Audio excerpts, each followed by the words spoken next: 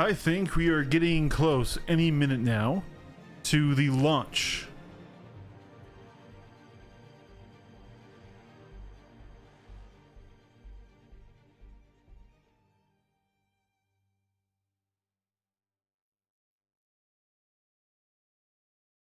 And if we aren't, well, hey. Here we go. So, I don't know if there's been a larger, more influential patch than 4.8. With the wipe, with the armor changes, with crafting of ship components, with the rearm repair, tactical strike groups, everything going on to it. The Ironclad, the M80, the Pitbull. We've got a lot. And I do mean a lot to look forward to in 4.8.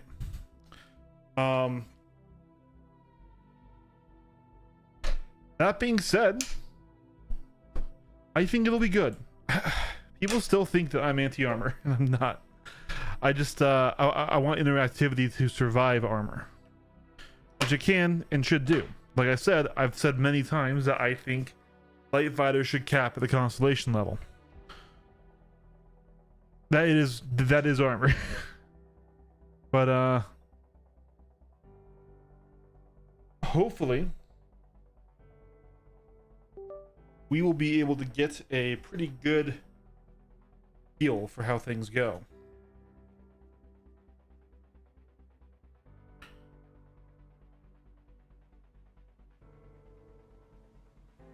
Let's really quick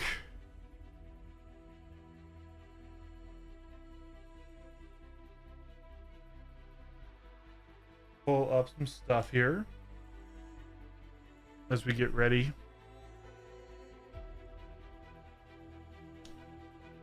I was debating either streaming tonight or making the Meteor video. I've been putting that thing off. I've been putting that thing off.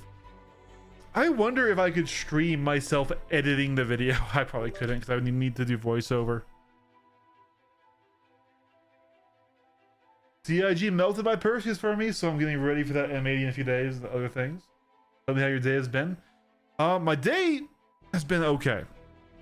Honestly, work has not been great for me the past couple of months. Wait. Something just happened. Something just happened.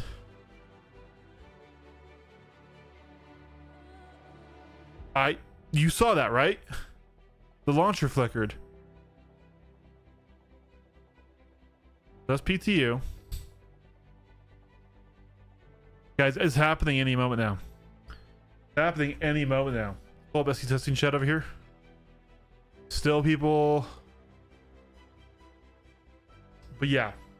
No, my week's been rough. Work has been rough. But honestly, they're away now. Interesting. Honestly, I'm good aside from that.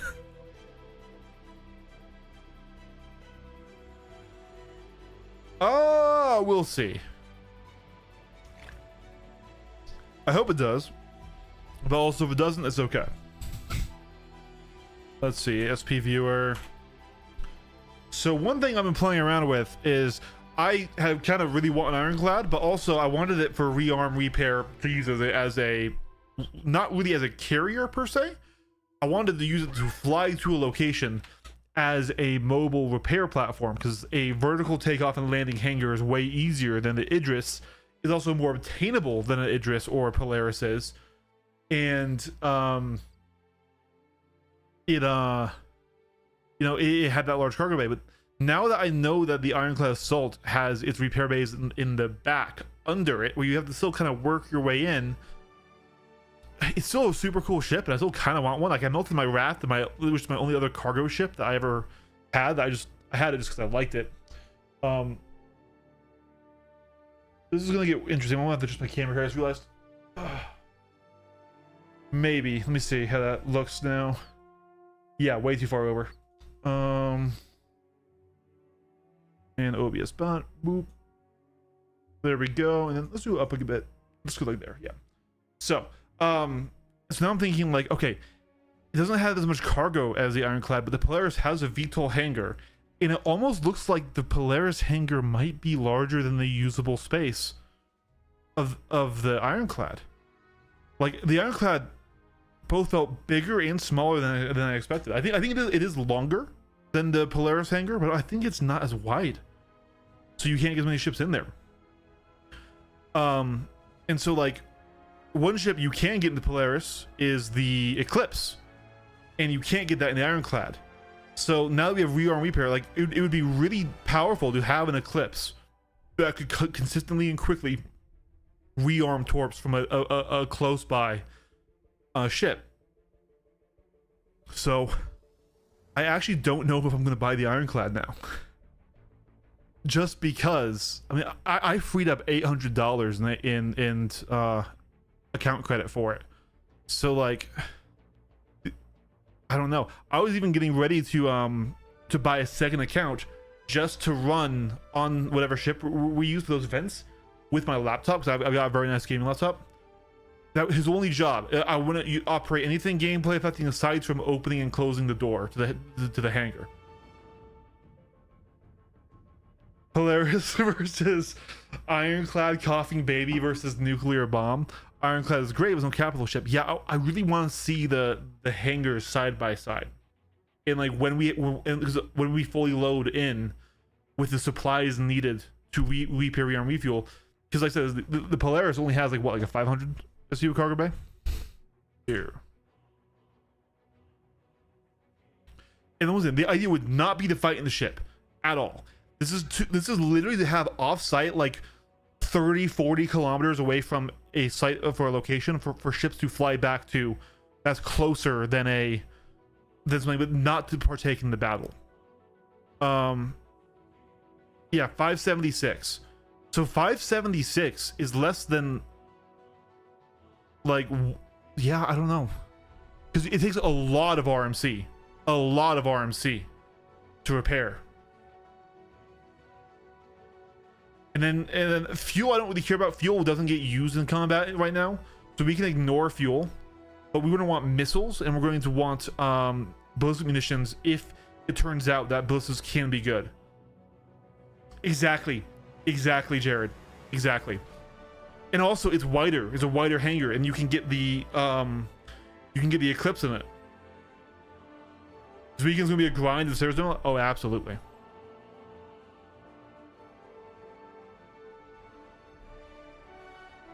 I'm gonna fully restart mine because there was definitely a flash there. Okay, yes, but yeah, and also the repair rearm pads are all the way in the back, so you need to have a way to get the ship not only back there but also under the lip of the thing.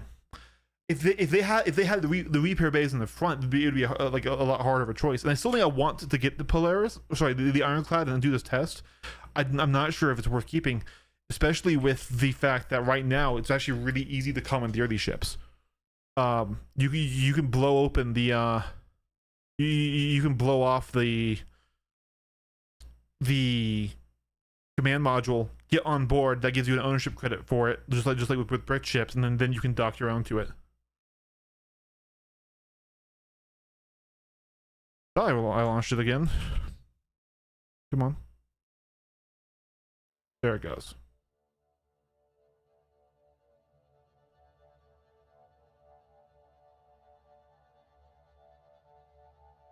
And like the Idris, of course, is a better hangar.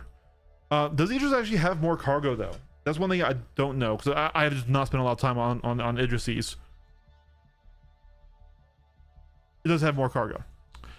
Where does that cargo get stored? But like I do think that I do think the VTOL hangar is a lot easier for pilots to get into and out to than the hangar on the Idris. I know, Erect, we're all waiting here, yeah.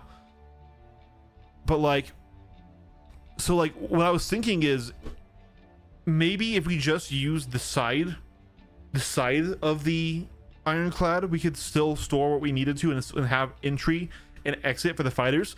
But I think we cap out at like we cap out at the Guardian MX, right? That can't fit under the lip, and I don't think you need to get all of your landing gear onto the pads. I think you need to get your central pivot point of the ship somewhere on the pads. But yeah, so like I have a Polaris, and do I need an Ironclad to do this one roll? Like the idea is also that it would be cheaper to run, hopefully, and if we lost it in battle, it would be less of a hit. But also, it's like a million AUEC worth of RMC if we fully repair like a Guardian. Like, this is what Foxy Loxy said. So like I don't even know if this is even economically viable.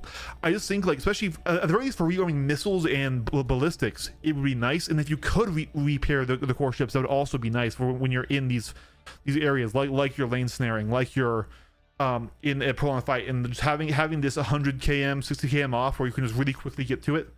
Yeah, wait for the Liberator. That's a good point, Del. Yeah, it's just the hype's here, and I can also make a video on this exact topic. You know,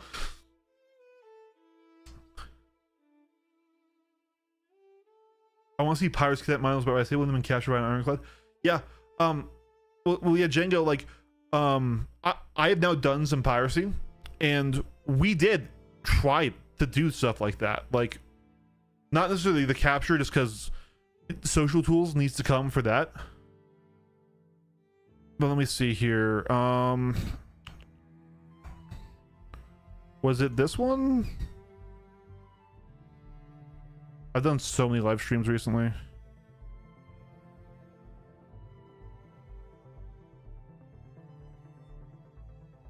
One of these live streams, we were doing piracy. I want to say it's like the... Yeah, here we go. This is it.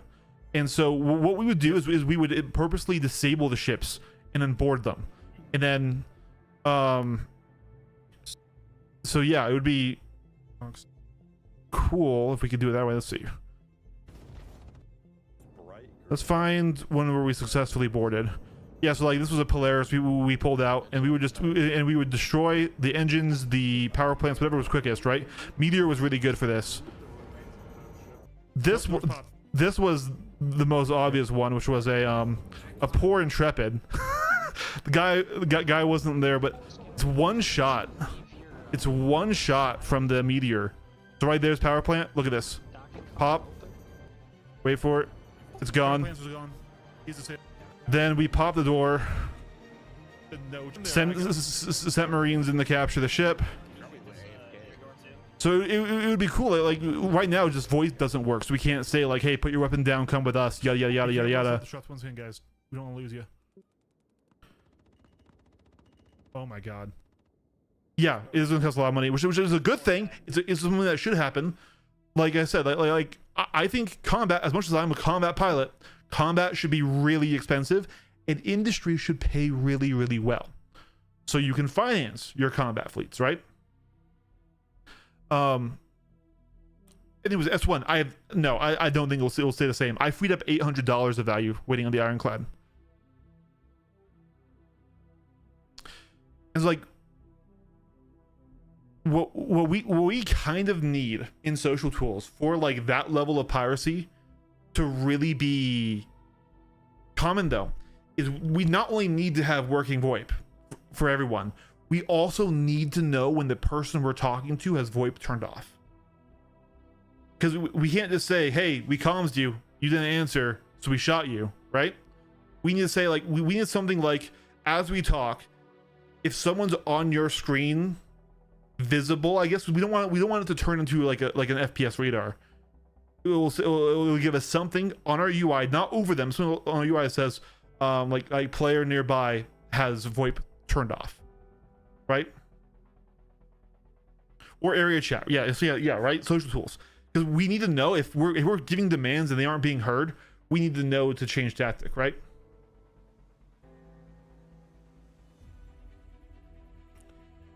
There is an area chat. It's what's called proximity chat.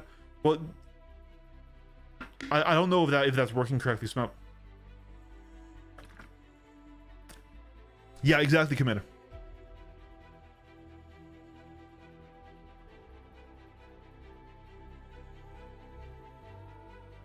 That's awesome.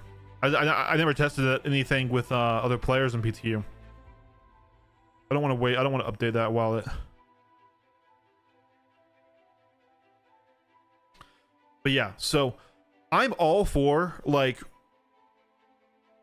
piracy. I am, especially because I understand the way it exists in the game right now is because of the lack of ability to reliably communicate and do other things, right? Lack of boarding tools. Now that we have the Ironclad command module and also the Caterpillar command module, we know they're working on ship-to-ship docking, which will make boarding actions a lot easier. I think a lot of people would actually find what we were doing there kind of cool. It would still suck. I'll be real here. We had a pretty big fleet there. So you know, you lose your ship, but then we would never just blow somebody up. Now there was one ship that we did blow up. It was a poor it was a cutter, and we were sad because we wanted to use grenades up through each ladder to clear it, but I one shot the power plant, and instead of disabling it, it went nuclear. Right. Yeah. Well, especially because everyone needs to make money again. There's a lot of people who are happy for the Ironclad. Auto loading works for commodity trading. That's one thing I would feel bad about. If somebody's running contracted cargo, I have no issues stealing that. If they're running their own commodity trade, it's like, oh, you actually lost a lot there.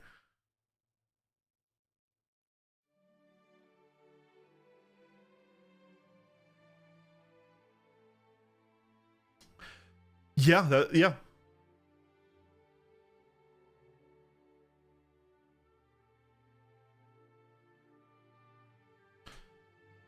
How close are we getting? Still only 2 people online for staff. Hey Sky, we're just sitting here. Versus dangerous place as it should be in real life space. Yeah. You know, on that note, I got a comment. Where is it?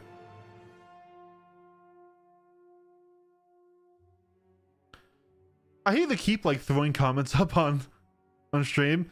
It's not you this time, Dillman. Where was it? Here we go. Let me zoom in just a little bit here, if it will let me. Oh darn. Let me find it again.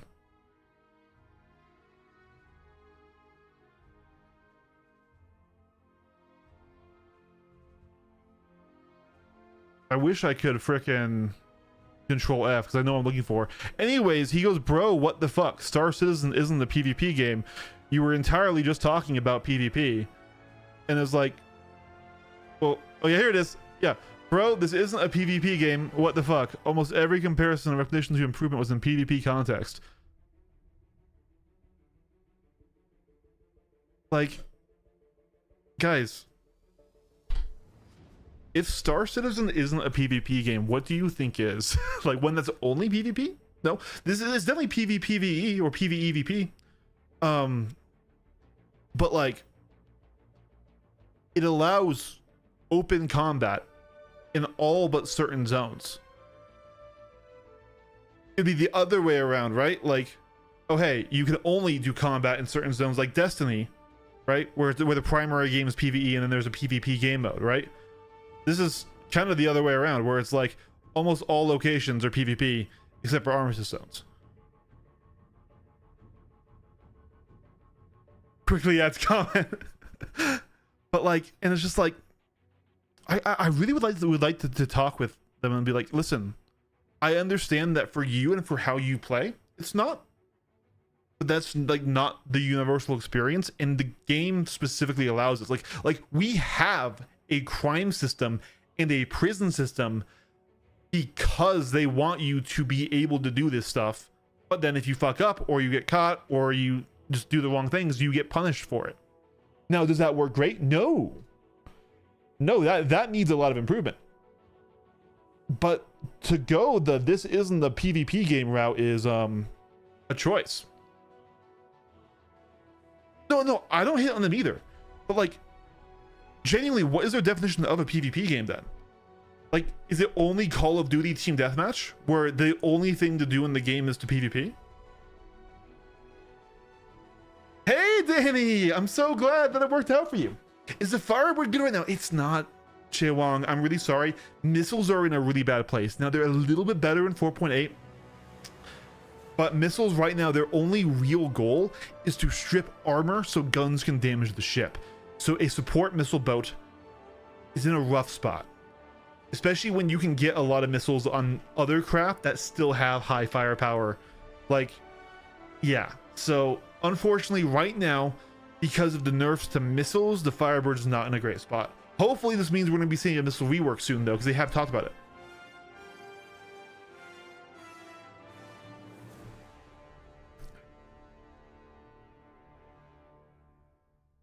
Yeah.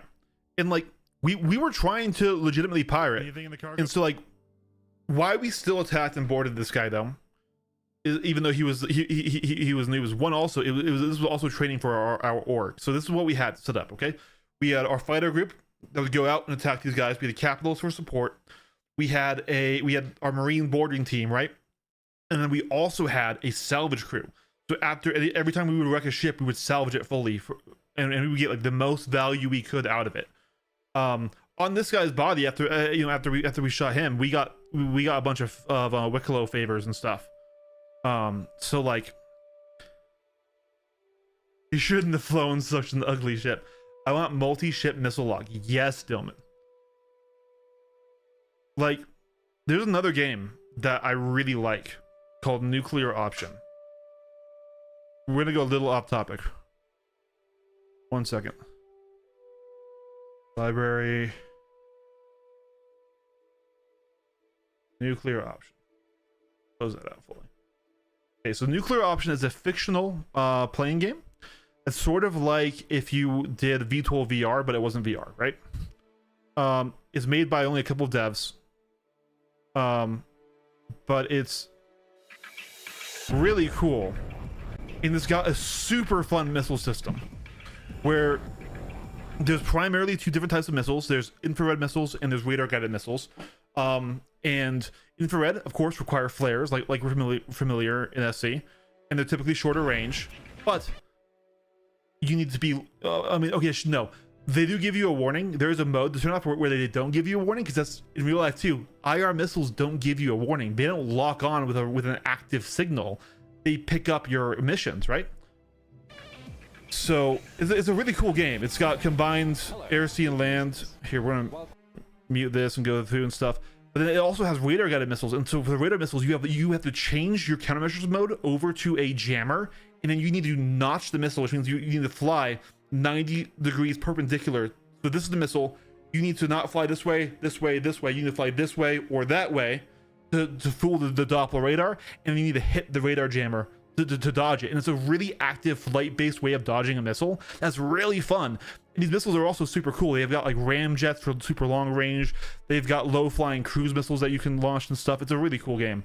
But yeah, I would like notching wouldn't make sense in Star Citizen because of how the fighting works. You would just lose the fight you're in if this one shot at a missile.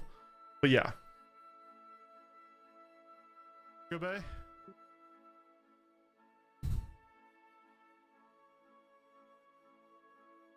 We gotta be close, right, guys?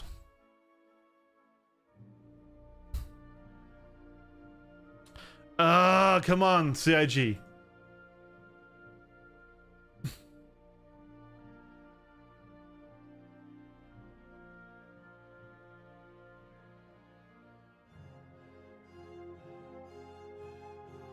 Well, should we do some PvP or something? See if there's anyone in free flight. I've been talking so much, I've been ignoring my dinner.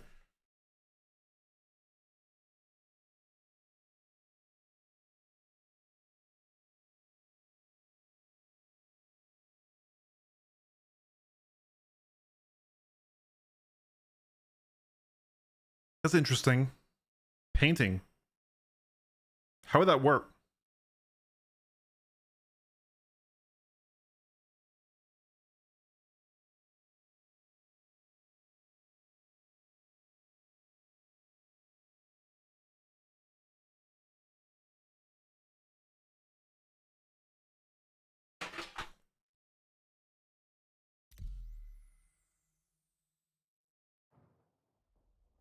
So yes, we have to ensure paints now. But he means painting a target. Yeah, laser guided munitions. Yeah. I'm just wondering how that would work. God, this would be broken overpowered. If painted munitions ignored countermeasures, because they should. They should.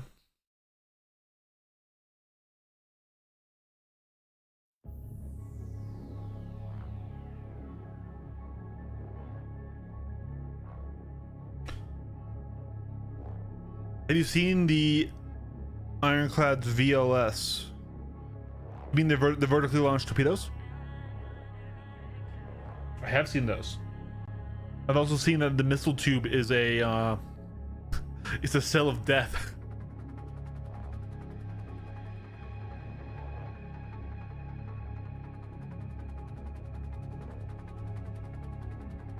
Is a Firebird good as a wingman ship? Look, numbers is always helpful, but right now, I would rather have a regular Saber over a Firebird.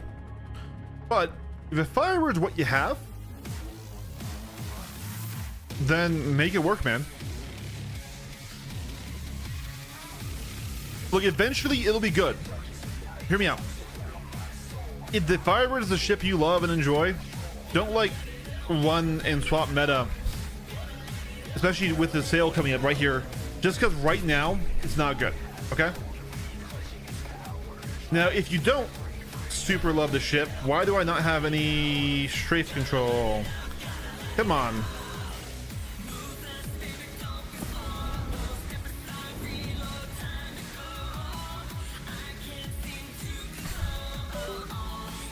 Everything else is, well, no. Okay, things are not working. We gotta restart. That's a shame. Why were my stuff not working? You see the top of it during launch kills whoever's inside? Yeah. Yeah, it's pretty wild. You know, maybe there's a chance, just maybe, while I'm fixing this.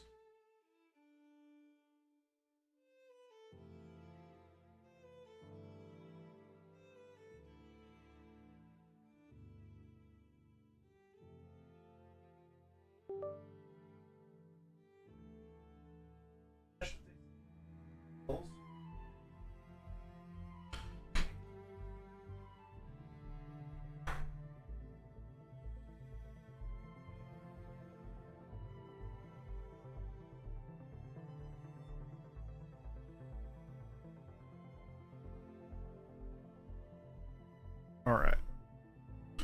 Let's try this again. Let's try this again, chat.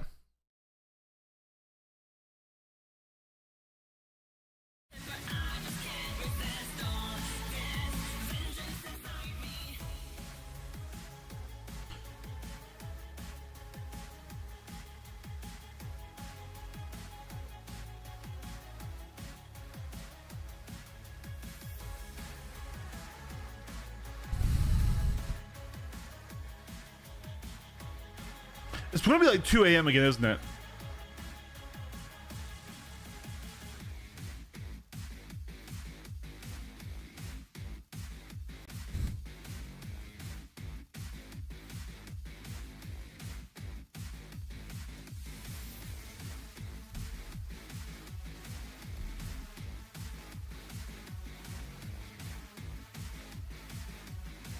The good doctor, what? Should have clarified this, PK.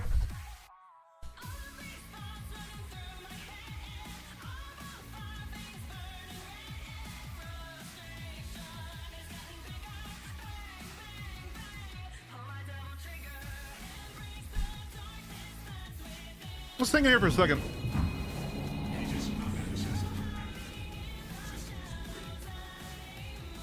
I doubt we find any high quality fights here, but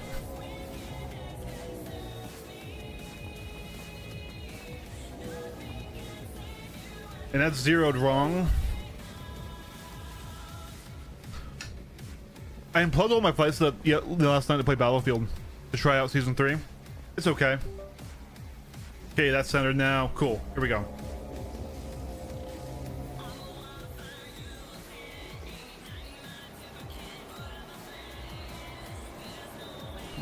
Those guys aren't really worth attacking.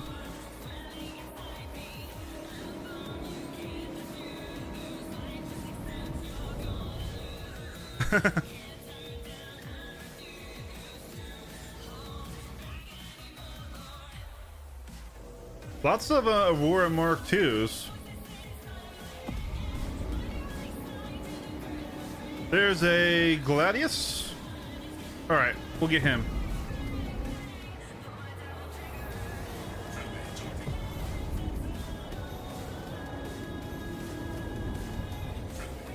He even wakes up.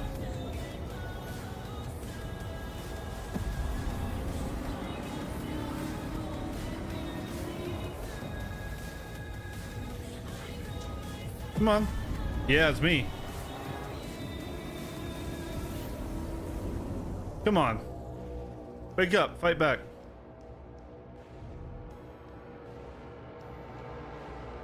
The Gladius just objectively is. The Gladius is literally what they test every flight model on. Now, is it the best ship in the game? No. But is it the standard? Yeah. Alright, we can't damage him without switching to our NDB arrow.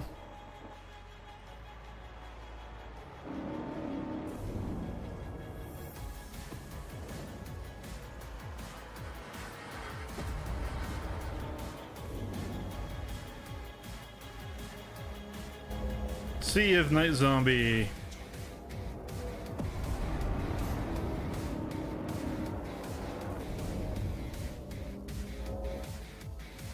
He's not turning with me. Who else is attacking him? Someone else is shooting at him. Or was. Is that this F8? Alright, hold on. I want to change ships and deal with the F8. Yeah. So the Gladius is, of course, in a worse position this patch than it has been because of armor. Now, saying that is not necessarily a bad thing. Alright, Alpha Wolf or Arrow? Let's do Alpha Wolf. Let's do Alpha Wolf.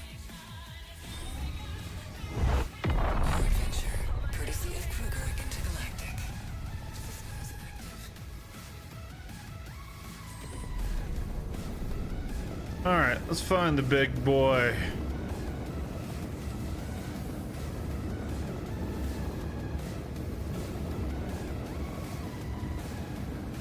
Unless he crashed or went down.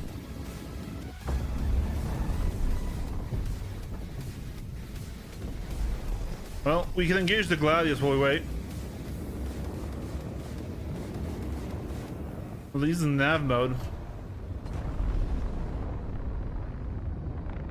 He isn't.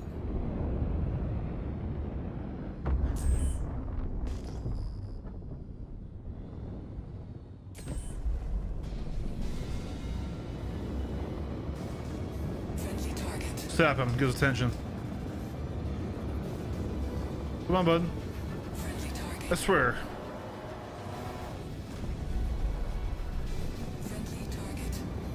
Yeah, we're just good at SPK, I think, because no one in here has any clue. Like, just turn on to me. There we go, here we go. Yep, I'm right here. Shoot.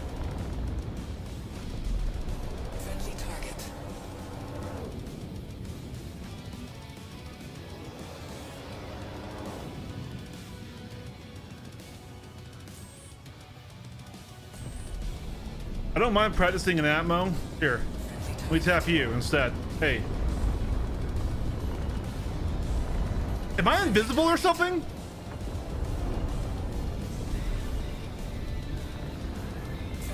Like, what?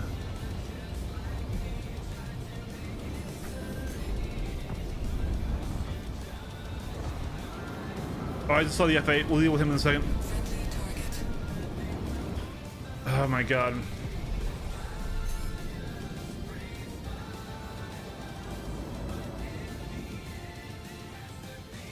There he is.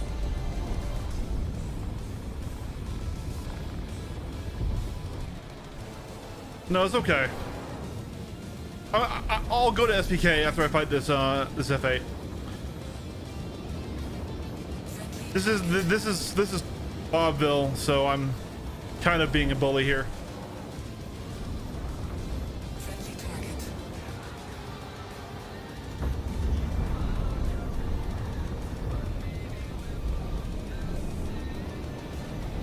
Friendly target.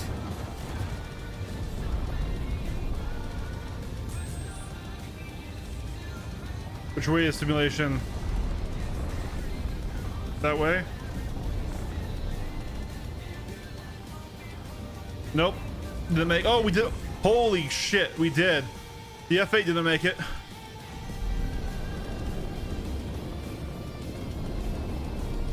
My first time this patch, all fun. Yeah, the patch is gonna be really good. I like, people think I'm anti-armor. I'm not anti-armor. I just don't want it to go so far that interactivity in the same ship class is lost. Like, I don't think that's a bad case. Like, am I crazy? I want ships of the same class to engage each other. I'm not saying I want fighters to damage cap ships. I'm saying I want fighters to be good against fighters and a little bit above, so that way they have a threat and a reason to exist, right?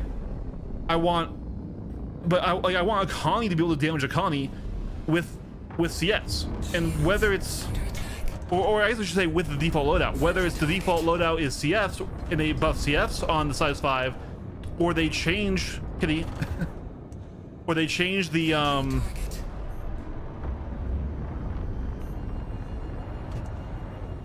default loadout to weapons that can. That's what I want out of armor. Is I want there to be, like, you know, parity in weapon class. You upgrade to punch up or to punch down, depending on like if there's like a really high velocity, low damage thing, and you want your ship to be good against fighters, right? But I think I just want the default loadouts to be good. I don't think that's a crazy snap. Now obviously the default loadouts have never been perfect. I don't want them to be perfect, but I want them to be viable for their role, so that way if you claim a fresh ship, you can perform your ship's job without needing to immediately go and spend money, or if you get broken, you're screwed. That's all I want. I have never once said remove armor, and everyone thinks I say remove armor. Like, the Inferno should be able to do its job, and right now it can't.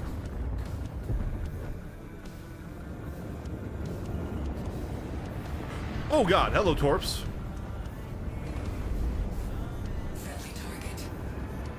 And like, I want the repeaters to be good enough that fighters are encouraged to use them over a cannon build. It's why the Wolf was so nice in 4.7, right? But it's okay, we have the Meteor, and the Meteor still invalidates armor. Not saying it's a good thing, just saying it's freaking true. Someone's spawning in Idris after Idris after Idris on the server. Alright, so let's BK, guys.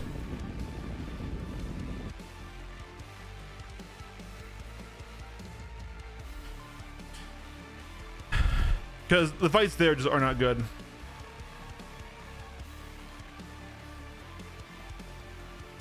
I wanted to kill that F8, but it didn't happen.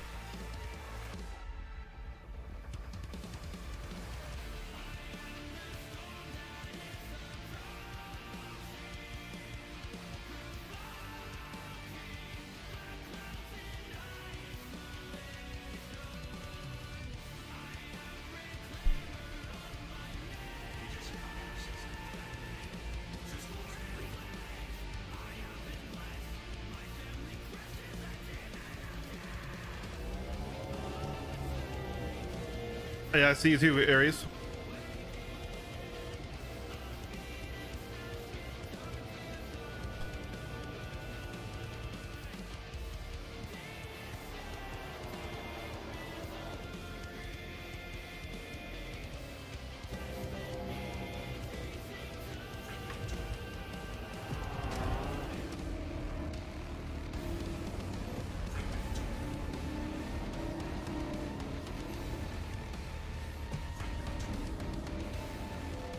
Are you stock?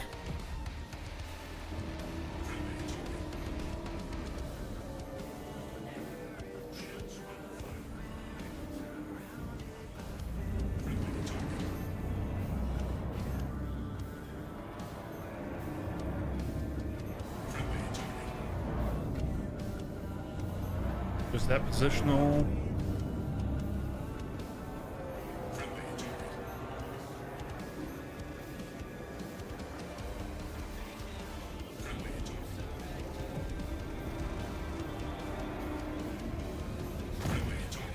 All right, Ares, good fight, man. But you really don't want to run stock on these ships. Here I am talking about how default loadout should be good. You're gonna have split pips, and that's going to limit your damage output. So it's recommended to do. Why does that keep changing? My memory keeps changing. It's distracting me. You want to do probably right now mono CFs is the easiest to learn at right now because it's the highest velocity. So it requires a little bit less flight skill to keep the fight close. Why does it keep changing? You see that it just changed again. Why does it keep changing? This is not my stick. That was it. Also, for your equipment, you're gonna want to do one snowblind cooler, not two. You can unbind the other one. Then 2 FR66s, and a JS 300 power plant, and that will get you to be able to fully power your ship.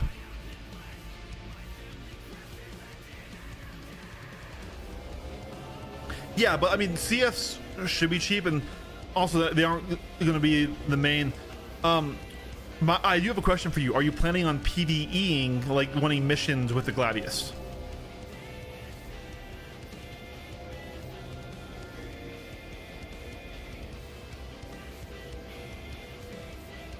I can show you again if you need it at any time as well.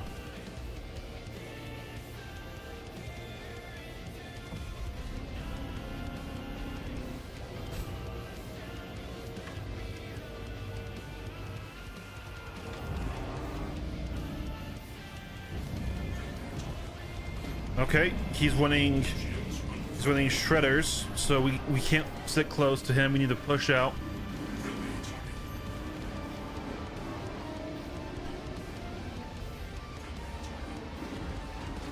And we push up through, pull through, get away.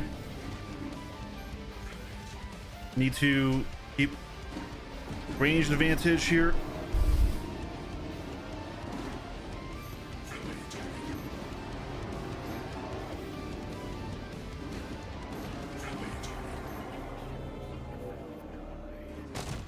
Yeah, I really hate this MFD bug, dude.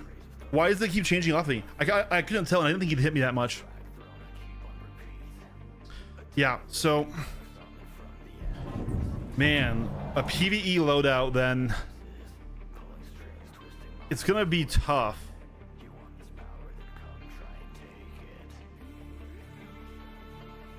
So first of all, you won't be able to get access to high-end components right away. I would try to immediately get stealth coolers, at least if you can. So anything, you know, heat safe, stealth, or whatever, they just use less power, right? Like, can you run 2 heat safes? Yeah, 2 heat safes will be good for that. The thing is now with the armor, you're just hard capped. There's just a point where you can't get further, right? So if we swap to velocity, we want the highest velocity we can get that can still damage things. Probably going to be an M5 on your nose.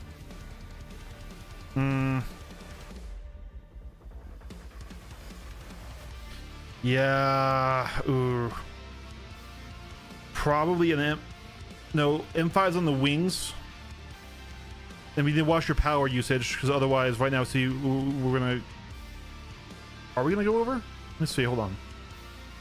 If we can run full M5s. Okay, we can run full M5s. But now we are power limited.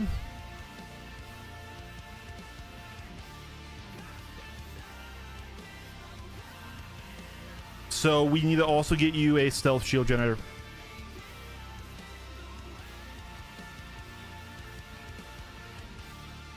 If we get you a stealth shield generator, 1 military, 1 stealth, you can do this. And then if you want to, for your radar, you can drop down to the SNS R7 competition one, which will give you max range with 2 pips. So this is a cannon loadout. It will damage everything. Well, not everything in the game. Let's see. What does it have? 410. So it'll damage most things that you'll be able to kill, but it will have a much lower velocity. It will still be harder to hit with than the repeater builds we're training with.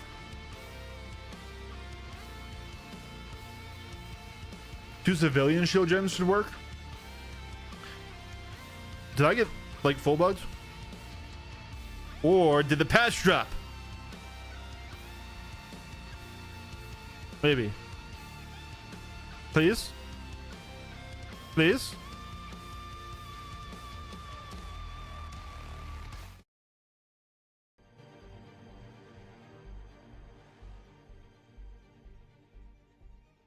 Damn.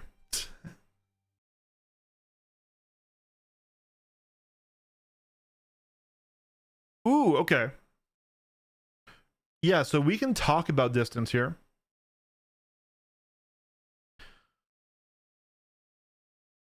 We can talk about distance. So distance control in an orbit fight is determined, yep, by upstrafe and by downstrafe, but also still by forward and back, just not in the ways you would think.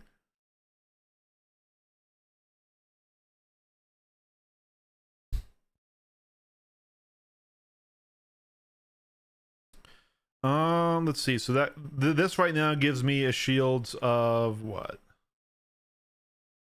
Is it up here somewhere? I don't think it is. Darn. Let's just say 54. And if we do 2 civilian,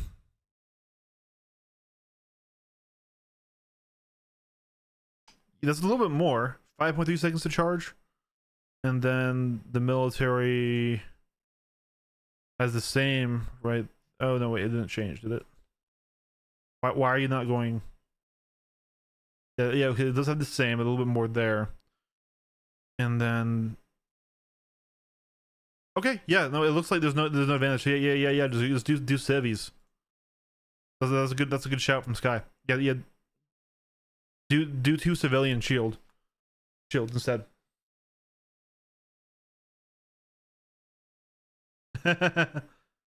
yeah. No, it's entirely different. It's entirely different. Have you heard of the binary circle, Commander Ares? And in fact, have you watched my Korea? Have you watched my Art of War video? Yep. Yeah. Forward thrust without matched vectors will push you farther away from the target. Because especially in decoupled mode, which you should be flying in and fighting in, your energy is maintained, right? I can explain this to you.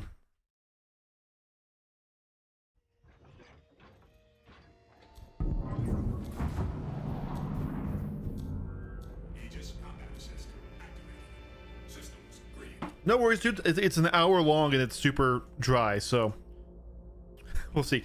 But so in a standard fight in atmosphere with real life fighters, we have 2 different circle fights, right? Or these basic ones. We have the 1 circle and we have the 2 circle, right? In Star Citizen, we have the binary circle. The binary circle is when 2 fighters are orbiting each other and both are pointing at each other. The basic stance is one is upside down to the other one, because you always want to be pitching up in a fight. That's your fastest turn rate, right? So you're going to be upside down to each other and you're trading fire. That's the binary circle. The binary circle exists that way because of 6 off. We can exist to fight in orbits. We can move backwards. We can maintain velocity in all directions. We don't need to maintain forward thrust to maintain lift. That's not a thing we have to worry about, right? So when you're in an orbit like this, there are 2 different ways to affect the size of that circle. The first way is to downstrafe. If I downstrafe, I will increase my downward energy in the circle and widen it. So watch. I get way farther away from the pole. Okay? By that same notion, because the downward energy we have is what's maintaining the orbit, if I upstrafe, that will cut the circle, remove that downward energy, and I'll fly into the pole. Now, let's say you want to get farther away from somebody. Well, your forward thruster is your strongest thruster that you have, right? So, because of that, it's going to apply a lot of energy, and that energy won't be able to fully translate and move with you as you turn. It will apply more in the direction you're facing. So if I want to get away, I could stop and go into back strafe, which is a really slow thruster, right? Or more efficiently in the orbit, all I need to do, if I, let's say I'm losing this fight, I want to get away, I slam throttle forward, and it will throw me out with my most powerful thruster. Now I'm going to give him the lifts here, so we'll come in closer again, and then way farther away. See that? I'll keep coming in close, and then pulling out far.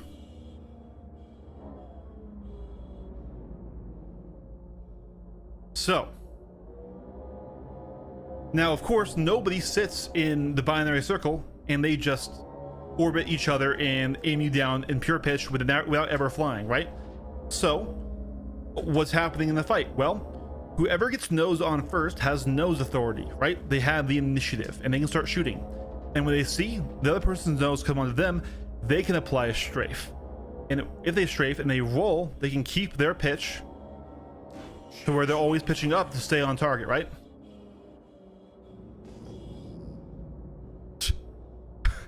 Was it really the Connie who just shot me?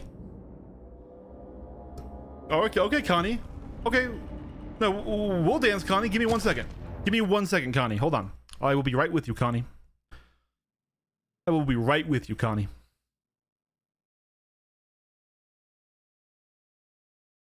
Yeah, no, that's what has me upset about the Ironclad as well. All right, Connie. Where are you at, big dog? Come on, Connie. Oh, wait. I had him for a second there.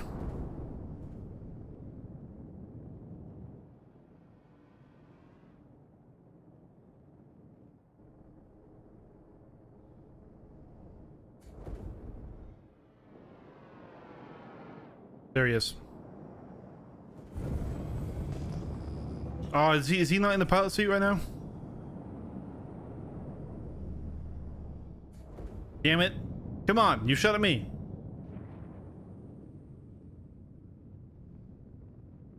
Check fire. That was gonna be fun. Anyways. You're basically kiting the enemy to keep it as a target. No, it's not kiting. It's not kiting. It's just there's never a position when you can fly backwards, when you can strafe in any direction. You can maintain nose authority at all times, or only give it up for certain pass-throughs when you need time for like your stuff to regen or things like that, right? It will always be more efficient to shoot the enemy than to not shoot them. So if you nose off for any reason, you are basically asking to lose the fight. Now that's when we're talking fighters and fighter dueling. Now it is different when you're in, like, say, a heavy fighter, an interceptor, or something that cannot maintain the fight, that will be outrated. They need to push out and regain distance here.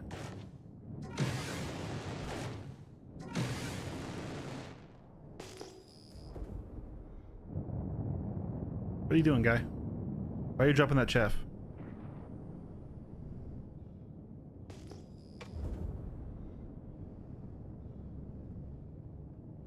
Yeah, no, the Ironclad, I was really excited for it, and now I'm kind of also like, I don't know, because it's that repair area is in the least useful part of it. Let's see if we can get this this Hornet to fight to explain turn rate differences, right? So this Hornet is a very dangerous ship.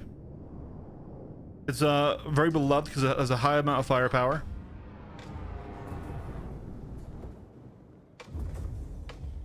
Come on. Here we go.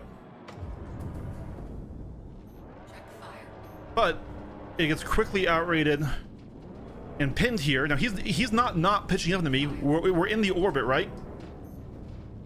And I am simply over his turn rate. So what he needs to do is now he needs to boost out. He can't stay this close because distance will make turn rate matter less. See, here we go. But now this is where you need to be a very good pilot to be in these larger ships. Otherwise, you're just bait. And this isn't just because I'm in an arrow. The glides can do this too. So okay, he figured it out. Figured out he needed distance, but it was too late, and he died for it.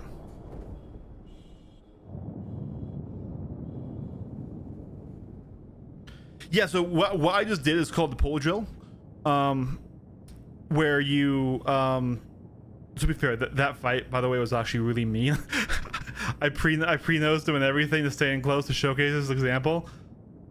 There's also a good example of why the Super Hornet in particular is a really bad solo fighter. And as much as I want to like a Super Hornet because I like the Mark 1, the Mark 2 is kind of crap.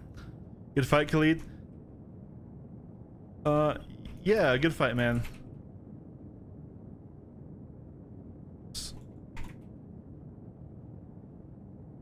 Sorry, okay. I don't think the light fighter was his issue. That's okay. Does anyone know why it keeps moving my freaking thing there? Do I have like a... That's crazy. How's it going, Silhouette? Aries, let's fight. Check fire. So if you set up your ship, you should have a range advantage on me now. If you haven't set up your ship, then it's okay. So at this meter range, I'm going to just tap. I'm not going to commit my magazine. We flared. Do you want to flip pass again? Okay. It's okay. Yep. Shoot me. Shoot me. Shoot me.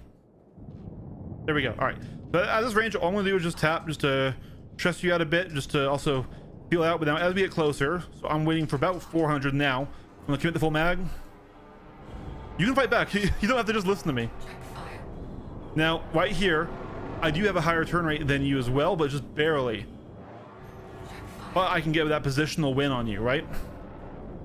So, to get out of this, right now you're pretty stuck here. So you can't keep turning with me. You need to get out. If I have you positionally won, you need to get out. So, using what I taught you, you're going to push forward and down strafe. Pull forward, full down strafe.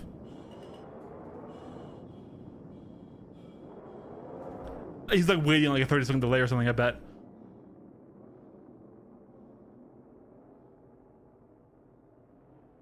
I lost you?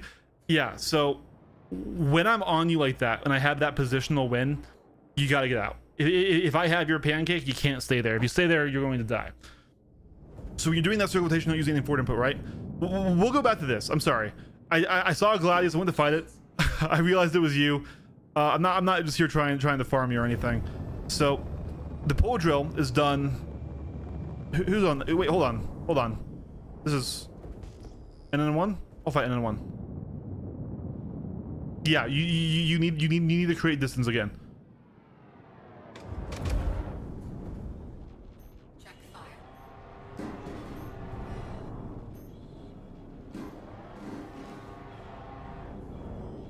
Check fire. Shield down. See if I can't get some distance here. Get him to push me. To use his energy here. If we want to shield reset, we can shield reset, bud.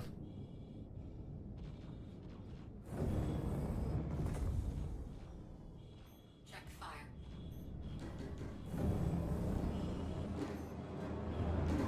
Check fire.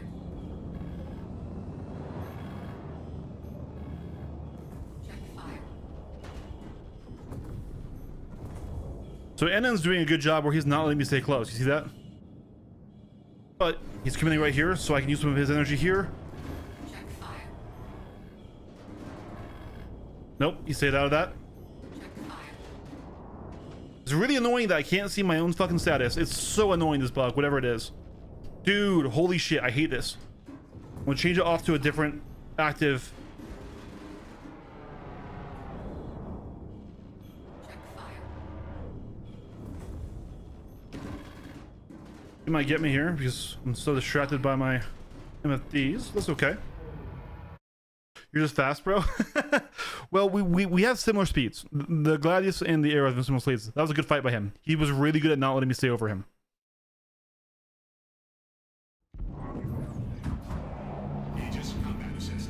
Yeah, dude, this MFD swapping is so freaking annoying. So let's just when again change it down to that or this page. So if it changes there, it doesn't do it.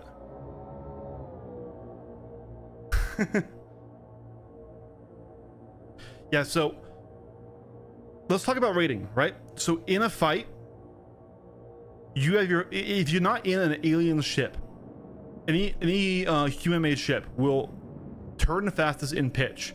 Now, part of it is just because that's very intuitive. In the lore reasons, like, oh, is because humans do best with geos in that direction, right? So You turn fastest when you're in pure pitch 100%. If you're even like this, you're slowing down your turn rate versus this, because you have a much slower yaw rate. So when they get close, you need to roll match to keep your wings to where you're always pitching up onto the target and match their rolls, right? So if I ever get you like this, that's bad. That's really bad. You need to roll match and then come in there as well, so that way we're like that. And one thing, the binary circle is, you know, I'm one way, you're upside down to me, so you can pitch up and I can pitch up as we orbit, right? As for the pull drill that I just did there, I'm flying decoupled. You always fly decoupled in a fight, okay? Then all I'm doing is looking up at it and applying little bits of forward. So just tapping forward. If you look at my if you look at my throttle gauge there on the left, just little bits of forward, no back, no down, just little bits of that. And then if I let go for a bit, we can get in closer. And then so all I'm doing to work distance, to work this rotation, is just bits of forward. And now I can stay right in here, and the goal is to stay at your maximum turn rate when you're all the way back, right? So then I get a little farther away, but if I let it go, so even if I just stop moving forward, I'll spin out, right? Because my energy carries me out. But at the same time, if I'm not pushing forward, I actually it will get the effect of it speeding up my turn rate, because I'm no longer drifting out like that, right?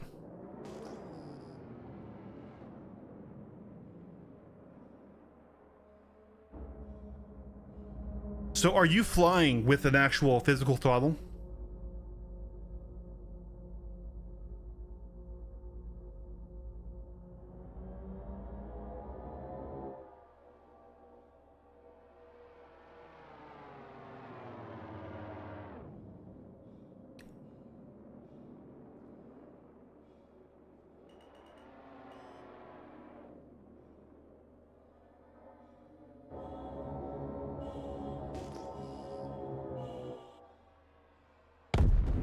I am. Okay.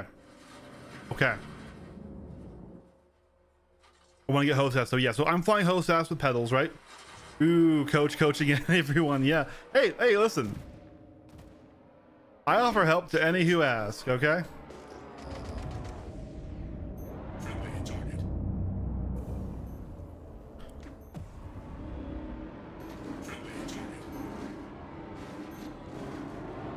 Got damage applied. Put some distance between us here. Those shredders are nasty on that thing.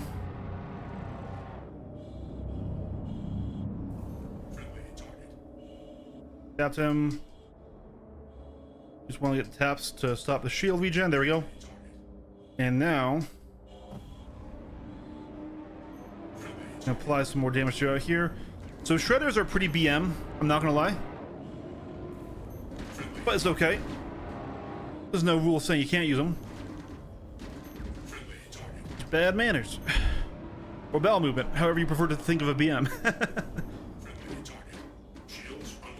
On there.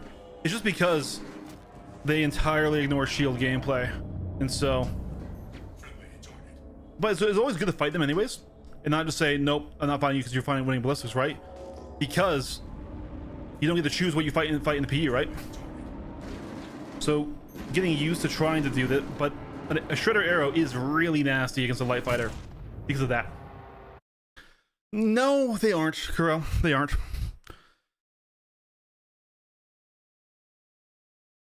Then both a good fight him. Yeah, I'll fight anyone, man. Like, I still cannot get behind weapons that can't damage heavy fighters on fighters. Like, okay, something may have changed. Let me go look really quick here. But, and guys, also, I'm not the best pilot in the world. I am a mid-level PvP pilot, but I can help people who ask. So that's 3. Traders. Yeah, so 81 alpha. So that's gonna be minus 40% through shields. And if we now go back to open a new tab, go up to a guardian, So 54 physical, and with the 15% modifier, and then with the 40% that you lose through shields, if his shields are up, you just can't damage him, right?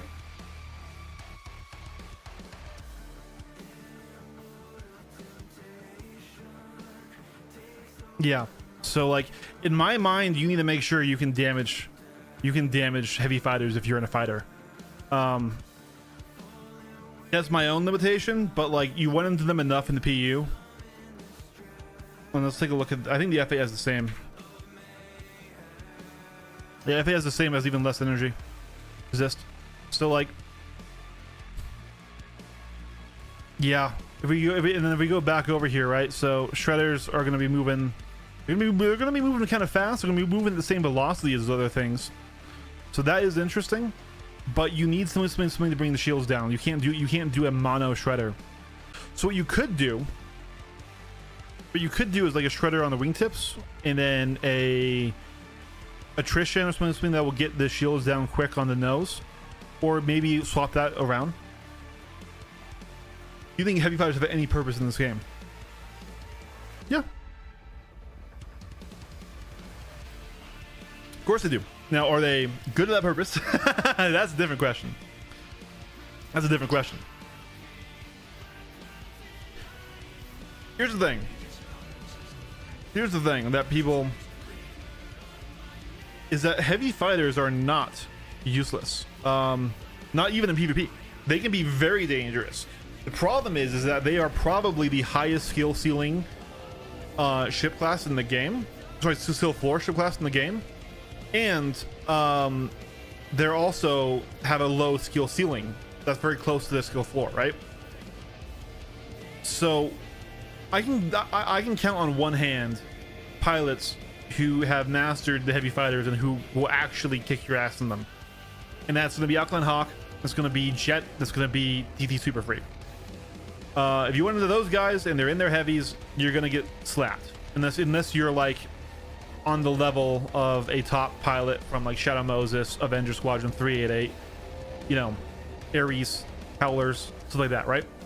You need to be one of the world's best knife fighters to stay up close and deal with them. Otherwise, they will use your energy against you, right? Because that's what you need to do. You need to fully understand how light and medium fighters will attack you and literally bait them into using their energy against themselves. It's a really, really hard way to fly. If you can do it, though, it's really impressive.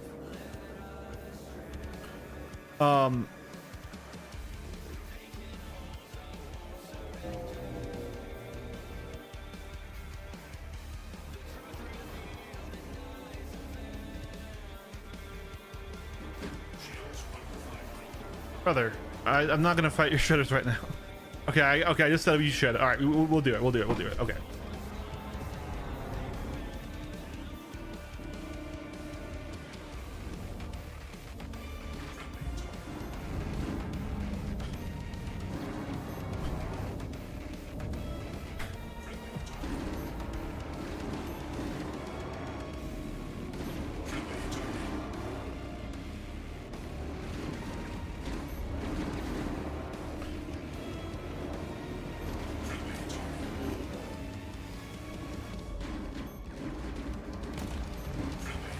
Yeah, you just get the blight damage super quick.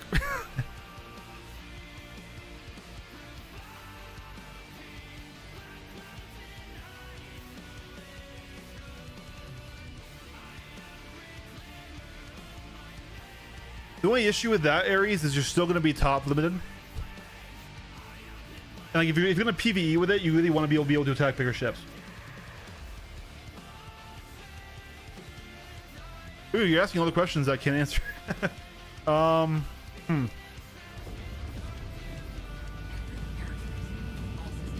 So with new flight model, knife fighting will still be a thing, but the mid-range aim duel likely won't. Capsule, fuck off.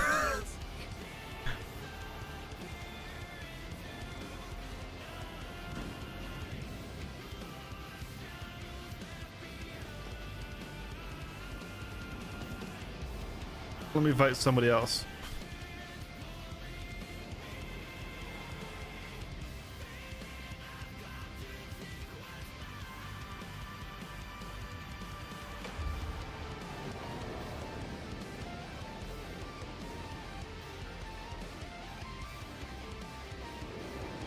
Oh, he stole my fight. Okay, that's all right.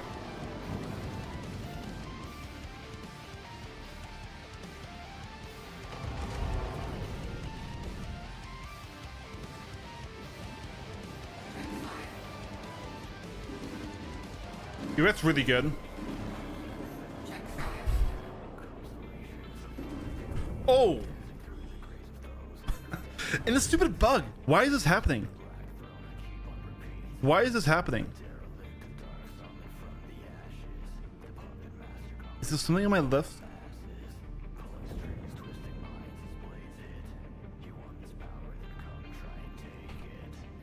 Oh well. But yeah, the goals of the new flight model is to bring fights in closer.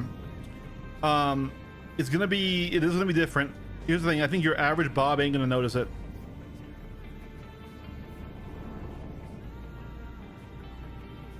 You did hit wrecked.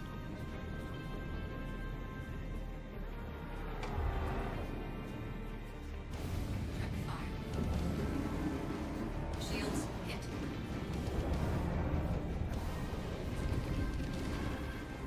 Check fire. God, your aim is nasty, dude.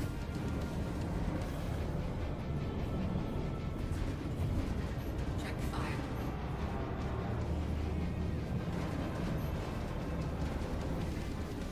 Check fire. Yep, good fight. Where's the? I know, right? It's like so late. It's probably gonna be 2 a.m. for me again, or midnight. That's when it was. That's when the last day hit.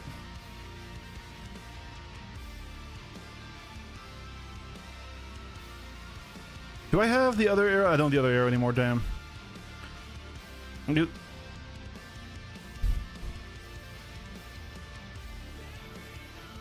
Good fight, man. Good fight. Your aim is wild. Are you on mouse or are you on sticks?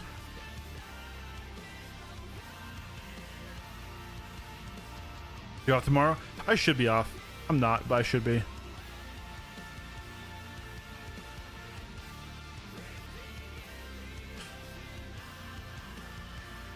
I could look around in the Mirai.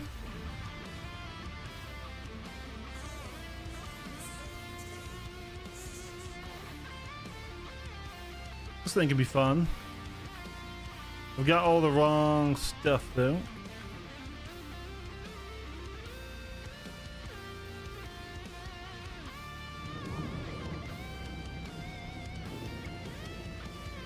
Gotcha, yeah.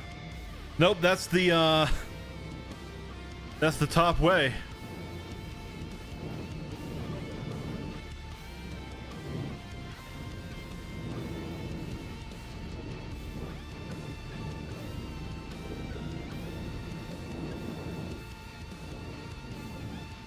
Yeah, this is called the polo drill. And you start off just by trying to stay close, just using W, decoupled, and pitch up. You want to keep it at your max turn rate there. So sometimes if you fuck up, you need to reset like that. But then once you're able to do that consistently, though,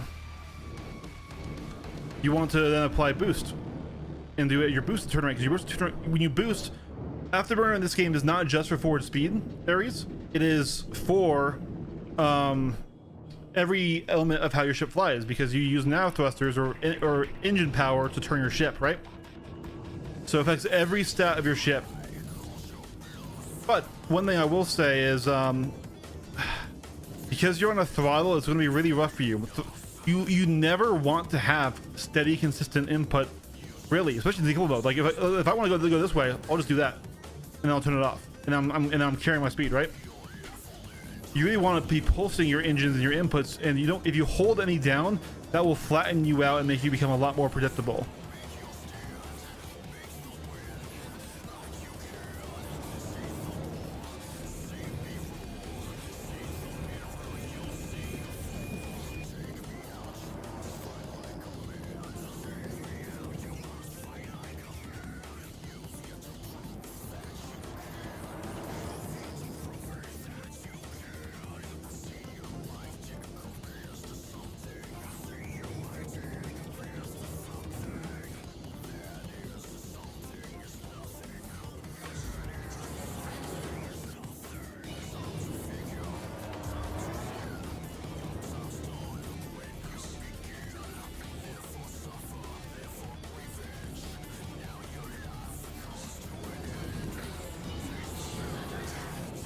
Oh, cool! I don't have my own status anymore.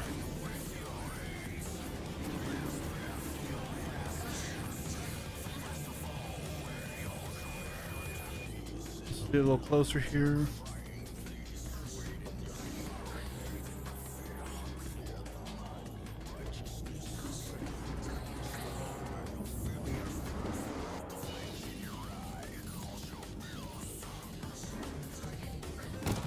Dang, this is a cracked lobby tonight. Yeah. For those of us with throttles, we're flying this through the Meteor make more sense.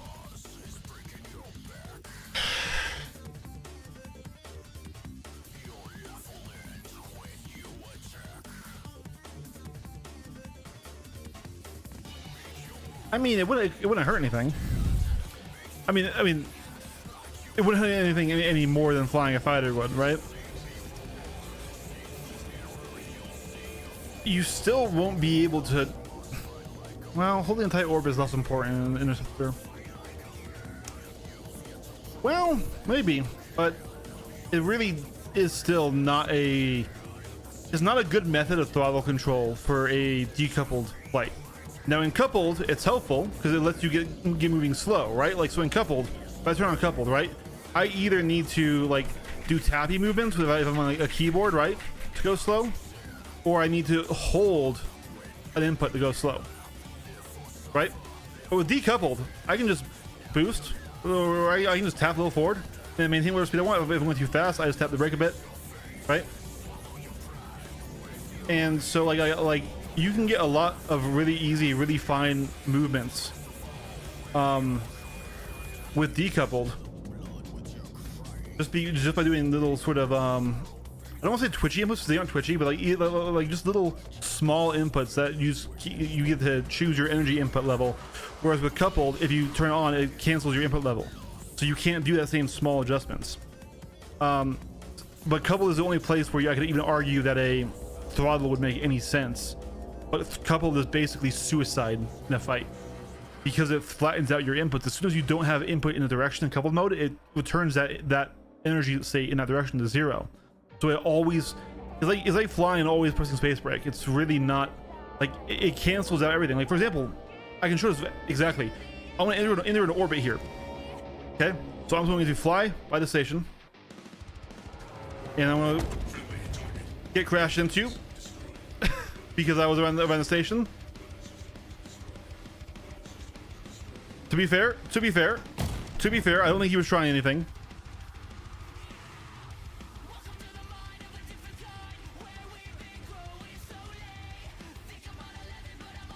Well, we start that, but I can show you exactly what coupled does.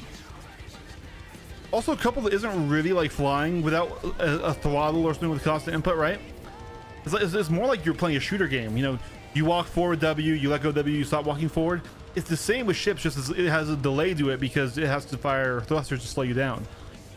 Anyways, so it's really easy to start an orbit. I just fly by it and I look at it. Now all I'm doing is pressing forward. I'm not doing any downward input. I'm not doing anything like this. If I want to get closer, I can just pull up a little bit here. Look, see? So I'm maintaining this with my left hand, which is my strafe hand, entirely off.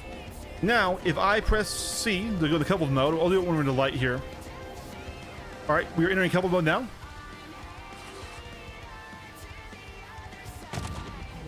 Because I had no input in that downward direction, so it countered that. Even though I still had input being applied to the ship, since it wasn't in the direction specifically for that action, it used engine power of mine to counter that.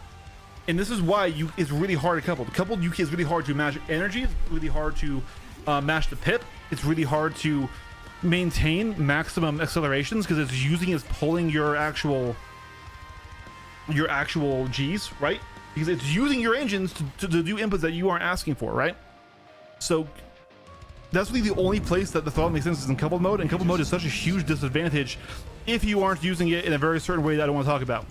If you guys know what that way is, I consider it an exploit, so I'm not going to talk about it, but there's a bug with the mode that is really oppressive.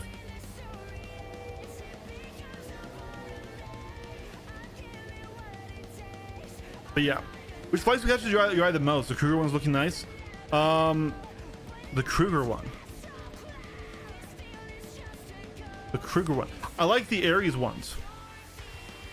I think that's what they're called. The ones that were from a subscriber flare, the ones that you can find in the Hathor sites, right? Like the sapphire suits. Those are really cool. I do like the tailwind suits, and I like the Top Gun style helmet. That flight helmet's super cool. But the Soul 3 Bombardier, for just raw visual aesthetic, is still my favorite. But yeah, so if you have a throttle, there's nothing wrong with using it for a basic flight.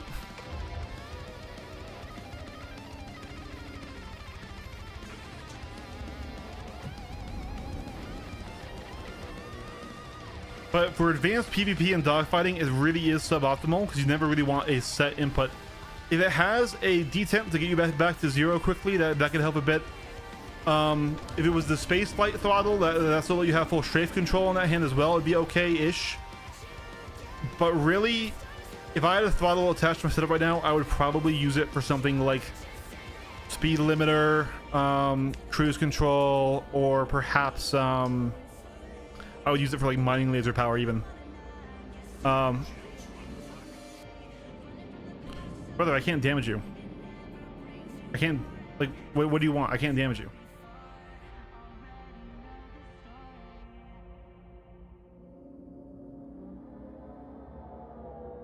Flame armor.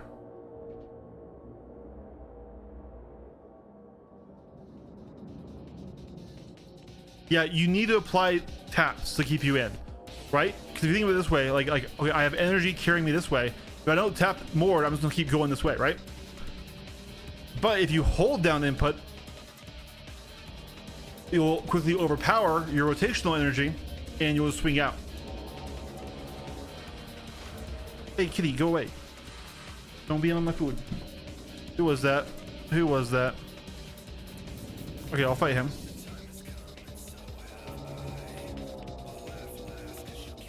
This is a stacked lobby tonight, though. I'm getting my ass kicked.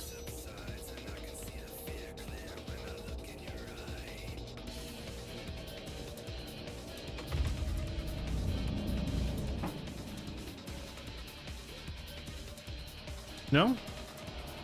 Okay.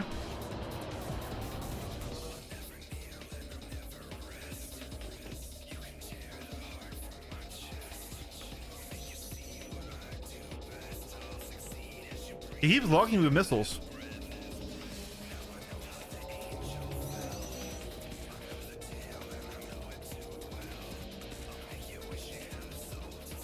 Catwalk, yeah, exactly.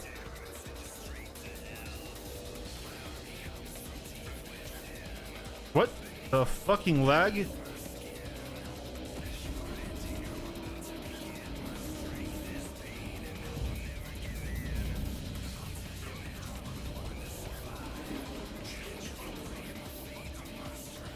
Is that MDBs? It's a good combo, honestly.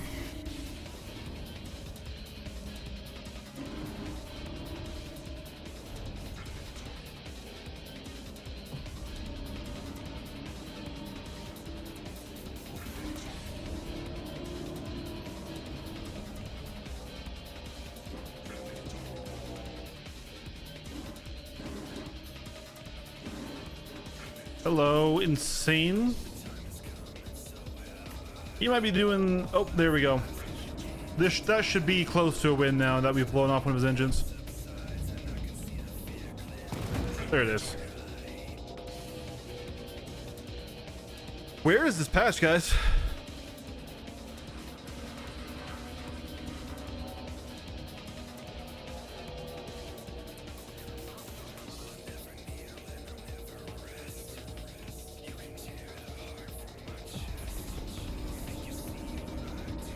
This is never that.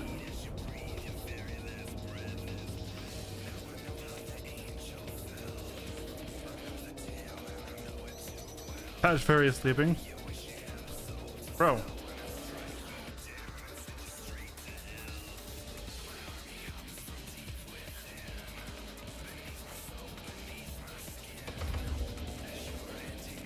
All right, he played that time.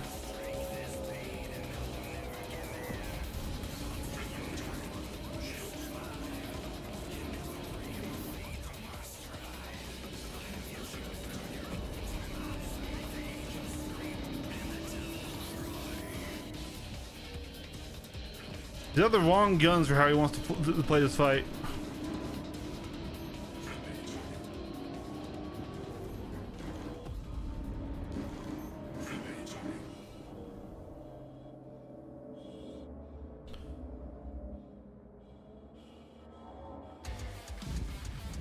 So we can't catch him on the merge here.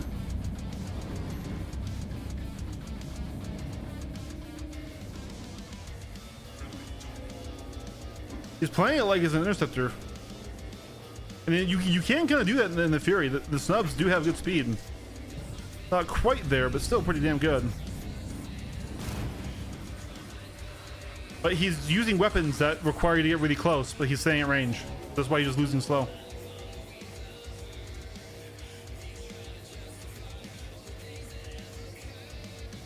Well, yeah, but I mean, last time they pushed it there. I mean, I'm pretty close to Texas, and I think I'm actually I got more in my day than they have. No, I fucked up, guys. 1 second. I fucked up. I spilled my food. That's my bad. 1 second.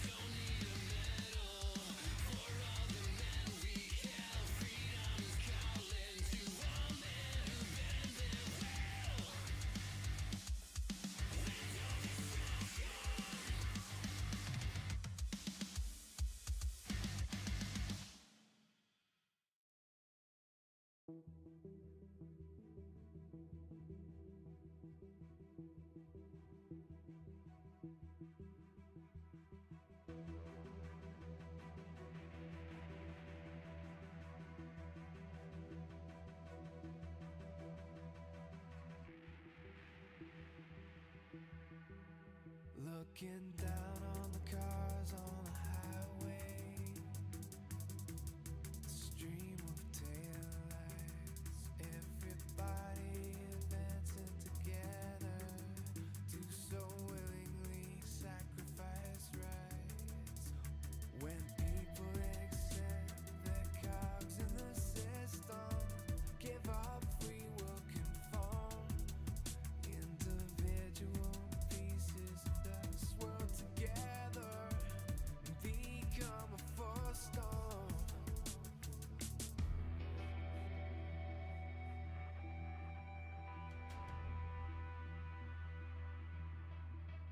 Looking down on the virgin insane. Okay, sorry about that, guys. I had a chicken and rice from Chipotle, and I just set it down, and it was on my phone on the table, and the phone tipped, and the whole thing went gone. All right.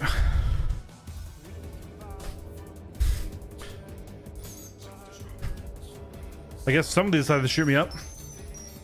Where the heck's the patch dude? We don't know, Walker Bait.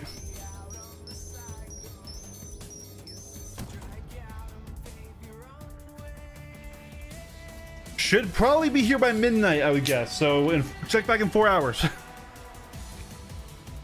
when the last patch dropped.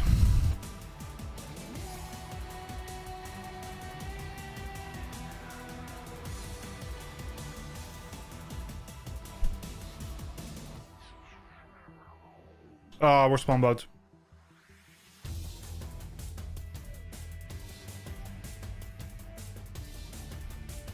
Well, let's see. Is there anything else we want to test in PT while we wait?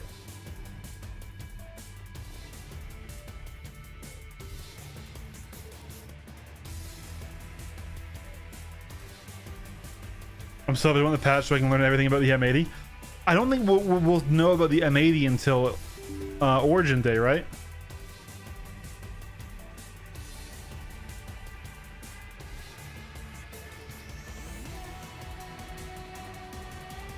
Let's see how long this takes. If not, we'll just go right back to... Yeah.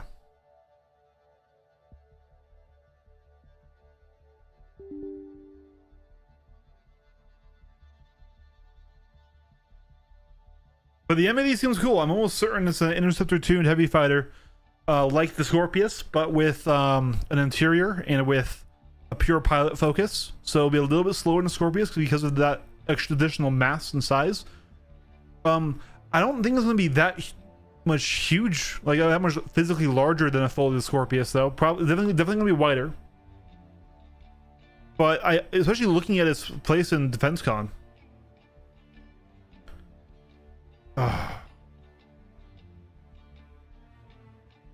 Okay. Walker Bay, are we talking PvP or are we talking PvE? First question.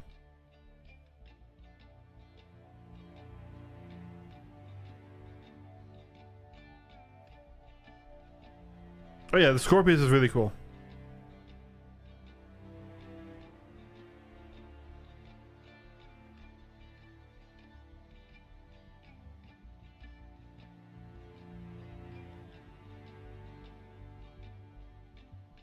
Meteor is bespoke and the rest Deadbolt's insane. Yeah.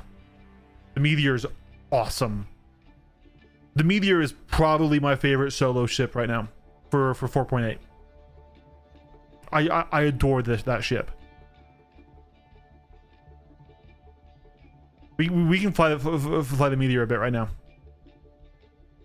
I never took it out for PvP. Some of the weaknesses can be blown off easily.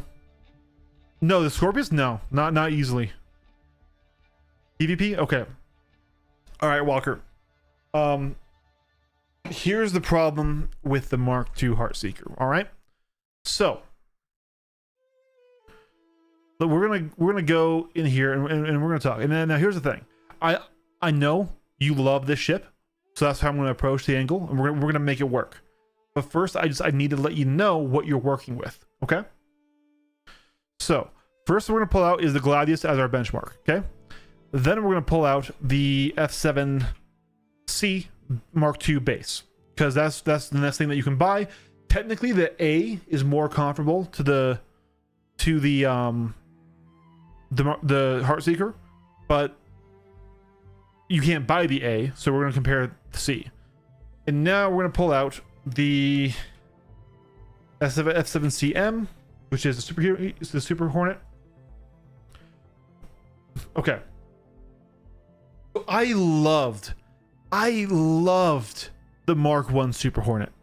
I did. All right. Because all it did was give you a second seat that could operate your top turret, and it was a little bit bigger, but it flew the same. What they've done with the Mark II is they made it dramatically larger. It's not just longer in the front, made it dramatically longer, and by adding that additional shield, they've given it more mass. So, if you look at the SEM speeds, it's slower than the base Hornet, which is in blue. Slower nav too. Has less Gs going forward, back, left, right, and up and down. Across the board. Now, it does have a little bit more HP, but this is a huge downside you're going to need to come to terms with. So, the extra shield helps like a little bit, but it really doesn't help if somebody gets over your turn rate, which is going to happen with these reduced stats. Okay? So, we can even see it visualized out here. The green is how the Hornet flies. The only thing it matches to the base F7 is in raw pitch. Even then, it's actually pretty close there, right? It's not a full match, okay? So, what we need to do, okay, one more thing to just not to punch down. One more thing. Oh, this is the wrong angle. We should just be able to do that. Here we go. If we look, it is physically larger too. So it's like somebody took this and grabbed the corner and brought it up, right? And physically larger. This right here, this extra wingspan, it doesn't seem like a lot. It translates to a lot of additional shots that would have missed hitting. It does. Okay. Dramatically larger than that guy, especially when we're talking shield bubbles, right? Because shield bubbles, you can hit the shield bubble shooting here, or here, or here, right? So, because of the size, because of the new stats in PvP, you need a turret gunner.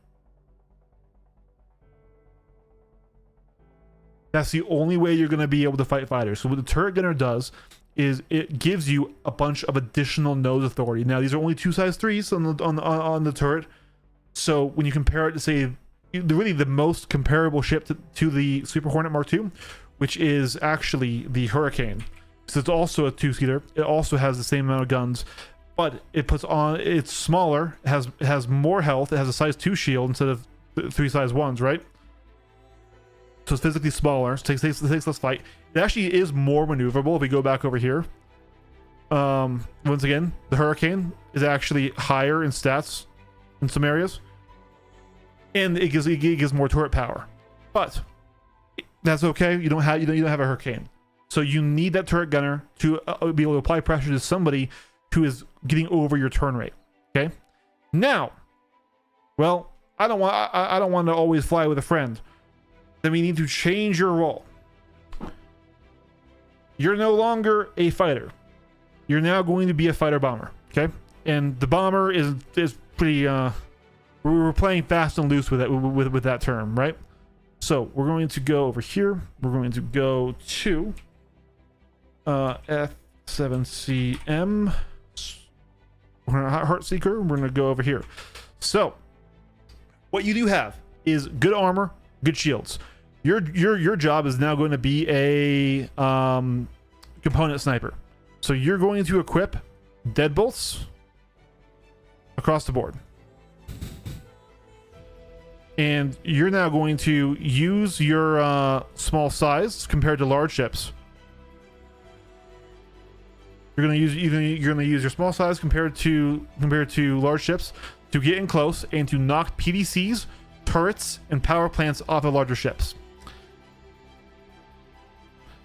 Deadbolts can damage through the shield barrier, and you can turn off those exterior components really well, and you can't be harmed by PDC fire and retaliation.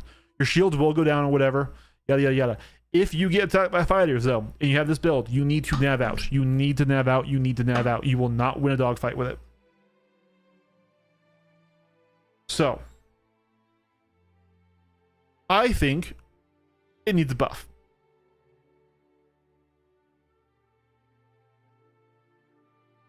I would like it to return, like, just being physically larger is a pretty damn good buff. It feels like every time you give the Super Mark II talk, you're telling them the family pet has to be put down. I'm sorry. Okay, if nothing else, at least believe this. I want to like this ship. I own the ship. It's in my hangar. Okay, this ship is in my hangar.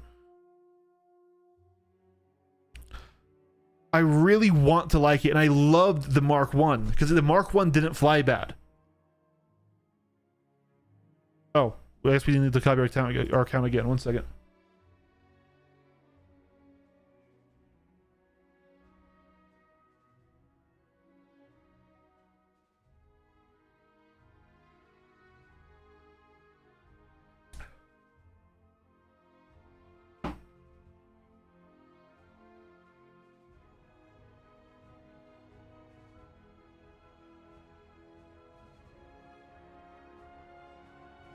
Yeah, I bought and changed some stuff, so I wanted to get that copied over, right?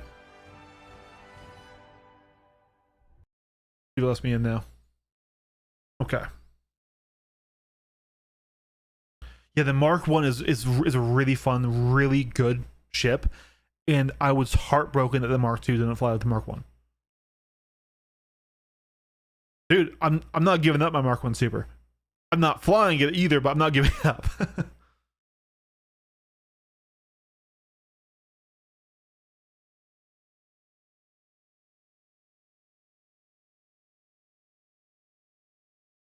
Yeah. You can still buy it in game though. Also, 29 viewers is really high for me. Thank you guys all for stopping by and sharing your time with me. I really appreciate you all. I have the F-7A but never flew it. It was my son's favorite ships, and I gave it to him for his birthday. I see. Sure. No, I get you. But here's the thing. Especially like when you are talking high level PvP and skilled pilots, the meta isn't just. Ooh, do I say this? This is a spicy take, guys. Do I say this? This might be a bad take even. Oh, do you guys want spicy, Cal?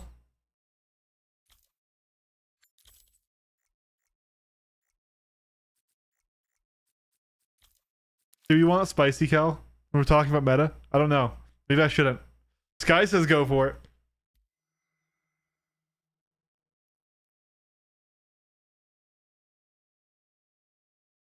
Definitely more of a support players. Yeah, exactly. The deadboard build's good. Yeah.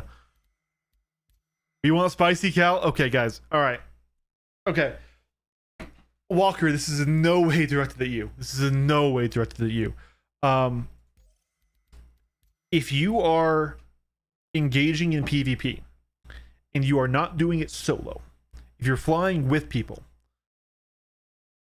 if you have a modicum of fighter talent, even if you don't like the meta ships, if you own them, you should fly them. Because it's not just your time, your ships, your money that you're risking, it's everyone in your squadron. Okay? I don't care how cool that hammerhead is. You're not helping if you bring it. if you're with a group and you spend all the time in Star Citizen to get something going, you should fly something that will be combat effective or provide a role. That doesn't mean everyone fly light fighters. It means make sure you're providing value to your squadron. So if you want to fly heavy fighter and you're doing lane snaring or piracy, fly a Guardian QI so you're a secondary damper. You can still fly heavy fighter, you can still do all that, and you can provide some benefit. If you want to fly your Super Hornet, fly it with the Deadbolt build so that way you can be a component sniper and a PTC destroyer. But understand you're no longer a fighter who is going to be dueling, and make sure that role for a fighter that's dueling is covered. And if it isn't covered, go fly a Gladius and cover that role. For the time investments, for the... Like, I'm not saying everyone should only care about winning, but in Star Citizen, getting a group of people together and going into Hathor, going into Lockbreaker, going into a big fight is usually a huge time and energy investment for people. And if you show up in a cutter, what are you doing? If it's your only ship, okay, fine. Go gun on someone else's ship though. Like, now it's different. It's different if you're memeing and the whole group is memeing, right? That's fine. It's different if you get cut out and it's all you have. That's different. But if you are planning the event, you owe it to the people around you to be providing value to your squadron. And most times that means flying something that will actually be effective. PTU the drop. This is PTU, sadly, Jared. I'm sorry. I'm sorry. Because people's time in this game is already wasted dramatically just by Star Citizen-isms, right? And like, if you, yeah, so there it was. There was spicy take. Instructions unclear. Proceeding to dunk on people with a nose hanging from the back of an Asgard. So bring a Tiburon. God, actually, yeah. If you have a Tiburon and you don't have a cap ship cracker, bring a Tiburon. Unironically, bring a Tiburon. Just you better be able to fly it well. That's the other thing, right? Like, nothing's more frustrating than when somebody insists that you crew up in like say their Perseus. Perseus is a fantastic ship. It's a great ship. But if that helmsman can't maneuver you to the rear of a Idris and keep you there, if they don't have that basic level of orbiting and, you know, keeping you in the safe, and you just get railgunned by an Idris, brother, brother, why, brother, you just wasted so many lives.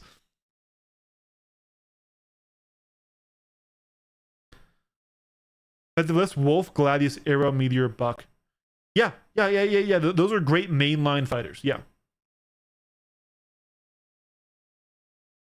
Exactly. It's not about, well, I don't like the meta. It's about, hey, be respectful to your org mates, to your squadron mates, to whoever you're flying with, and especially if you're talented. If you can't fly, no offense, it kind of doesn't matter what you show up in. But if you're talented, you bring your A game. Right? Bring your best so that way you can get the best results for everyone who's there. Now, once again, if you guys are all just beaming around, that's a different story. But like, I can't tell you how many times when I was in my last org, not the one I'm in right now, that I would be actively punished for flying a fighter in the PvP and not joining the org on their hammerhead. I say that I use the story a lot because it really pissed me off. Because I was the only one who knew anything about PvP meta, and they wouldn't listen to me because I was a newer org member, and they had this stupid rank system, and they put me in a group with a guy who just loved his hammerhead. This was in like 4.15, by the way. Okay, sorry, 3.15. And this dude was so in love with his hammerhead that every time we were doing org activities, he mandated his entire group get in his hammerhead. Whether it was bunkers, whether it was you know, playing cargo for one time, even actually, whether it was doing any mission type, he mandated his entire squadron be in his hammerhead, and it pissed me off.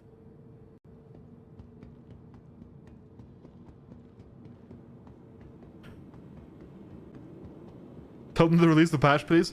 Okay, hold on, wait, yeah, I got you. Hold on.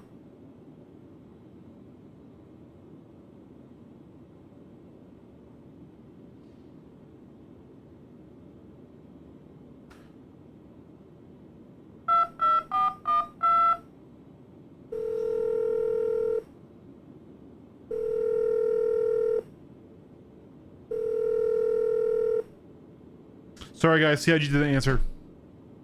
Sorry guys. Yeah. So I always use my examples like, dude, you literally have 10 people in your little sub squadron. 8 of them showed up. You're wasting everyone's time bringing us to go fight at Ghost Hollow in your one hammerhead. That's Christ Roberts on the call, right? All right, guys, let's rock our Meteor. I want to rock our Meteor. I love the Meteor. Tonight, I was debating making the video, but then I'm like, no, I can't. I'm too distracted. But then, guys, in my opinion, the Meteor is the best solo combat ship in the game. If you want to one combat, one PvP, one PvE, and you only can get one ship, and you get the Meteor is where I'm at right now. Yes, it's an platoon. Yes, it will lose in a duel to a fighter. But it gives you so many advantages right now. Here we go. I got this baby. I got this baby. Look at that. Booyah. Booyah. All right.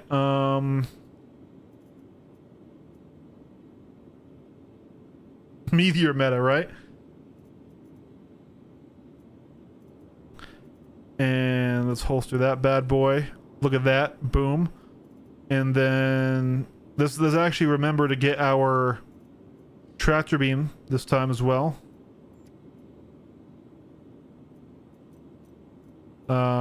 Maybe. There it goes.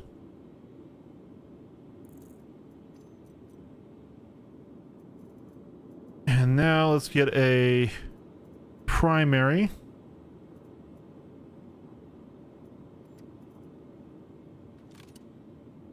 Yeah.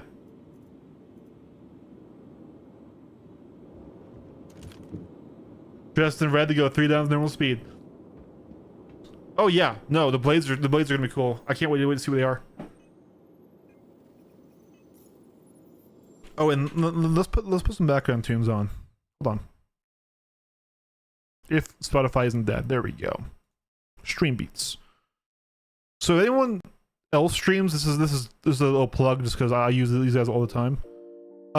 This was made by a YouTuber named Harris something. Anyways, he made this music himself.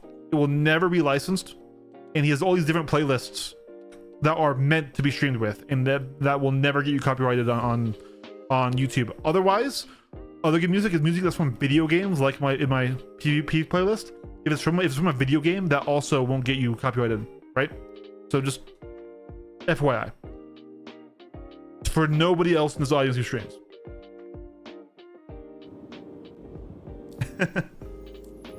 Why is my inputs being all? Why?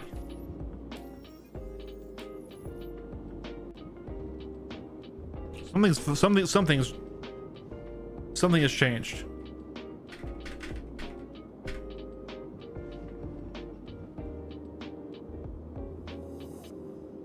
I want to say it's this.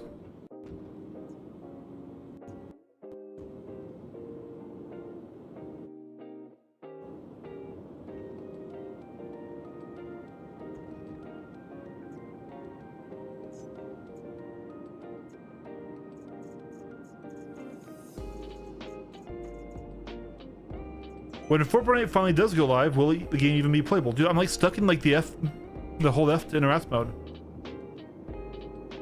I'm just gonna back out and reload in.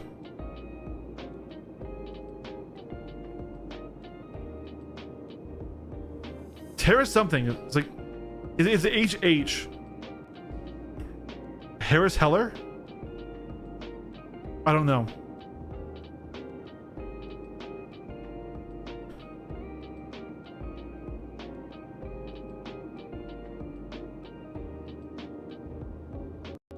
I think my game is dying a hard death.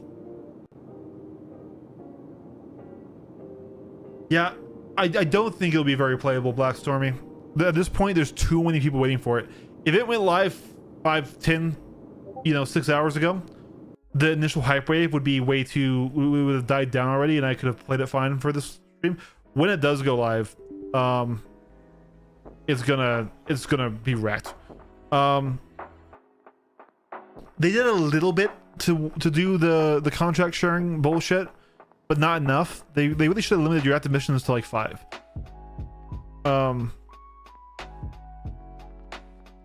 But yeah.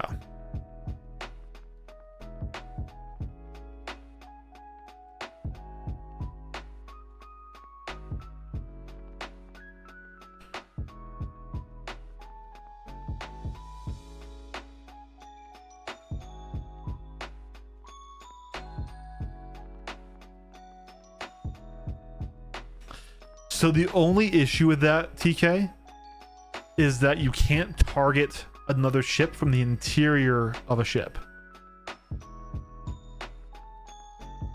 I don't know about that, Erect. I haven't heard anything about that.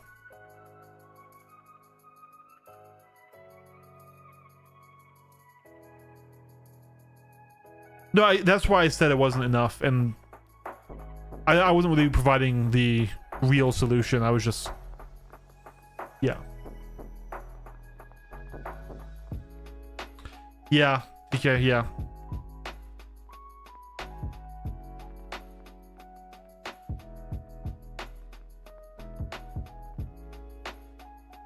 I'm still gonna get the Ironclad, guys. I might not keep it though, is the thing.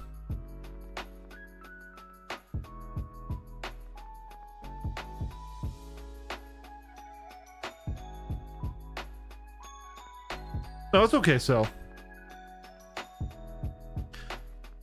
What I think it, yeah. I mean, even making it contribution based is interesting, right? Because like what if you are like, say, doing tactical strike groups, right? But you're the engineer on like the Perseus, and you're going around repairing, and you never fire a shot at the enemy. You're there, you're contributing, but you aren't. There's no way for the game to track that, right?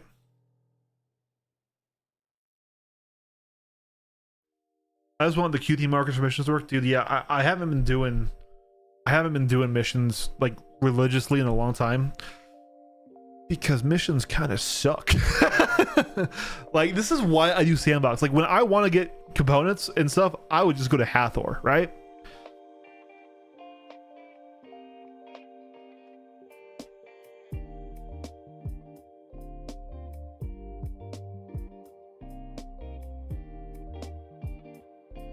That's interesting. Most people are really valuing the assault over the base.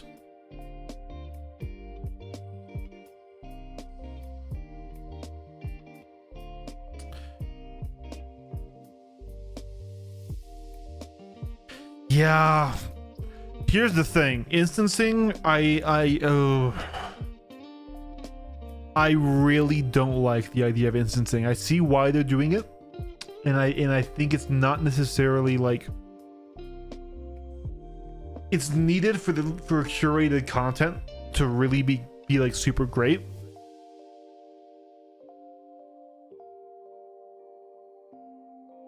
It might even just be needed for a lot of smaller PvE stuff like scanning and investigation and like exploration stuff to like find little pockets of space and things. But man, I am so worried that they will go overboard with instancing and the game will lose a lot of what makes it so charming. Is already you don't see people that often.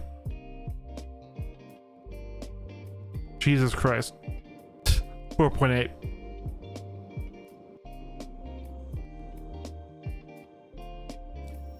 COG dev posted.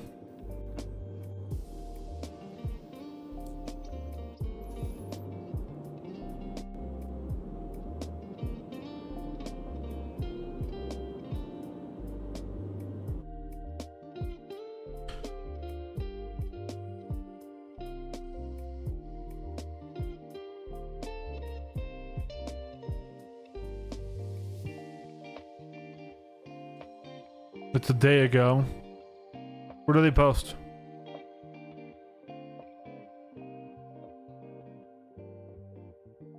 Current state of exploits in BDU.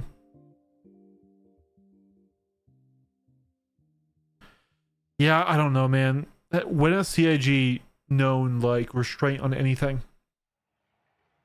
I'm really deeply worried about instancing because I'm a sandbox player, right?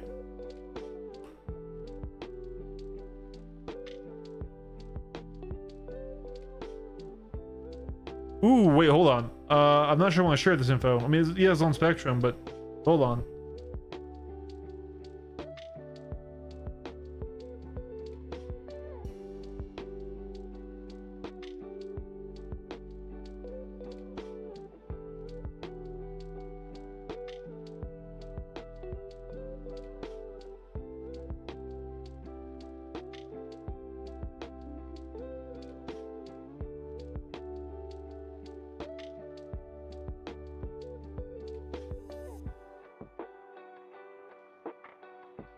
Interesting.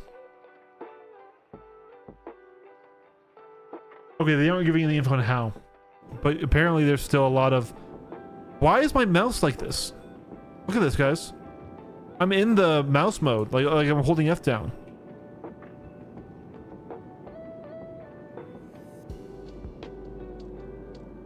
Wait.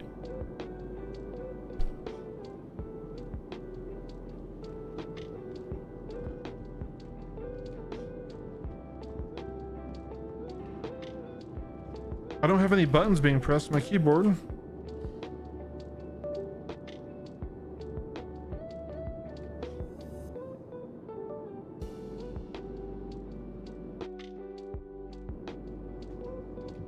No, it's acting like I'm holding F down. Like here, I bet you I can come over here. Yeah. Look, see? It's acting like I'm holding F down. I'm in interaction mode.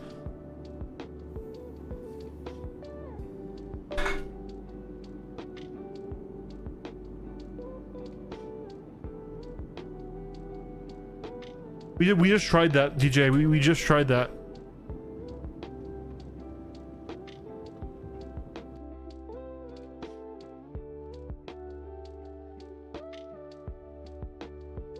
Shouldn't be. Yeah, it could be related to the other issue where it kept changing my things.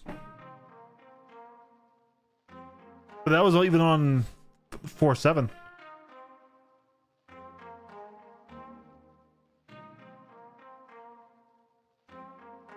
Okay, so I get that. I get that.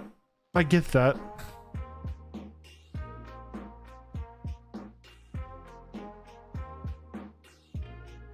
But I also really think CIG has taken a lot of the decision making away from Chris. I'm not saying he has no power at all, but I'm saying is like they aren't letting him talk to us very often, keeping behind closed doors. They're pushing for 1.0. They're cutting features. They're cutting stuff for 1.0, right? They've muzzled Chris and his designs. Like, hey, we need to make the functioning game, which isn't necessarily a bad thing, but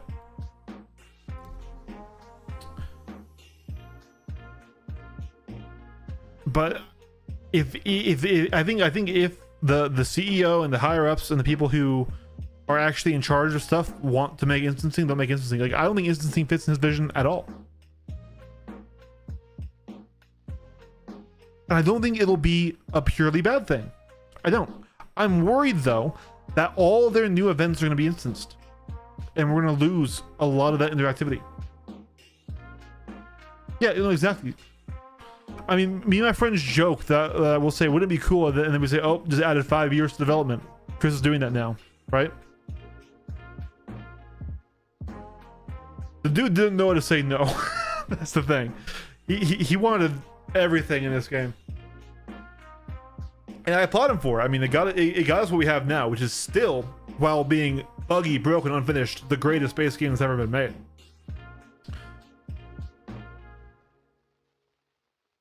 I mean, what would you argue its competition is? Elite?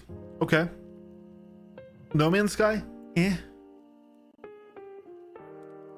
Those definitely are bigger games in terms of the physicalized space you fly in.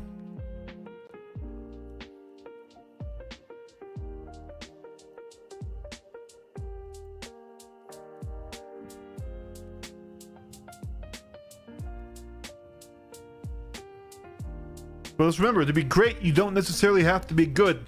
The game can be both great, the greatest space game ever made, and it can also be not a very good game.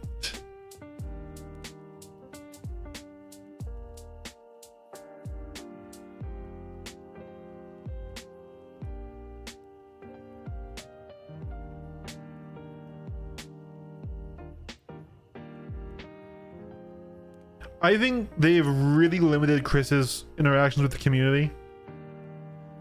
One, for his own safety and mental health and everything else like that. And two, because somebody will say something cool and they'll be like, yeah, we'll do that. And now they have to go and do that.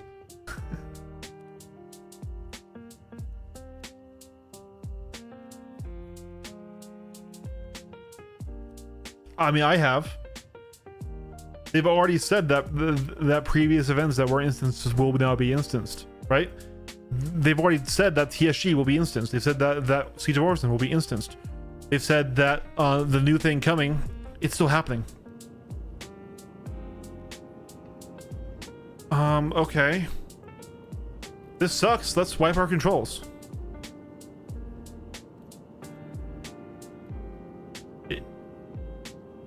If it's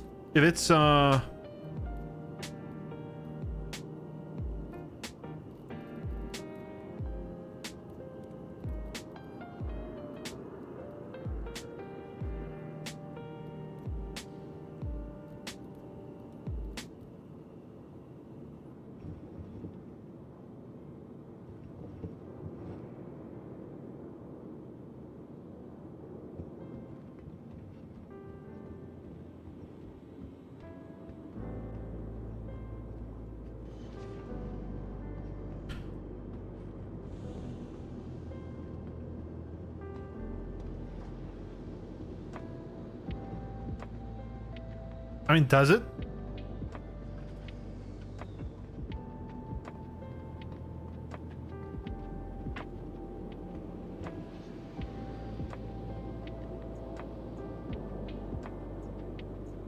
Welcome to the ASOC vehicle retrieval system.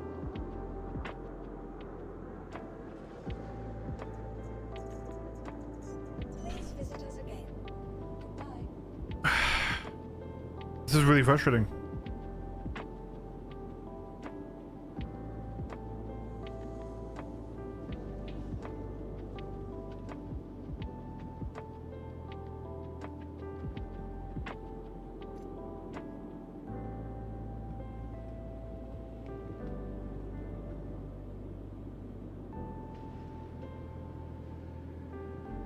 I don't like how low the rifle sits on that. Yeah. I'm worried I'll have to restart the game.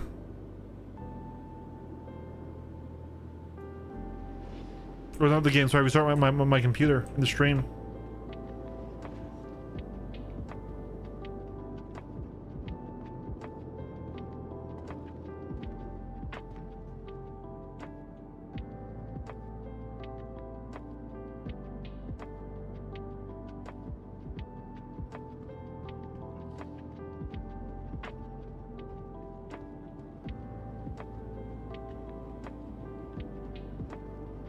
I don't believe it has the hose without the flight suit.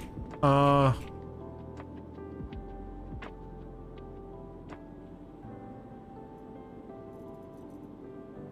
pretty sure it just gets cut off with no hose.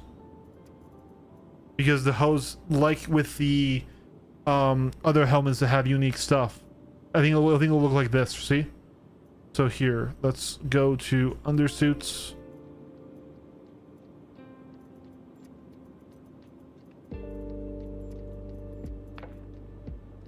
Let's go to my soul flight suit.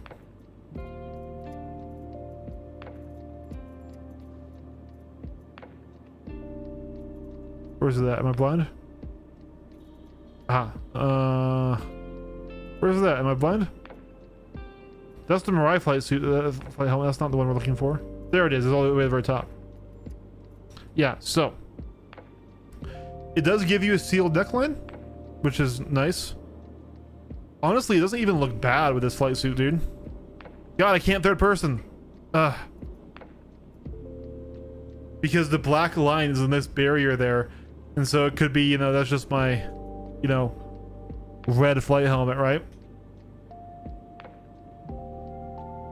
Yeah, the soul was from a sitcom pack.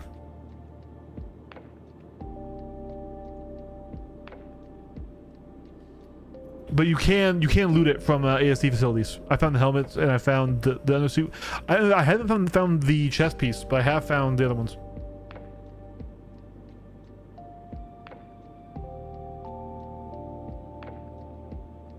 Yeah, I think if something is supposed to be a kind of a stage story event, instancing should be a thing. Like the fact that SE also has a main story quest line down the line. Yeah. But like,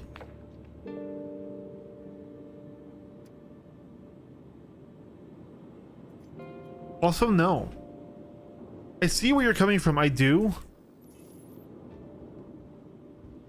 But I don't like it. It doesn't fit what Star Citizen is to me. And I'm really worried that they're going to make too much stuff this instance. Because here's the thing. I'm going to be real with you. I'm going to be real with you, right? I don't give a fuck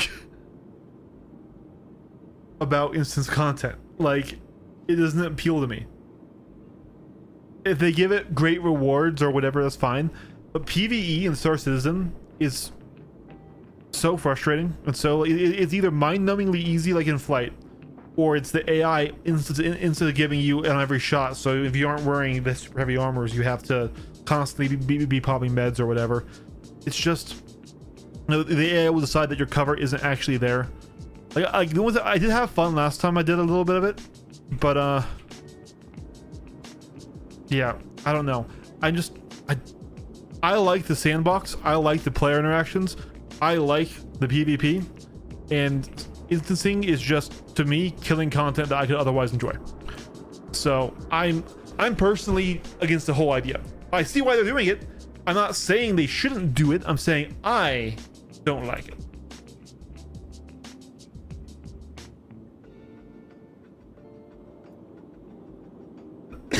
No, because it's taking players out of the verse where I could otherwise interact with them.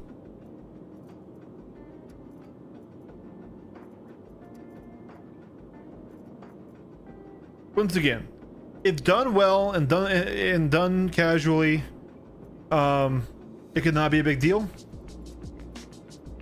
But like, for example, for example, the distribution centers, okay? That was a huge new area, and if they were instanced, that'd be a huge area that we wouldn't get to engage in for bounty hunting. Getting into FPS fights stuff or big fleet battles over there was actually really fun. Like when Dupree was super valuable or something like that, or when, like I said, somebody shoots a guard and then all of a sudden now they're hiding out and they need to go breach it and do that. It's cutting content away from the game, away from the player base.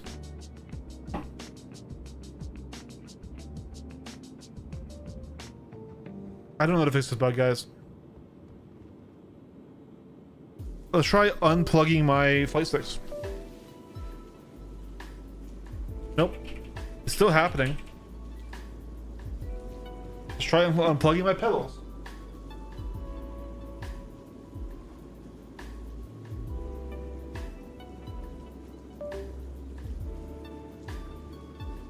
Still happening.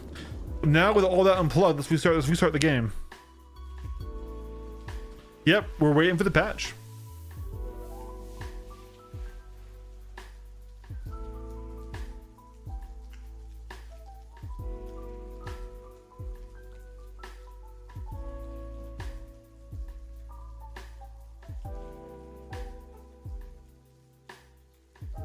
Literally everything new that they've coming out, they have said they want to put an instancing silhouette. That's why I'm concerned, right?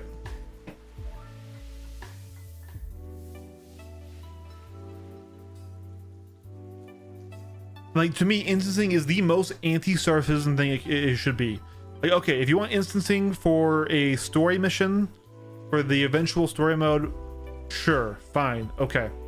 But what if bunkers become instanced? Because it just runs better. What if, you know, like I'm worried that like, you know, obviously they haven't said that they're going to do bunkers, so bunkers is probably not the right example. But I'm just thinking, like, there we go. Like I said, distribution centers, if they were instanced, that takes a whole area away from it. Hathor, you're right. I don't see them instancing Hathor, but Hathor's also like one of their only genuine PvP consistent events in the game right now. Yeah, the PTU is really trying to stop me from flying. Good to see you, Kitty Ride, by the way, man. But like,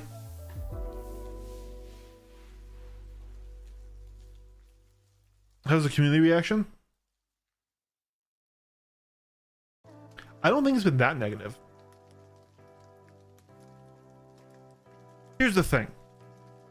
Once again, I am saying I don't like it, and it doesn't feel Star Citizen to me for instancing. I am not advocating that they don't do instancing. I am simply expressing my own concerns and displeasure with it. I don't think TSG should be instanced. I don't. I just don't. I really don't. I want to be able to go to those locations. I want those locations for mission events and stuff. And I wouldn't mind being able to drop in some other people who are doing that content and either help them out or hurt them.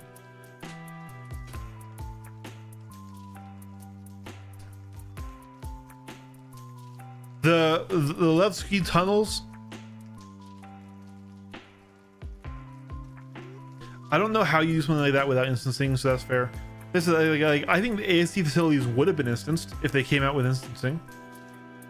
And ASDs are really fun to one of the other players in.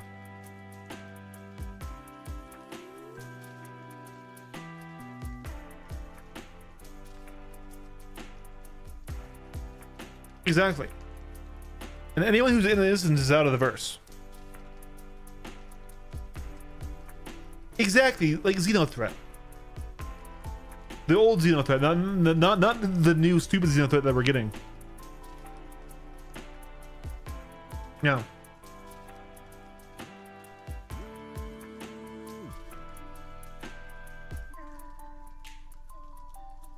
Yeah.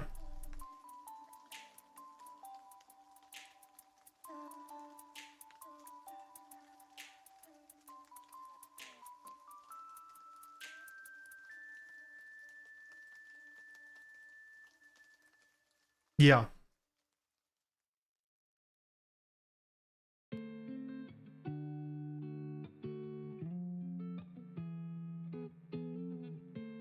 Encoding overload.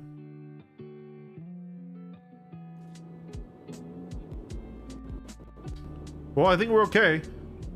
So was it something on the flight setup?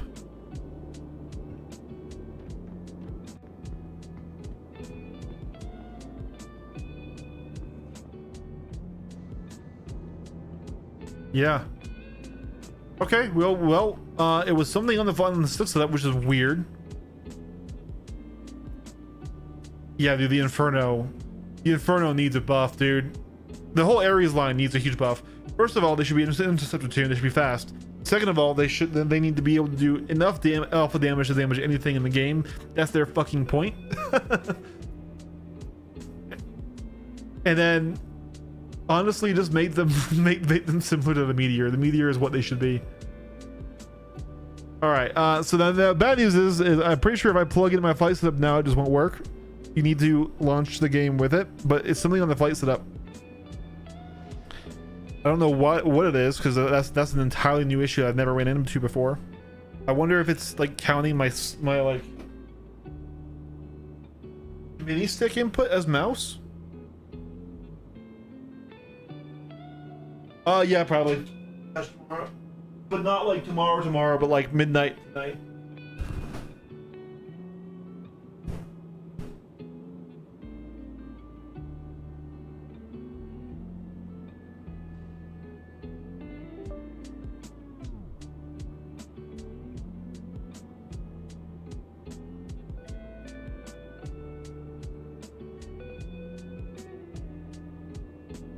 I disagree entirely. So I see where you're coming from. I do. But a big ass fleet battle in space. No less. That's everything that Star Citizen is about, and I really strongly hate that it's behind an instance. All right, at that point, just put it in fucking Arena Commander and just make it a fucking scenario, because it's just a fucking terrible idea.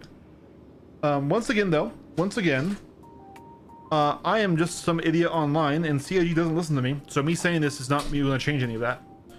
But yeah, TSG is actually what I'm most upset about. I really distinctly don't like that as instance. Here's what I want for TSG. I'll be real with you. Here's what I want for TSG. I want TSG to be ran on a timer, like the executive hangars. And on a schedule. I want it to have incredibly good rewards, and I want it to alert the server. Hey, there is a People's Republic Idris that needs assistance. Anyone join in, come assist the fight. And there's also an unverified mission saying, hey, we need we're being attacked. We'll pay you handsomely if you come and get this People's Republic guy off us. It's in the Nix, there's no crime stats, so you get two sides coming in the fight. Then whoever wins gets the rewards, and if the fight isn't resolved by the time, then of course the Vanduul will come in, and everyone needs to fight the Vanduul. That's cooler to me, but of course I'm not a dev, but my words don't mean shit.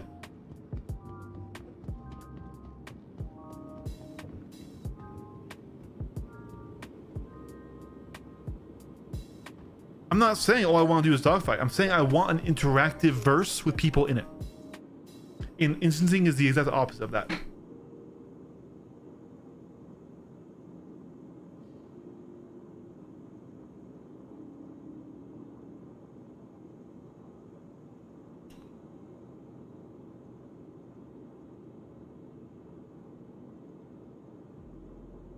Well, all we need to do to avoid the Groundhog Day effect of it, Uriah, is to remove a little bit of the story element of it and just say, hey, the People's Republic have basically declared war on these new people, and you know they just change the starting scenario. They don't have it always be an interest, right?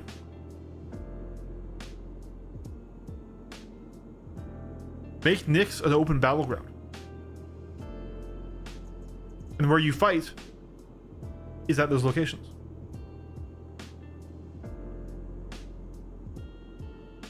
When an NPC shoots a player, it's immersion. When a player shooting another player, it's murder hobo.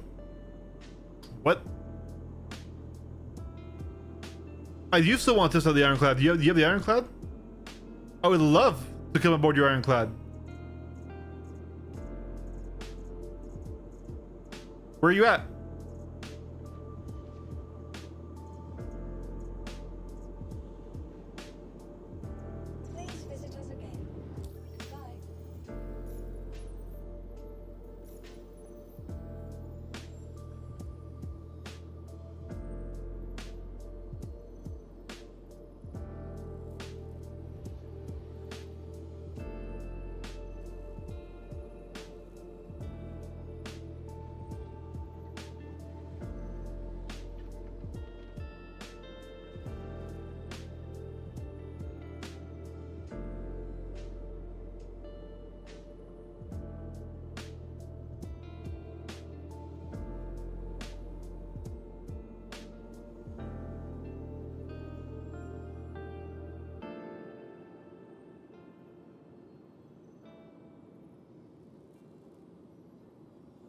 Cal, have you played other MMOs with this instinct? Sure, yeah. Of course I have, but other MMOs don't offer what Star Citizen offers, right?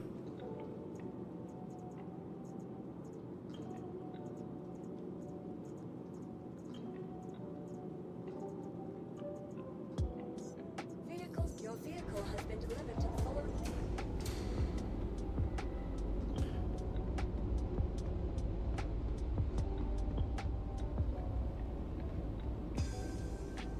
So guys, we can't fly with our flight setup right now, so we're gonna be mouse and keyboard for a bit, for whatever that weird issue is, and we're going to just do it.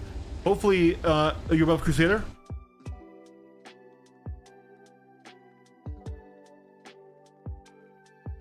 AceBat ID. We gotta add each other, and we gotta go look at the Ironclad, man.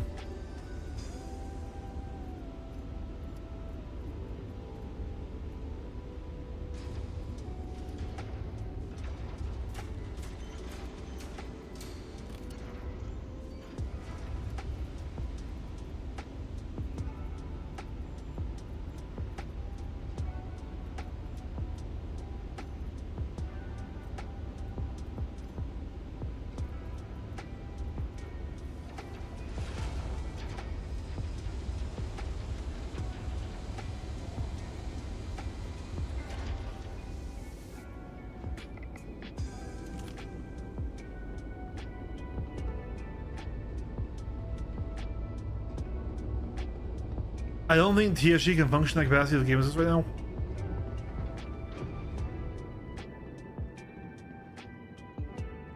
To be fair, I haven't played TSG.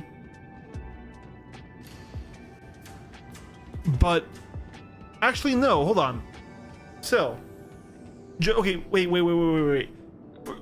For the group factional warfare, yeah, you're totally right. But TSG, as we have it, functions right now, and we don't have instancing.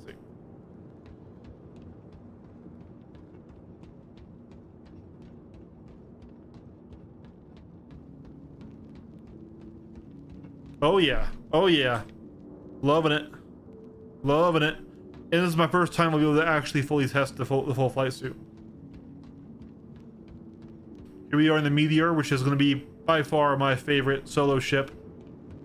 Look at this paint, guys. Isn't this paint sexy? I was running the teal paint earlier, but goddamn, we need to get more M series cannons. We just don't have them right now. So we're not running a very viable loadout on it right now, but. Yeah, okay. Once again, that was me throwing a fever dream, and also why I don't want that. But like I said, even right now we have it open. Oh yeah. Of course, the interior doesn't get the paint, so don't look at the blue there. But look at this. Look at how drippy this is, guys. It's like anodized aluminum, where it's slightly metallic. Blacked out cockpit. God, I love the Meteor. It was a meme before, it's awesome now. Welcome to Rocket Space Industries. Enjoy the ride. System check.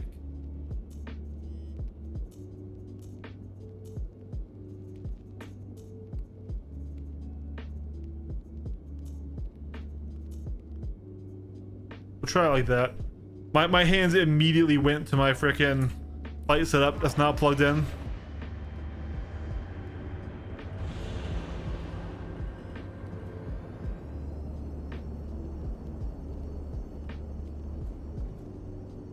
Yeah, if you have a helmet on, yeah. Thanks for visiting.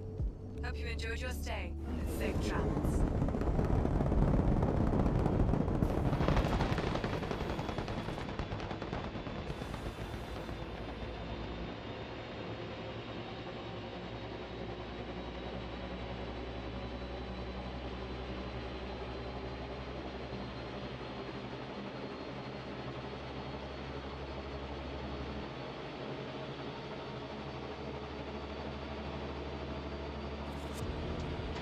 So Uriah, it still has the 10% more shields than it had in 4.6, right?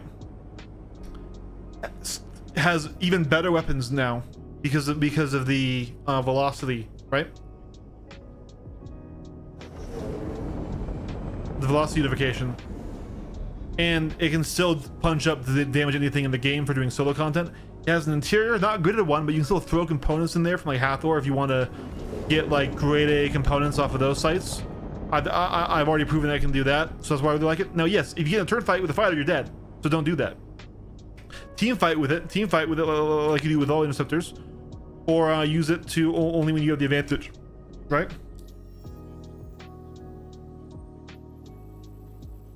That's the boost noise. Doing that too far.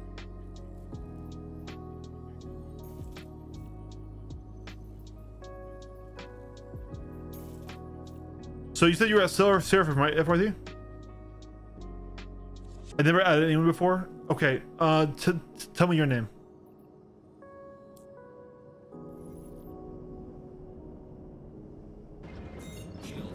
Dude, I keep grabbing my sticks.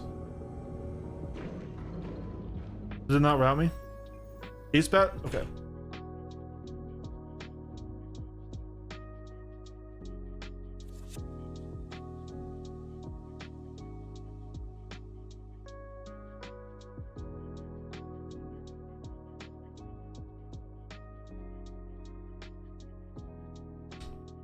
I see Batsu and Ace Batman.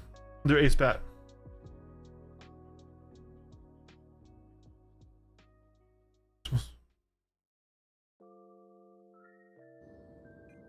Batsu? Okay, gotcha.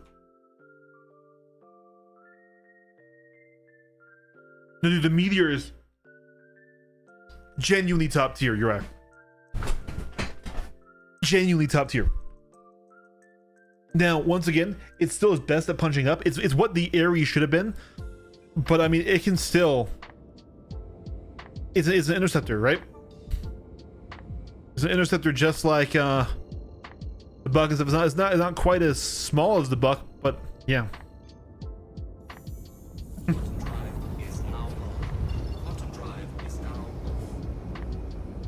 Right.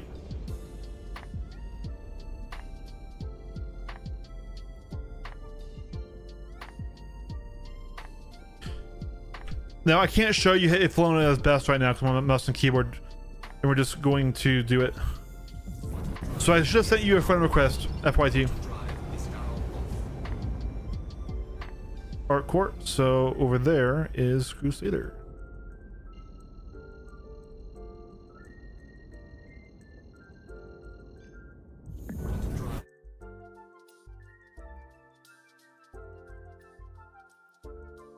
Yeah, it's sent.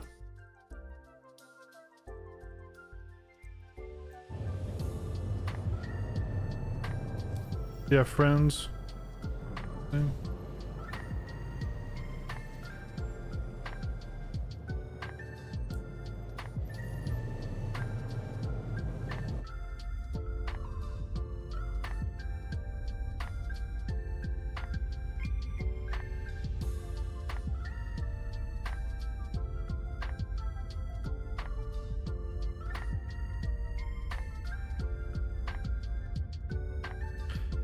Thoughts on the M80 compared to the Mantis? They're entirely different ships. You mean the Meteor compared to the Mantis? They're still completely different ships. Yeah, no, the Moby needs to die a hard death.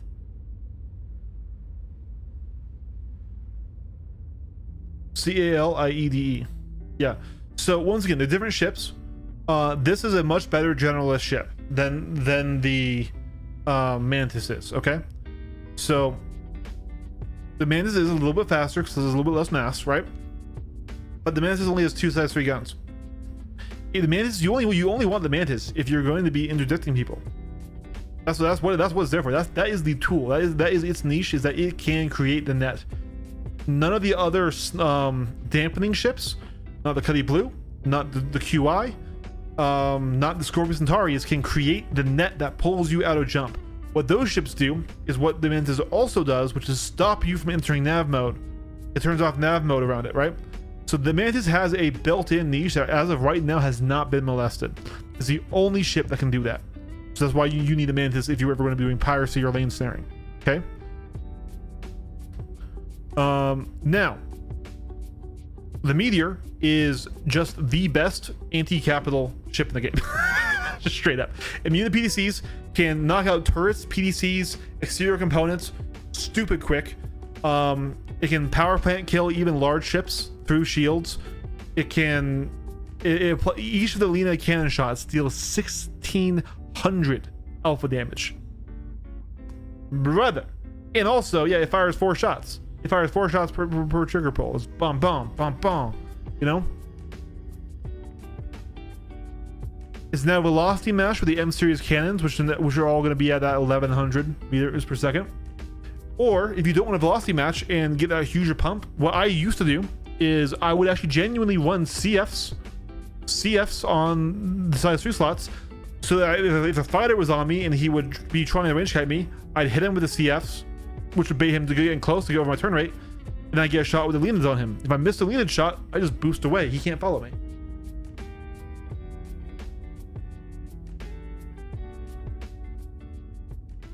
So you can't add from in this menu. You either add from Spectrum, which is why I added you, right? You either go to Spectrum and you can add like this, right? And I sent you the request, or you go do it from the main menu. You can't do it in game.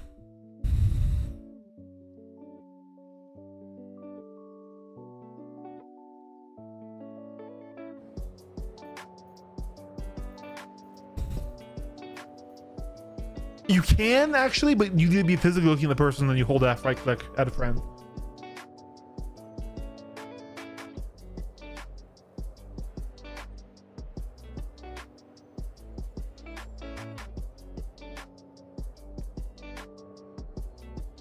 Yeah. Okay, so sorry. I misread your question, Blitz. So you mean how is the M80 versus the Meteor? Ooh.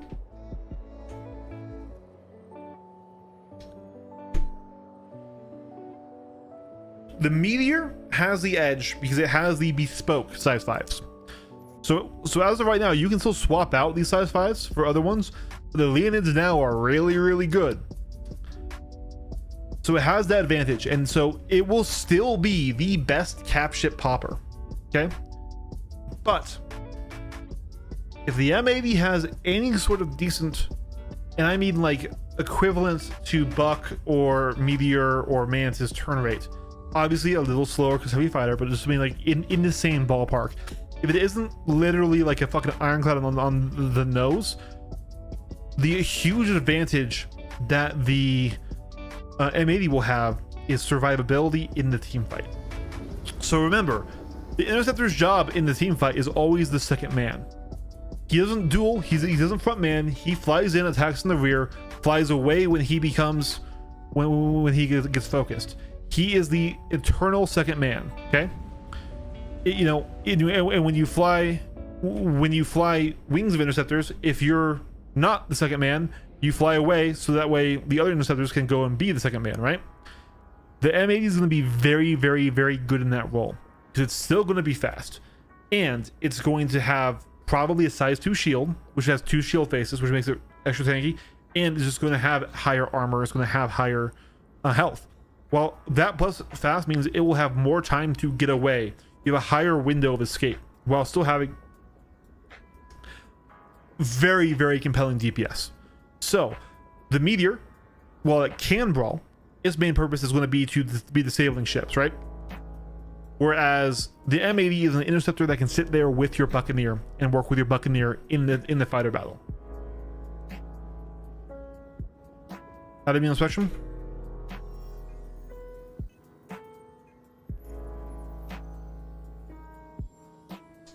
I wonder. Oh, we're stupid. We're stupid. Oh my god, I'm so sorry. I'm so sorry, FYT. I have wasted your time, good sir. I have wasted your time. I have wasted your time. We're on PTU. PTU isn't tied to Spectrum. I am so sorry.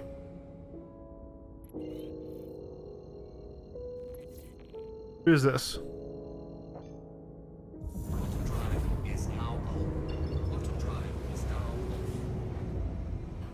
Well, we figured that out somehow.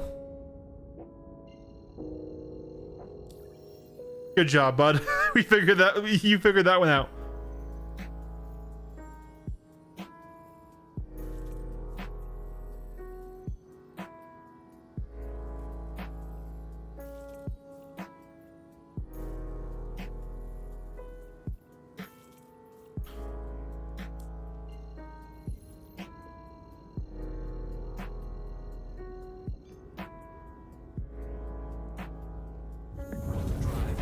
Yeah, that's the way you have to do it, but we were of course both in burst.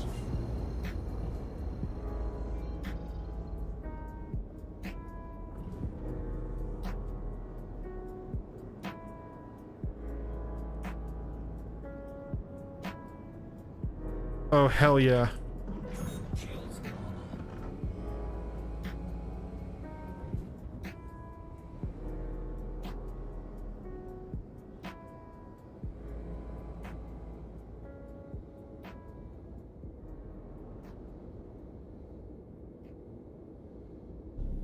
Look at that beauty.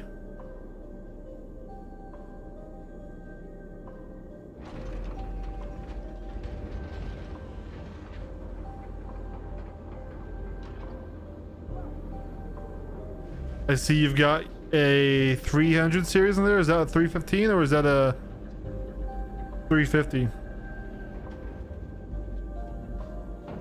think it's a 315. I think I see the truck to be on the front. Very nice. See, I thought it would be a little bit. I thought it would be a little bit wider. I'm not disappointed. Okay, let's put my ship out here. Turn on coupled mode as my parking brake. Do this.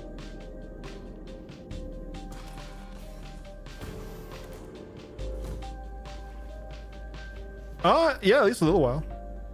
Though I probably do want to restart my game and try to get my flight set up working again.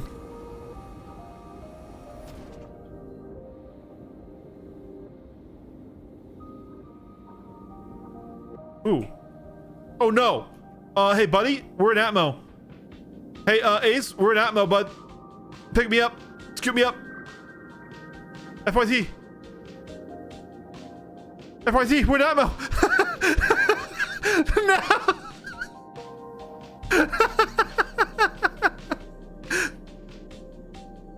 You got a big net. Oh, a little bit to the left. A little bit to the left. Oh my god!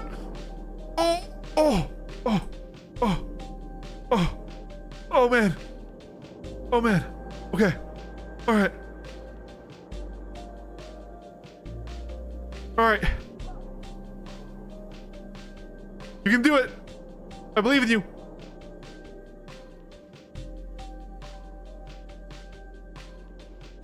I believe in you.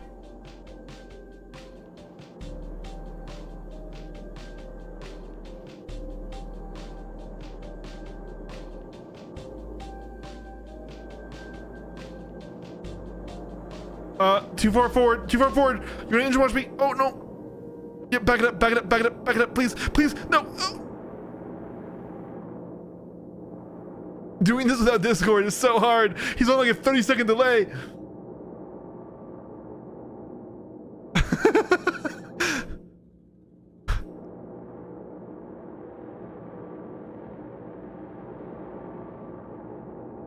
Yep, just straight. Oh god, oh god, oh god, oh god, oh god, oh god. Don't back it up now.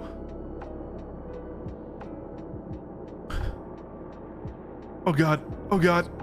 It's a good thing I've got my flight suit on. Alright. Alright.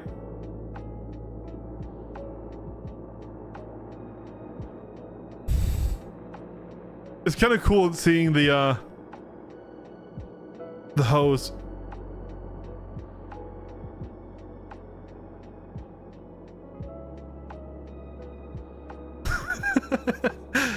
As you should, Cell. Oh man. Okay, I think you need to look at me, Ace. I think you need to look at me.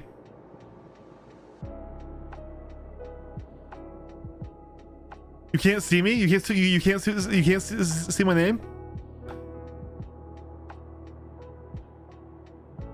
On the upside, that horizon is moving very slow. So I think we got plenty of time for this. All right, here we go. Here we go. Oh, to the right, to your right a little bit, just a tiny bit, and forward and right, tiny bit, please. Oh god, this delay. Oh god, this delay. Oh, okay, you got forward. Now right. No.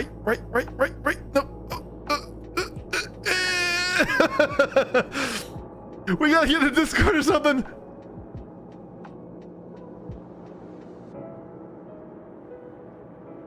We've fallen 2 kilometers. Oh, okay, perfect. Okay, wait. And okay.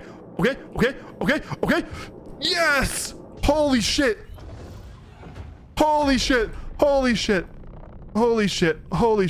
Oh! I jumped.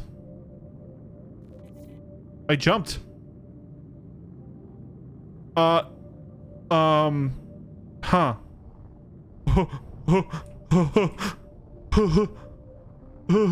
Okay. No jumping. I think this roof access over here is broken, but oh my god. Here's what I'm gonna do. I'm gonna get over on top of the roof right here. Oh my god. No! Wait, yes.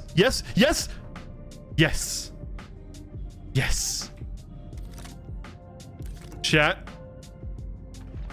That's a successful mission right there. I'm just going to take the liberty, Ace, of locking that. I don't want to fall out again. This is my favorite ship tour ever.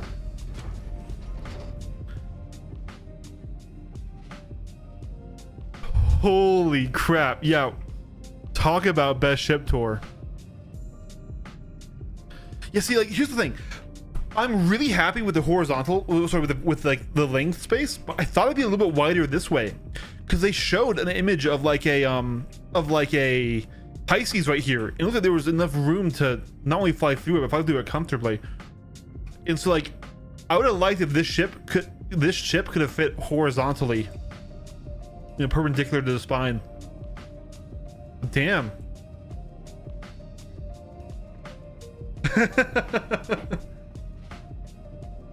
You're locked in the command module? Oh man. So I will admit, I've been watching Ironclad reviews all day.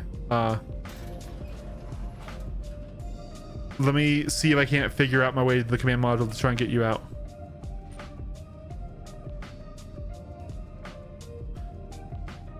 Yeah, I know. They said that they were trying to fix it before going to live, and that might be why this patch is so delayed, guys. So I need to go here.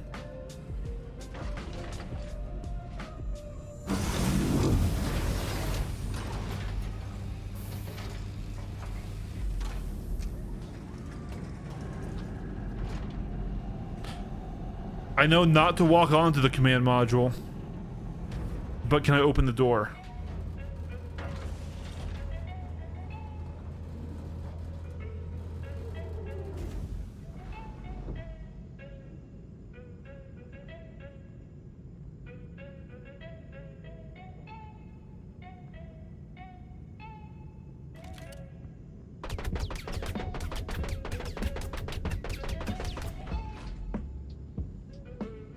I don't really like that. Watch that I somehow penned that and hit him and killed him.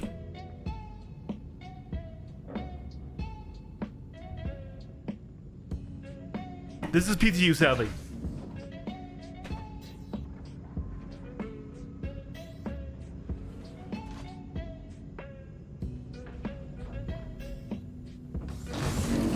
Guys, quick, while he's stuck in there, let's steal his cigars. Aha! Haha! Haha! No. He's still trapped.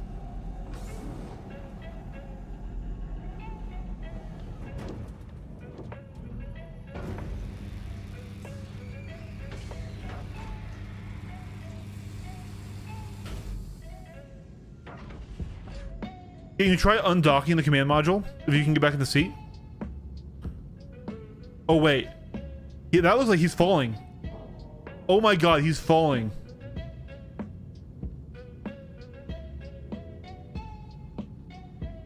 No, he can move. Okay.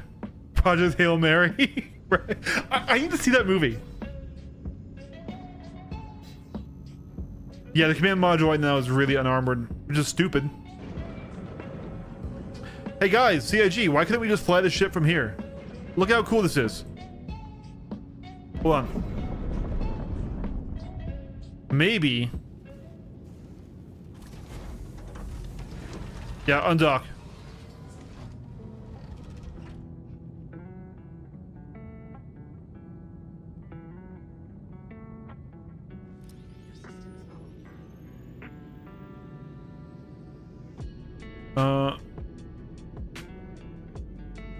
That could be so mean right now.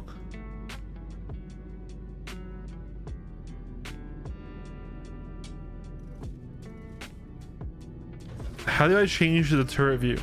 Oh, okay, he's redocking. I was going to change to the tractor beam because I needed to like catch him and like pull him over into that.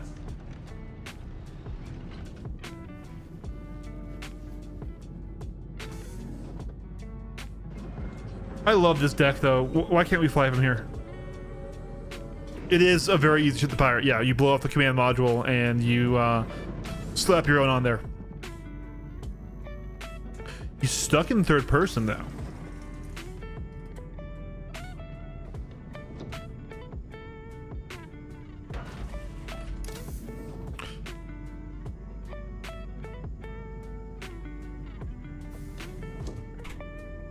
Hey, we had the same idea.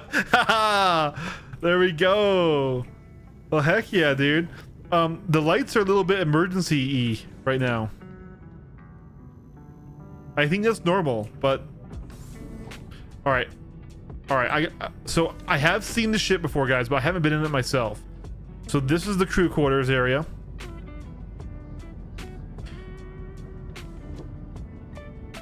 The flashing lights are annoying, but that's just because I think we're in a low power state or something. You get in that bug, right?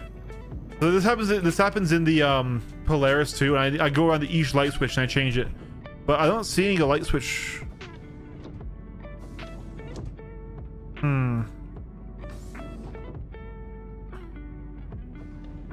Yeah. So deck 2, this is one of the... Yeah, so this is one of the airlocks. We're just gonna go ahead and close that so we don't fall on out, right? But here's suit lockers and an armory. So definitely wait, did they put a door switch in there? So you can't trap people? Is that what that is? It is. That's lame. Locking people in the suit lockers was a fun thing. Yeah, oh, dude, it's so cool that you can look out. I still, god damn it, man. Because what I wanted the Ironclad for. So guys, for those of you who don't know, these back pads. So these two back pads right here, where it says 10 by 6 by 6, this is the repair area on the Ironclad Assault. And yes, it does include the walkway. But your ship has to fit its center point over these pads to repair, and is under the roof, and there's a turret there. So like, if this was just in the front of the assault, that would not be a problem, right? But that's so artificially limiting, and all I wanted to do was literally have ships come in, land, repair, rearm missiles, and leave. I wasn't going to use it as a long-term carrier. I would fly it out loaded with the back section, loaded all the way up with RMC, missiles, ammunition, and I would fly out to our fleet like org battles, and I'd fly at like 60, 70, 80 km wherever it can't be easily detected by the enemy fleet. Out there, and then we would have a place to go and refuel, rearm on site. But I can't do that because most ships can't get under there.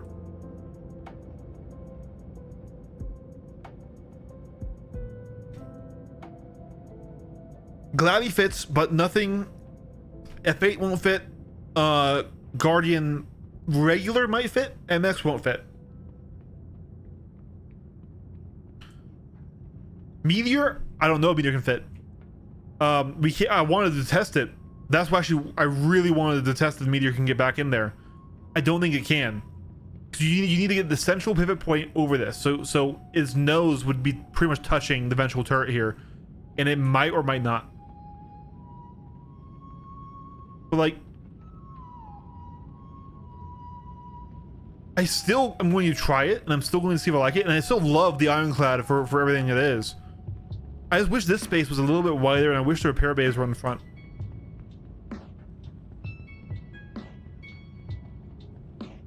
Remember, you need to get the central pivot point of your ship over this. If you don't get the middle of your ship over the pad, you can't repair it. It can absolutely land inside. It can absolutely land inside.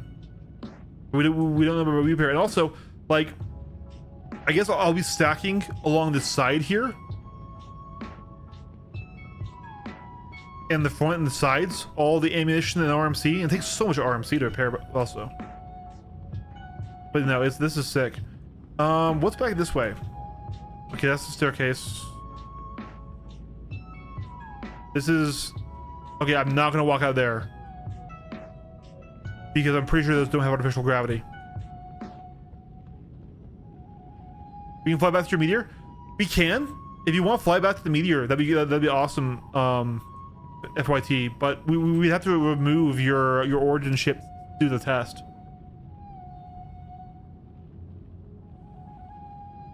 The Buck can fit back there. The Buck can fully land on this pad. The Buck can fully land on this pad, and he'll be fine. Yeah.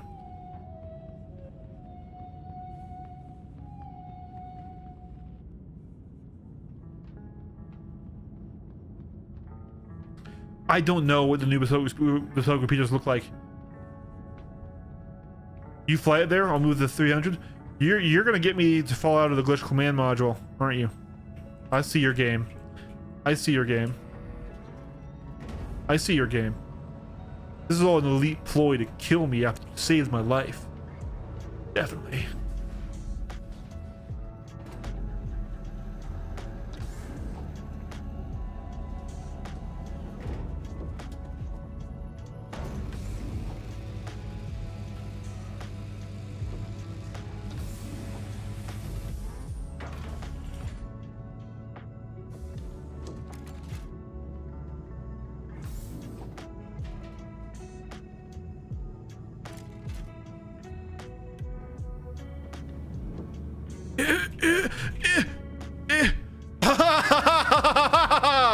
I'm not in the right seat, but I did live. I did live. All right, now we need to get out.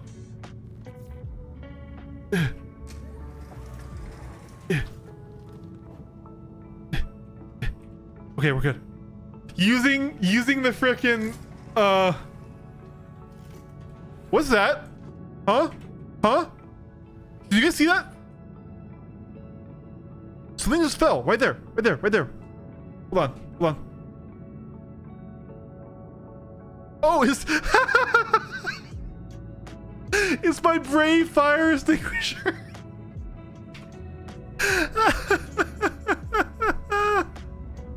Oh, where the fuck?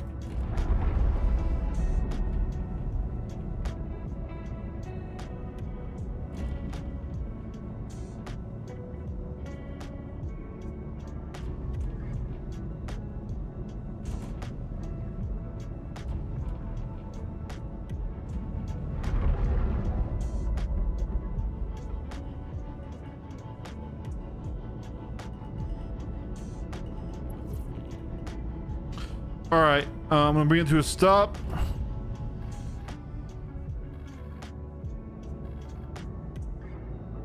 All right, go ahead and you're free to leave in your 325.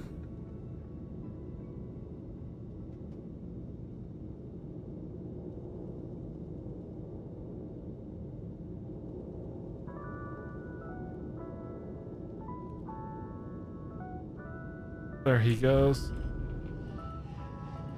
Now I need to be careful about scooping this ship.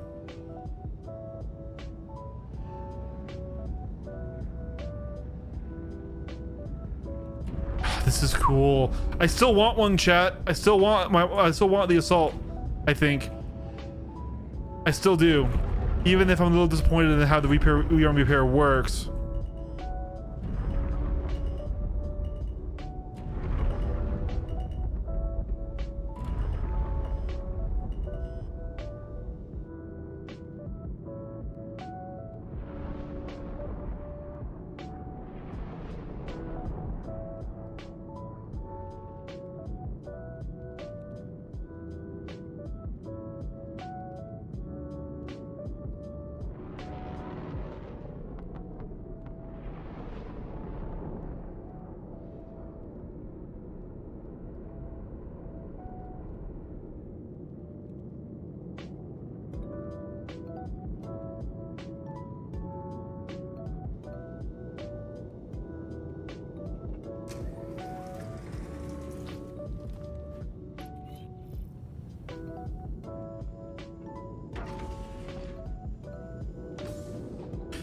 We will find a way to get you back, by the way. FYT, I'm not abandoning you. Let it simmer new ships for 3 days, man. Yeah, but like I've already melted $840 worth of account value for it. Now, this is where things are gonna get tricky, Wiki. I think what I need to do now... Yeah, I can't quite reach that.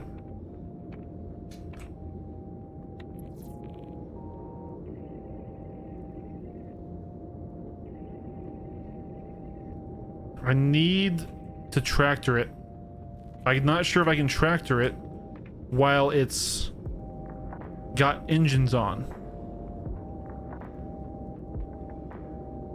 We certainly have powerful enough tractor beams to move the ship, but I think with engines on, it no worky.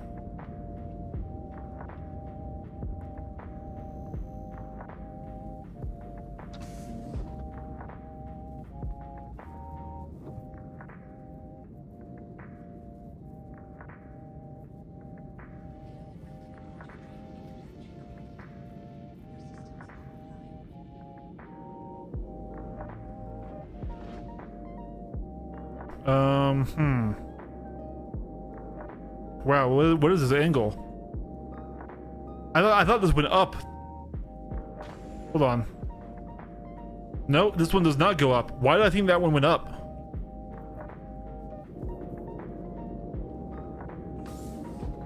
Use the inside one on top. Copy, copy, copy. Good shout.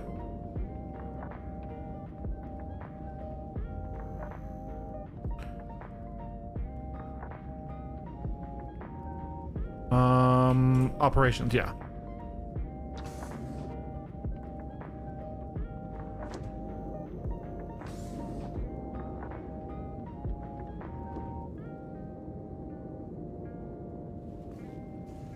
Oh, right side seat, sorry, wrong seat.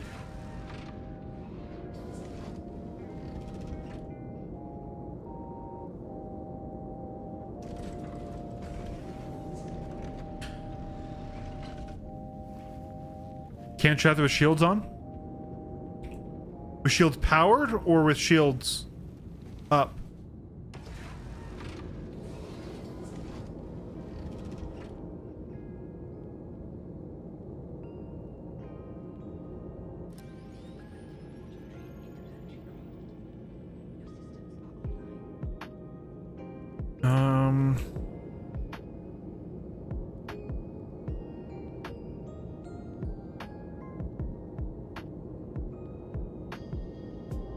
Come on, into the fucking turret.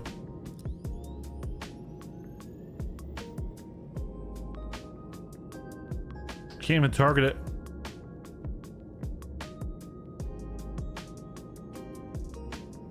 Control F.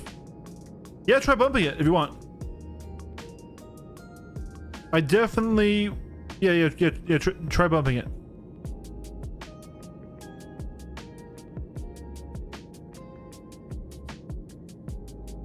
Isn't there a key bind to swap between them though? Am I crazy?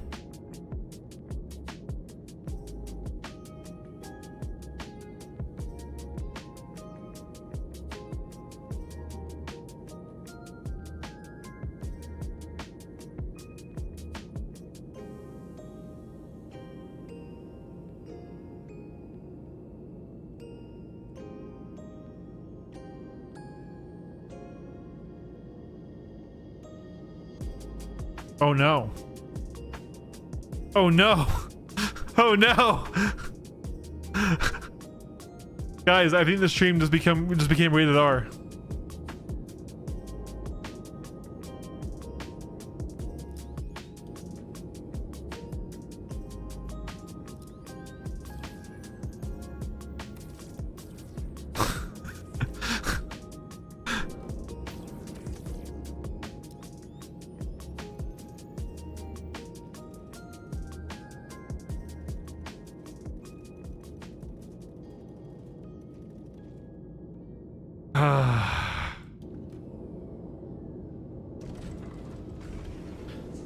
Okay.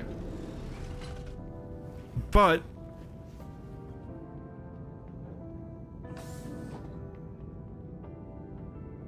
the thing is that I think the Meteor is, yeah, congrats, your Ironclad is haunted. There might be a way.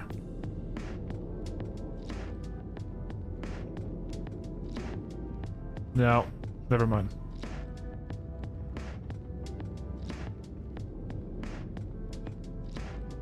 See, I can collide with it.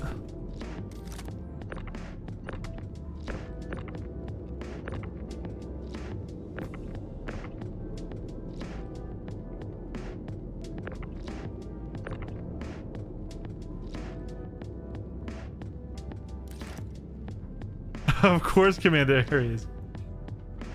I'm having a good time.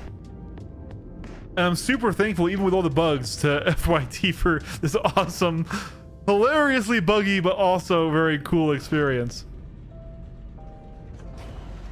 Yes! Okay, yeah.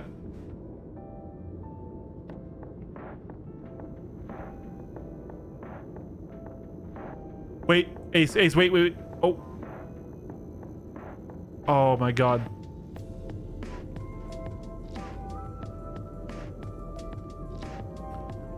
Okay, Ace, if you can, bring your wing over to this side where I am.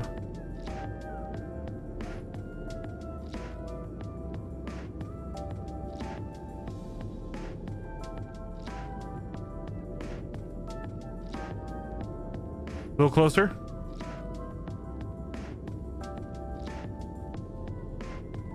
Yep. Kiss up. Yep. Can I vault this? Oh, it won't let me vault this. Never mind. Hold on. Is there another way I can get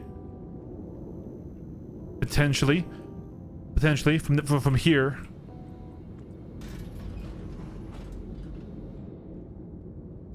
Wait. I clipped through that part of the ship.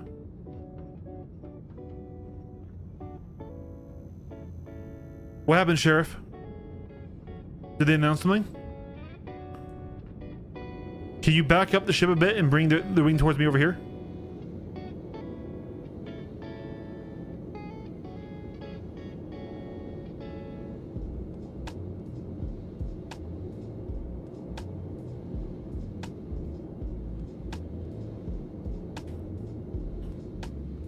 Oh, okay.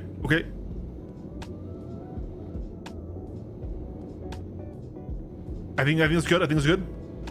Oh. Okay. All right. Oh, wait. Be very careful. I'm on you. Okay. All right. Oh fuck.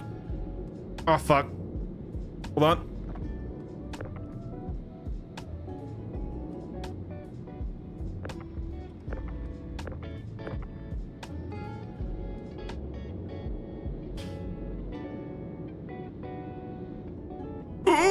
Okay.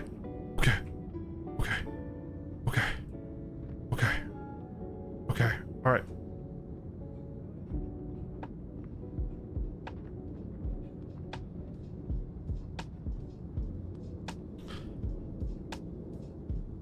Okay, now as gently as you can, Ace. Bring me up as gently as you possibly can.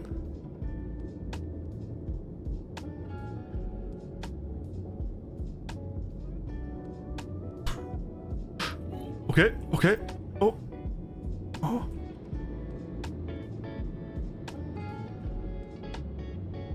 Come on. No. No, no, no, no, no, no, no, no, no, no, no, no, no. Damn it. All right. Slash sit so you don't jiggle and move around. The thing is gravity's really weird here. Gravity be weird.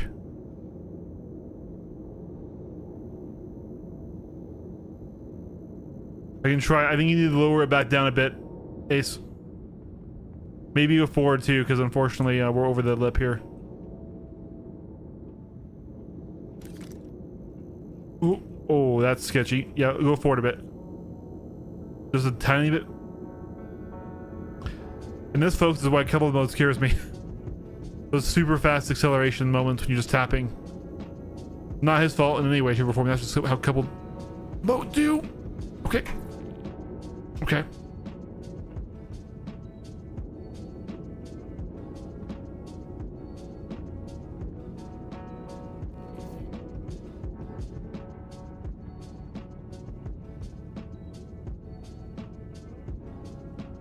Okay, all right.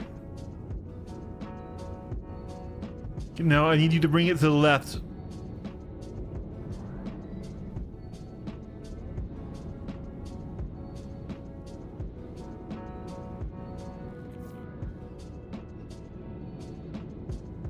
Dude, it's this lip of space right here.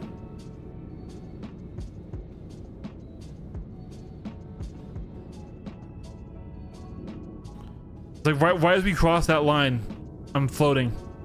Or I'm falling.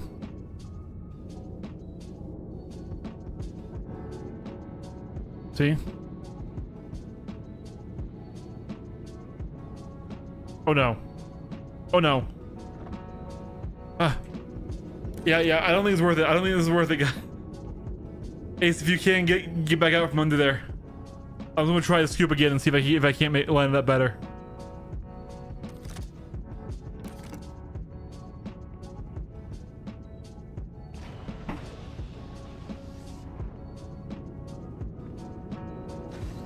I believe you, man. I believe you. Yeah. That's where I'm at, Blitz.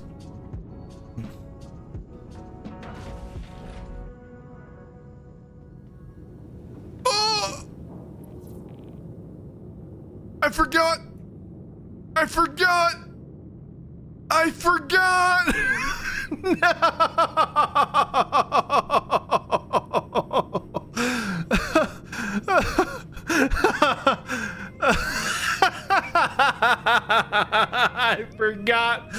I forgot the holy fire extinguisher.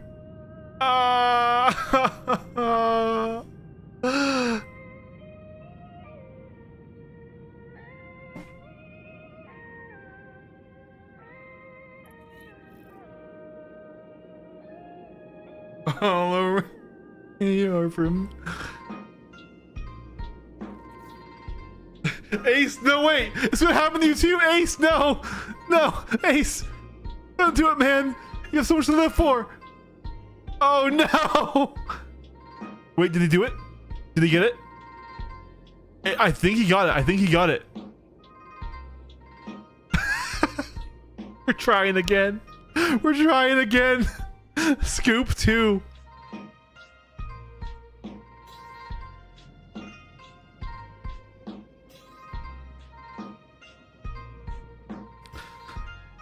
Hey, I have an idea. Let's go land this someplace. Drop me off at a station, and I'll claim my meteor, and we'll do it that way. Oh wait, I didn't ensure my loadout. My paint is gone forever. Oh well, it's PTU.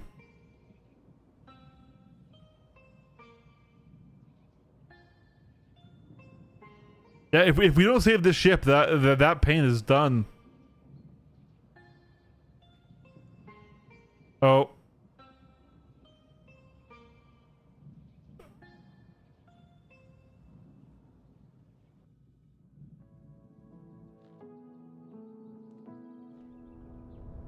Oh. Oh God.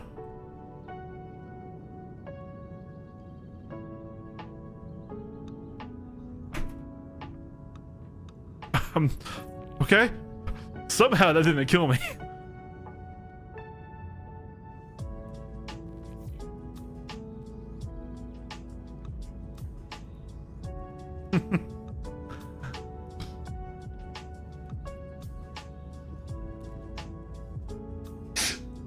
This is so stupid, but also like I'm having a good time.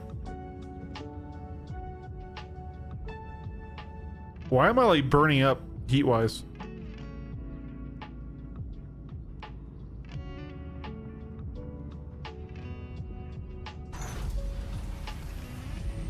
That time was way better, yeah.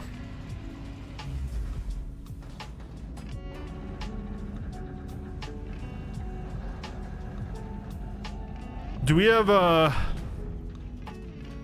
also gonna find out if we have life support powered.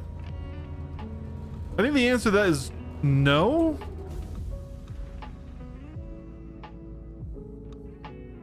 That feels like the answer to that is no. No, hey, actually. It's coming up.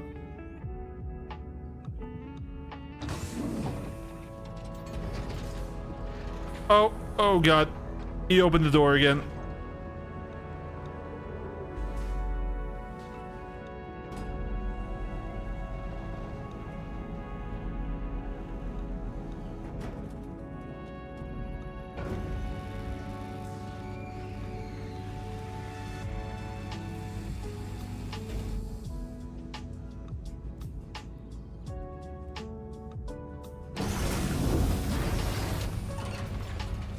It's alright. I'm okay. I'm not dead.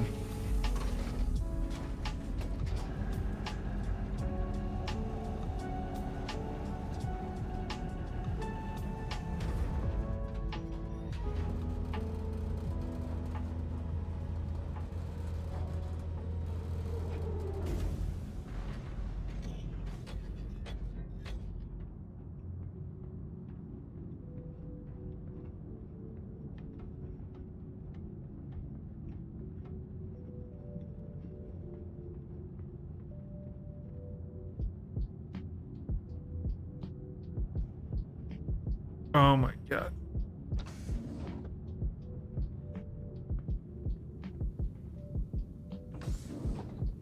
It's all good, buddy.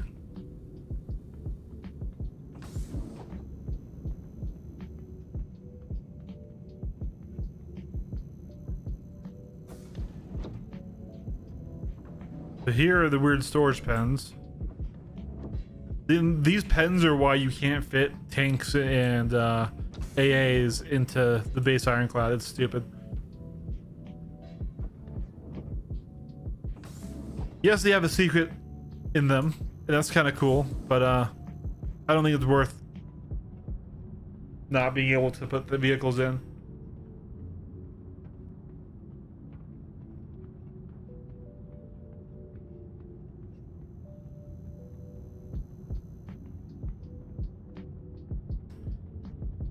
Animal life storage, I mean,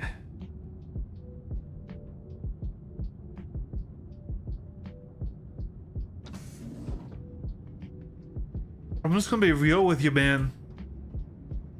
I don't see how moving 5 animals in pens is ever gonna matter. I'm just gonna be real with you. Maybe it will be hugely vitally important, and I will eat those words. Echolocation there? Oh my god. Ah, this is the room I wanted to see. Ah, fuck yeah. The random ass Drake fire room.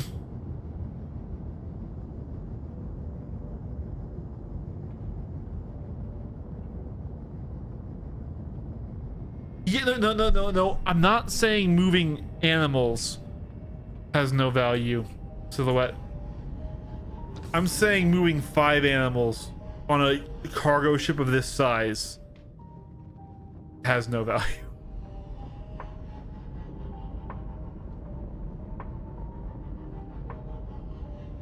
Like, you're telling me they won't sell an SCU grid pen or just have a more efficient ship for it?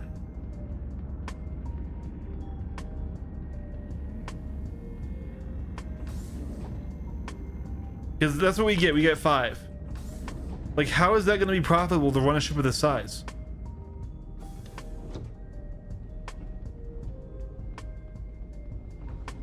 Like, don't get me wrong, if there was an entire deck of this stuff, I'm like, yeah, okay, I get you. It just, especially because we know this is the spot that they use to limit.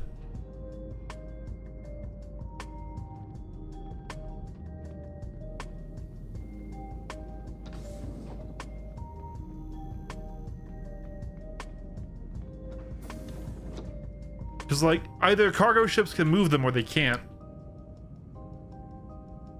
If they can't, there's going to be a dedicated hauler for it, right? It's especially because we know that this space is exactly why you can't put up the AA vehicles, the tanks in here. To me, it just feels like they didn't know what else to do with that space.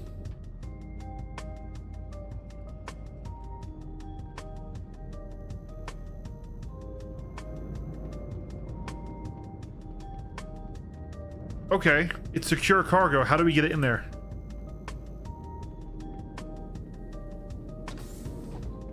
Like, we have 2 different doors that can't fit the presumably ASU crate in there. Like, that looks like that could fit an 8, maybe. At the very least, you know, like a 2 or a sideways 4, right? So there is shielded cargo in here. FYT, do you know about the shielded storage in here, the hidden storage?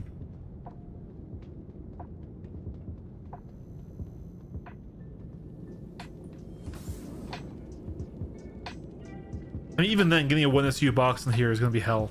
Like, it's not, this isn't a conducive area for loading, right? If it had top load, if it was under the thing and you could load it from the top, it'd be one thing.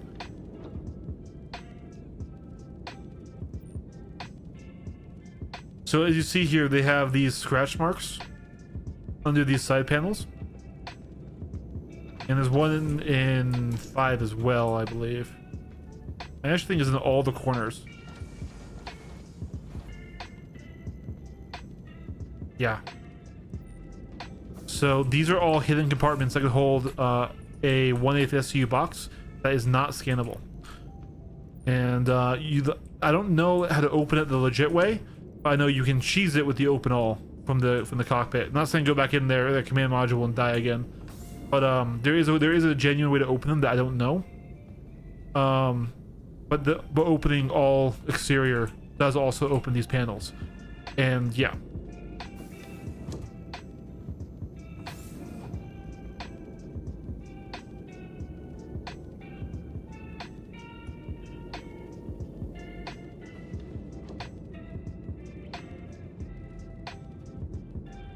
Okay. Got you. I see what you're doing.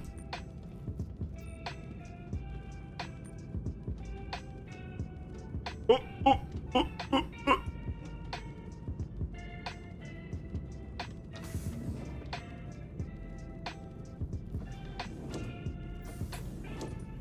Yeah, this likes to go down.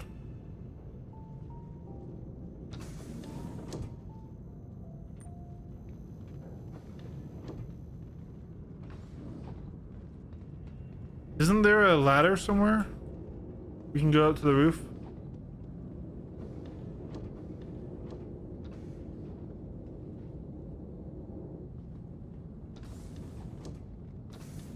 I get the iron shadow and fill it with the kids' college to the brim. I have not seen the clip. Oh, it's right here. No, that's the other ladder.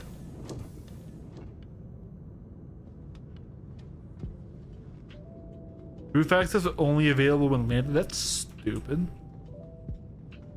Really?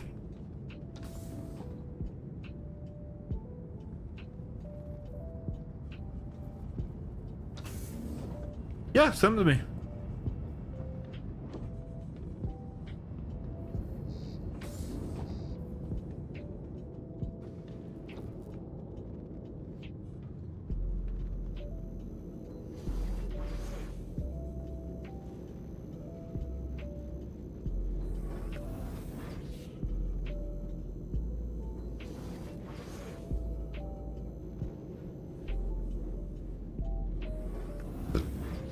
You act like enough.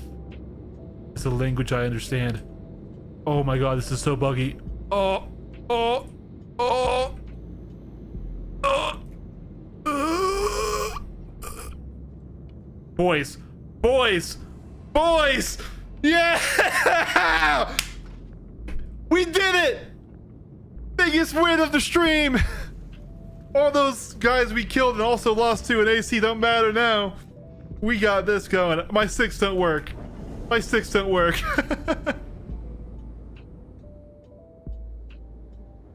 There we fucking go!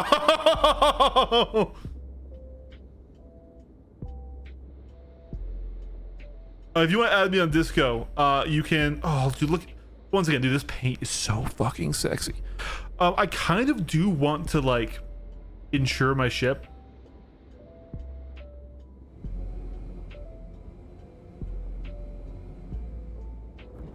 But fuck it, we're here for science, right?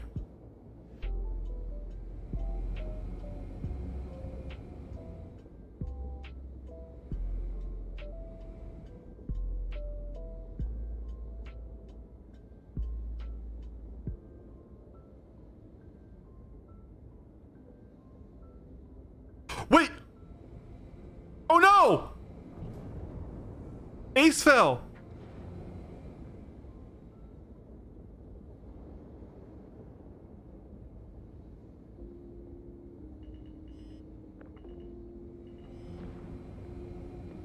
Hold on, hold on. I have an interior, but I don't know if I can. Oh, wait, oh, wait. Open exterior. Okay, here's what I need to do. Oh man, you caught me at the wrong time, buddy, because I don't have my light sticks plugged in at all.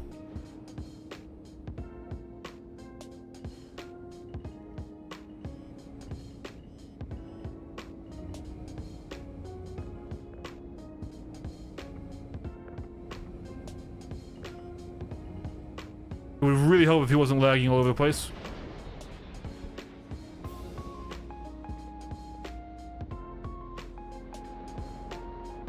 Oh, I went too far. I went too far. I went too far. God, dude. Doing this while I'm on mouse and keyboard too. All right, let's start matching speed sideways. And then coming in.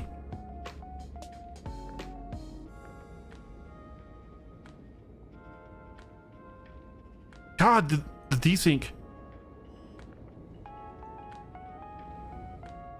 I don't think I got him. I did not. I did in fact not get him. See, I can probably get him on top.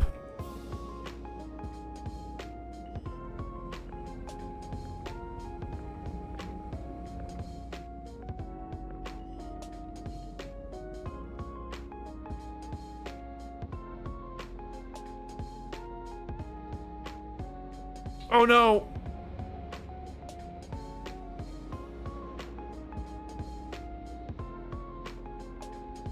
Oh, he's in me.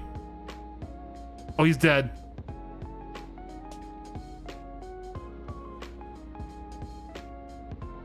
Okay, is he full dead?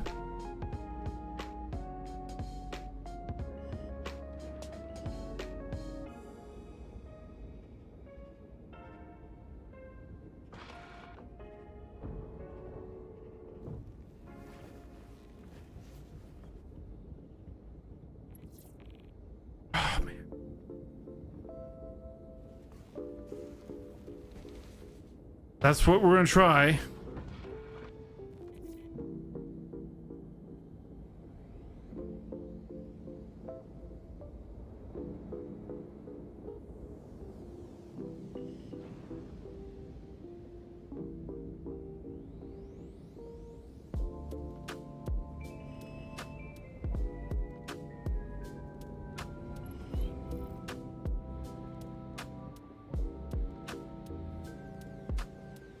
No! God damn it!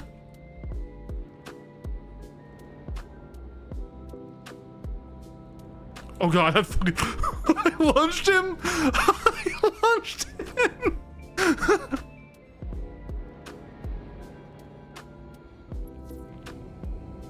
I'm gonna try a different bug.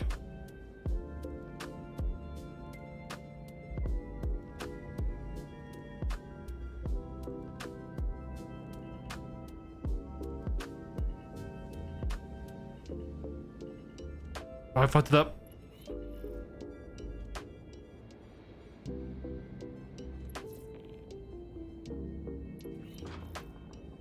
Wait. We did it! Oh my god.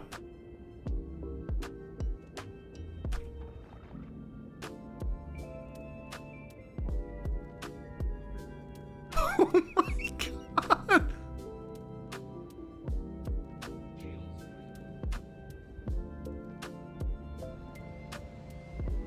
Oh my fucking god.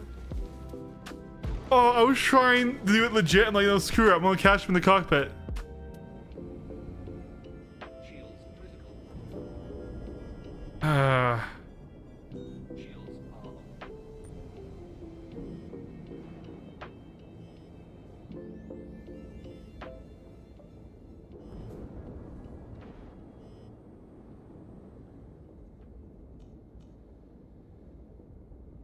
Oh my lord. So, how do we get you back into your ship? Is now the question.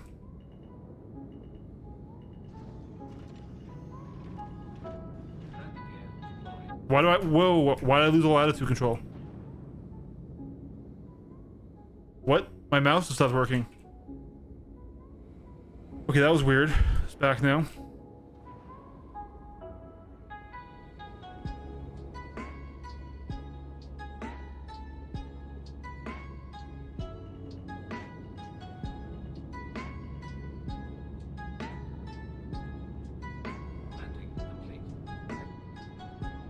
Yeah, so it don't like that. It do not like that at all.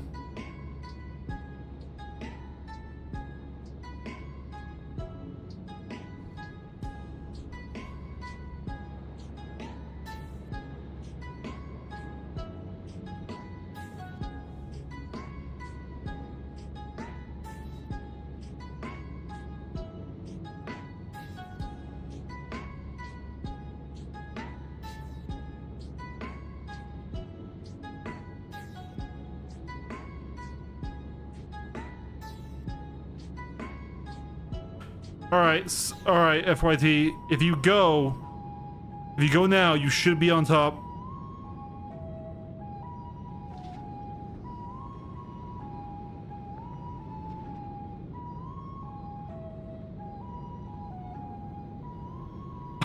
This is so silly.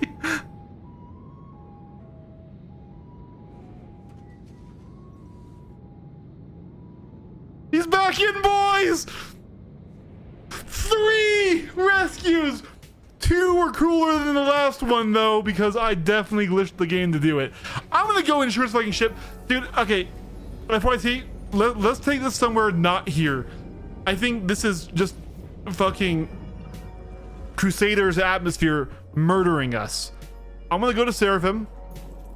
I'm going to insure my ship. Alright?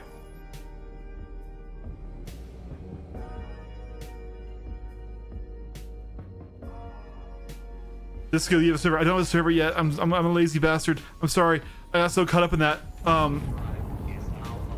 You can add me as GGG ERIC. GGG Eric. All lowercase. Oh my god.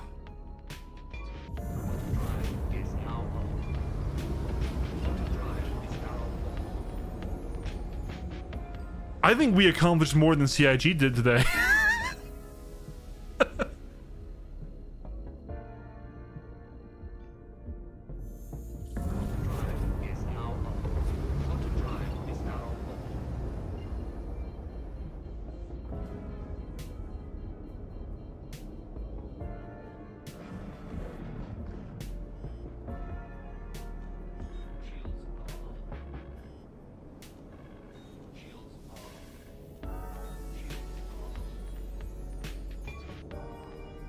Weird. Yes.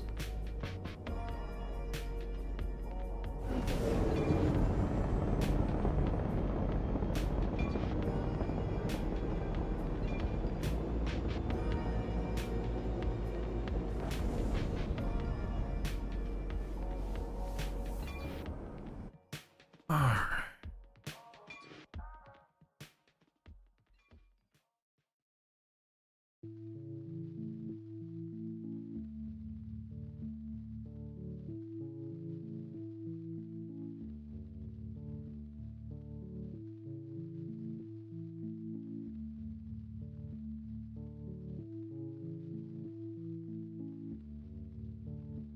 Friends. I see a blitz should be added.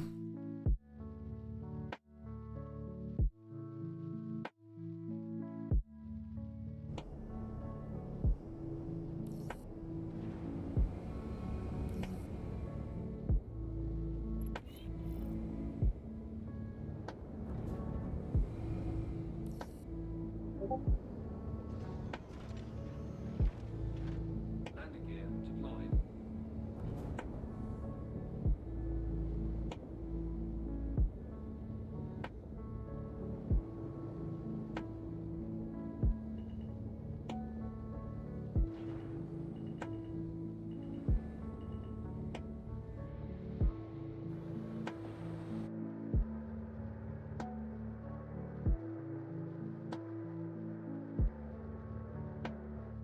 Oh.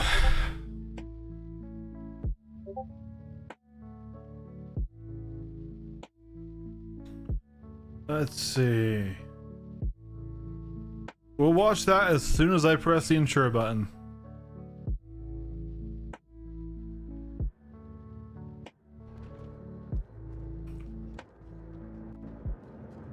That was some trauma right there. That was some grade A Ironclad trauma. Welcome to the ASOP Vehicle Retrieval System.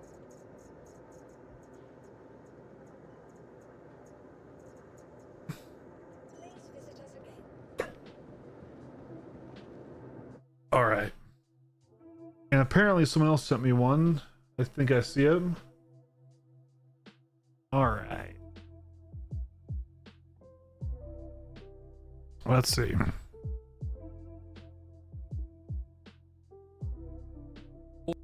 Pulled off the SC Leaks Discord. It looks like this was, I don't know, leaked a while ago, a couple months ago. It's definitely not my video. This shows you it right there. And I figure since now they're showing it off in this video, take a listen. EVE combat release. The mission, take out their forces. EVE combat release. Yep, that's it. The mission. So definitely a laser Take out repeater, not a their cannon. forces. That's interesting. Then it really won't be a problem to go ahead and show you that prior video of these cannons, especially since it's just an external view. With that in mind, the Meteor is getting a weapons kit, and that is pretty exciting. It means that there is numerous possibilities for this machine, just like any other machine that has bespoke weapons possibly getting kits down the line, like the Polaris's front guns, among many other things, which would be Ooh. really cool. Bespoke shouldn't mean completely stuck with that weapon. I can only imagine what they might put on an Ares starfighter, like maybe a laser cannon, like we're about to get on the new Hammerhead variant coming soon. So with that, thank you for watching. Thanks for a sneak peek at this awesome find here, the Meteor laser weapons kit, coming soon during DefenseCon, more than likely. Too many shots before you are just all out. This video to go, it's definitely not my video. This shows you it right there. And I figure since now they're showing it off in this video, take a listen. EVE combat release. The mission, take out their forces.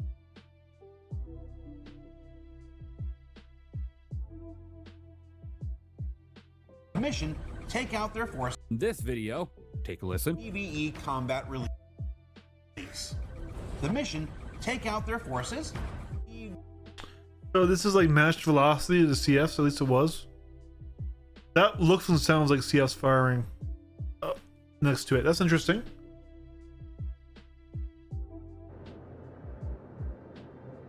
I mean, it is or it isn't, right? I mean, the Leonids are fucking nasty. Any which way you fucking want it, man. I'd be very curious to see what their numbers are. But if they are velocity matched to attritions and to Panthers, no, or not Panthers, sorry, that would be Galderines now.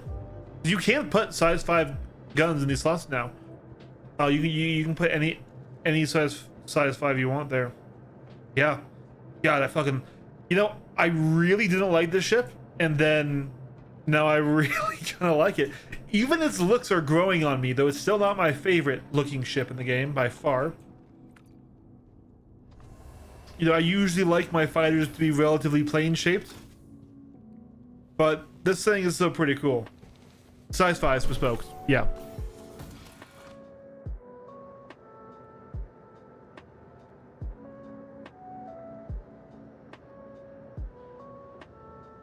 Yes, you can use any size 5 right now, yeah.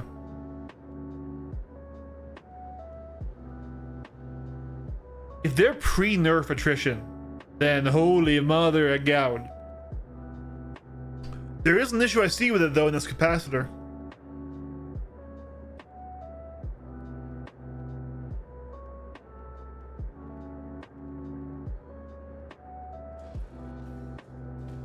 All right.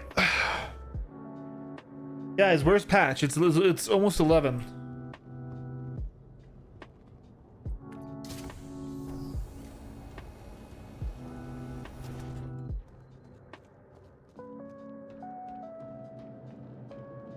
I think I'm gonna store the ship and relog, and honestly restart the entire game and see if I can play with my flight sticks now.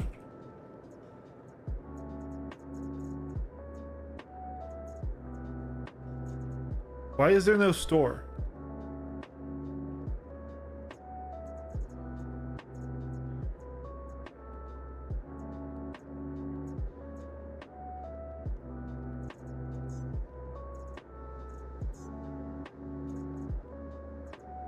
Please visit us again. Weird. Goodbye. Is it because I'm angled weirdly?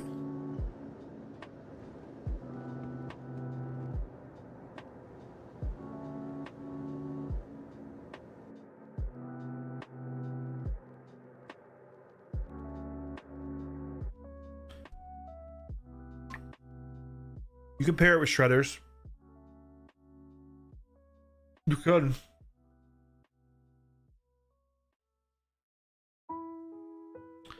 That's wild. That's wild. Let me fully reset the game here and see if I can play with my peripherals.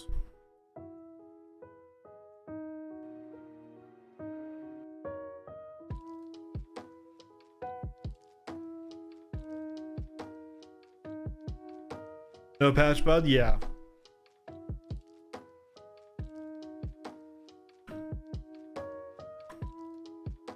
I love how the Saber looks.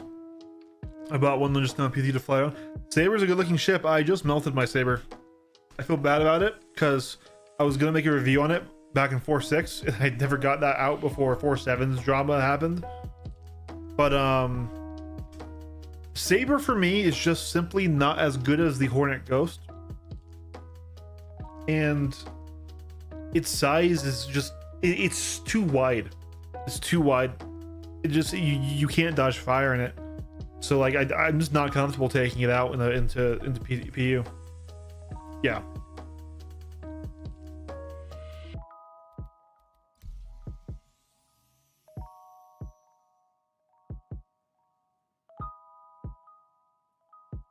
I'm really disappointed in CIG. I mean, we knew this was going to be another late patch, if I'm being real with you. But, like, what the heck, guys?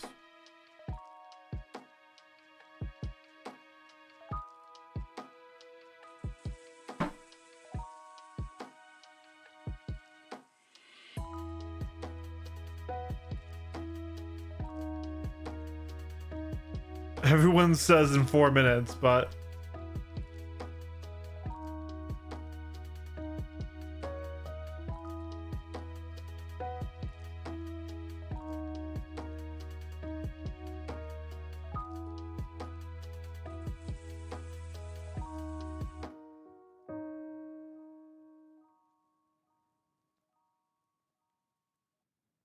With new deflection, fighters can be ignored if you're a big enough ship. That's not how it works. Well, okay. Size 4 cannons. Yeah, okay, never mind. Yeah, it depends. Right? So here's the thing. Here's the thing. Anyone anyone who was ganking before, unless they were ganking solo in a fighter, can still gank. They'll just take a Meteor, or they'll take a Deadbolt Buck, or they'll take a what's fast? Not maybe actually the Deadbolts would be good, or any other high damaging, still fast enough to be on its own fighter, right? And they'll have 1 or 2 of their guys fly that. The rest can stay in fighters, and once the armor is stripped, everyone can engage. If you have a Meteor, they can't go anywhere. Sorry, not Meteor. Sorry, Mantis. They can't go anywhere. And also, once again, gankers like big ships too. So we'll see Idris railguns. We'll see Piracy. We'll see the new Tiburon, right? Yo, 4.7 is out. Vobble in the chat there. So like, ooh, I think there's hope. I think there's hope, guys. I've got my flight stuff plugged in, but it's not happening. Now, if I move my flight sticks, okay.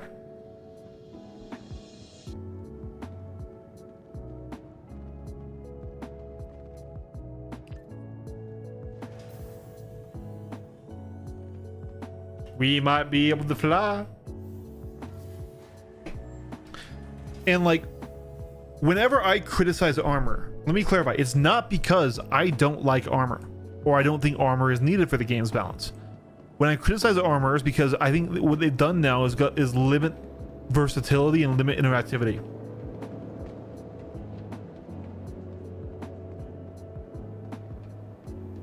Stop eating something with some peanuts? Yeah. So like, let me explain what I mean, Mike. All right. So my problem with the armor is not light fighter versus capital ship. It's the whole breadth of it. So right now, if you're in a Connie and you're fighting another Connie, unless you have upgraded the cannons, you guys can't damage each other. You can't interact. Even if you're fully crewed, you have 2 turret gunners, you have a guy in the fighter. Though that group of 8 players cannot interact with each other. Now you can say, well, what about missiles? They have to agree to be in missile range. The issue I take with missiles for stripping for matched fights is once you close, you can just stay close and not let them get away, and then missiles will never happen, right? So now imagine how annoying that would be. If somebody's griefing you, they're bumping your ship, they're doing other stuff, they're getting in your way, and you can't even shoot at them, right? So now let's say that the Connies did have the correct weaponry to deal with each other. Only the pilots can interact. The turret gunners can't, and the support fighter can't. And so it's just, I think there needs to be a better system for armor than alpha damage. Alpha damage is the stopgap that they chose on. I see why they picked it. Especially because they don't want to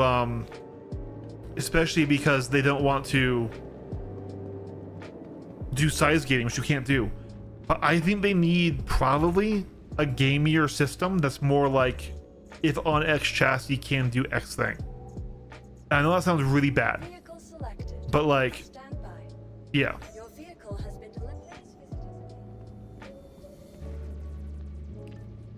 If you want to fight, we can.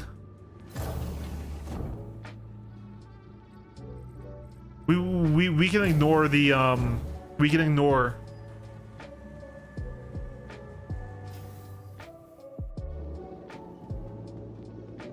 the command module because we know that's busted easy. Yeah, right? Like, if I have 8 players fighting, I don't want 2 people to fight. That's all I'm saying. I'm not even talking about fighters at this point. And so, and once again, I'm in no way saying remove armor. Want to clarify that. I am not the remove armor crowd. Okay? But I want us to find a better solution to allow those players to interact better. I can fully break down exactly how armor works and stuff, but like people say because I'm a fighter pilot and because I have criticized armor that I'm anti-armor, and I'm not. Rocket Space Industries. Enjoy the ride. System check. I think there are better ways of doing it than we have. Shields are off. Shields are off. Shields are off. My shields are not charging though. System off. Welcome to Rocket Space Industries. Enjoy the ride. System check. There we go. Yeah, no, exactly. Maelstrom can be better, absolutely. But why I will criticize what we have right now is because what we have right now does sort of show some of the ideas that are being nailed off, and all I want is ships of the same weight class able to punch it out, or you're able to punch up or punch down depending on your role, right? So like, for example, a Hammerhead is a punch down ship. It's meant to fight fighters. It's okay. It's kind of okay if the Hammerhead can't pin a Perseus, even though that really fucking sucks for other reasons, right? Oh, whoa, hold on. Oh no, my sticks are inverted. My sticks are inverted. My right stick is my left stick. My left stick is my right stick. Hold on. All right, I still have. Oh god. Oh man, I'm gonna need to rebind that. Let's head to Daymar, FYT, and we can do the test like there somewhere, right? Because that way also I can pick you up when we're done and take you back.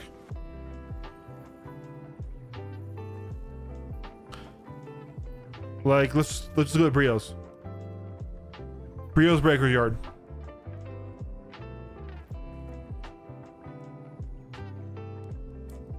Yeah. So, oh man.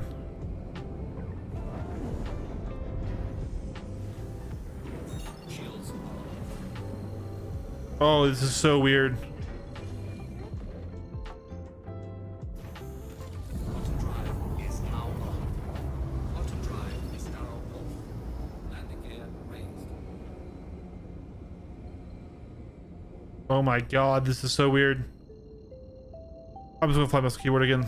I can't, it won't let me. Auto drive is now on. No, that's people who are defending the whole system and not allowing any criticism to take place because they don't want a nerf like we saw in the beginning of 4.8, right? But guys, we can be critical. We should be critical.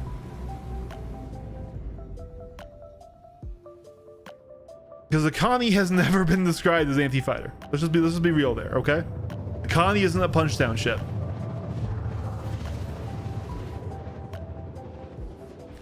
Yes, and we know how to make them better. It's just CIG has not wanted to do modifiers, so what we do is we either give them a T spec weapon, so we have ground G spec weapons now for the ground stuff, or we simply raise the velocity of the weapons if they're in a player man turret, right? That will help a huge amount. Shields are on. Landing gear deployed.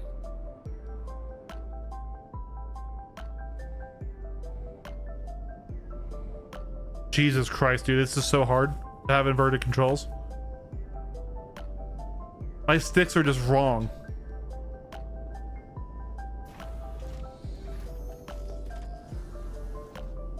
Landing gear raised.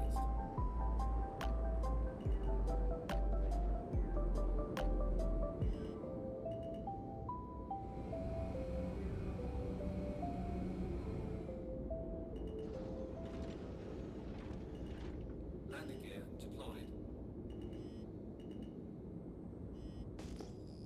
Ah. Landing complete. Engines are All right.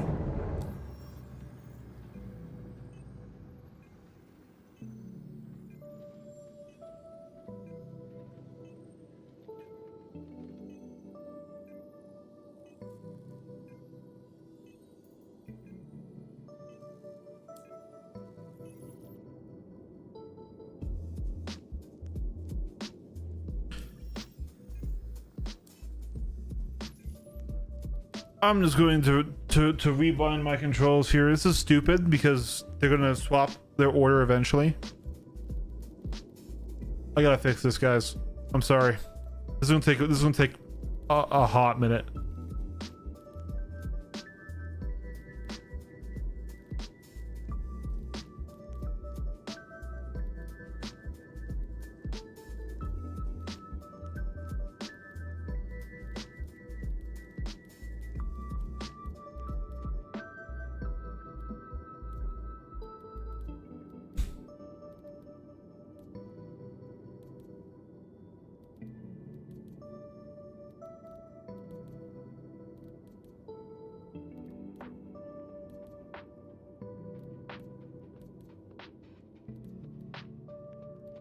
Hey, bro, Seth, how's it going, man? Yeah. Connie should be a serious threat to a capital or a subcapital if they don't engage it. Those size 5 guns should hurt.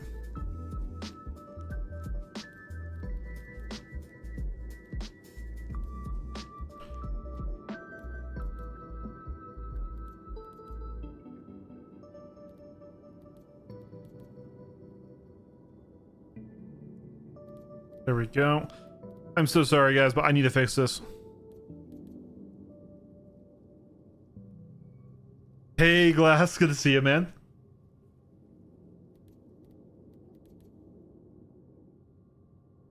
HP elixir. All right, so the whole org is coming in to check out the stream now. You guys missed it earlier. We did 3 sequential catches of people falling into atmo from ships on accident.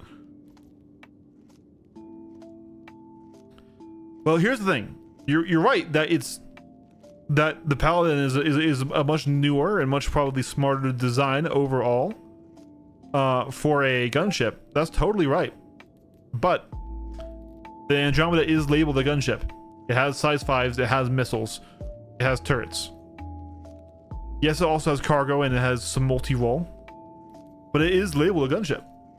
And it is a scary attack craft if you're in a capital ship and you just let it sit behind you and wreck one of your shields.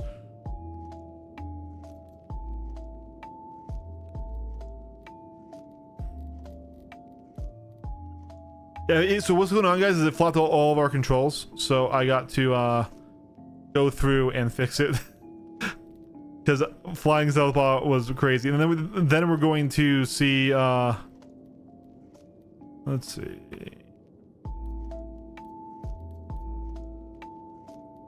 Then we will see about attacking the Ironclad with the Meteor and see how long it takes us to kill it.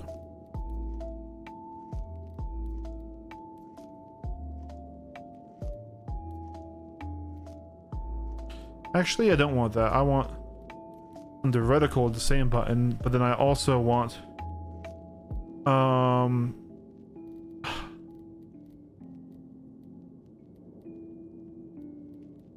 want all on this button, and then hostiles reset the no not hostile, sorry, attackers reset the closest there we go. And we'll see if the targeting works. I doubt it does, but we'll see. Radar. Ping on that.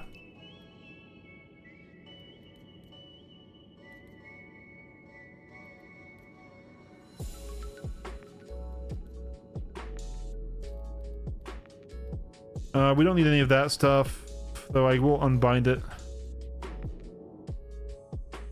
Hey guys. They're still working on the update. They sent a message in general. Really? Why? Why is... Am I being scooped? Are you scooping me right now?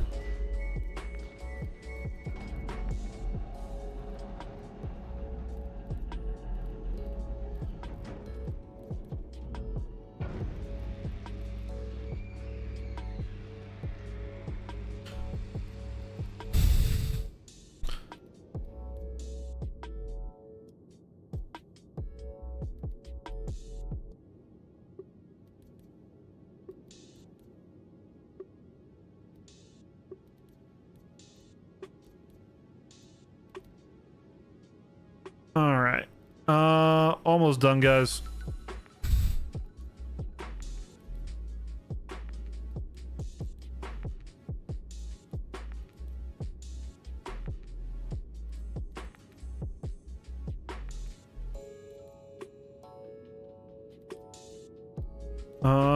And then countermeasures.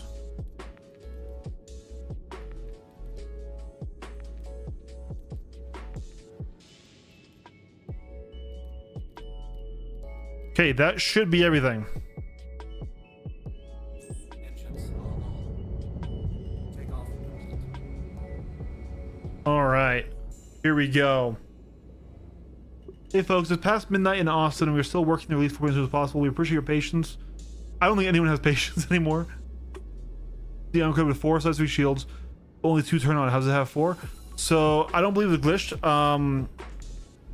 Ooh, I don't remember. I know at one point they had said something stupid like only the ones that are powered apply to regen. Hold on, Ace. I'm gonna try first landing.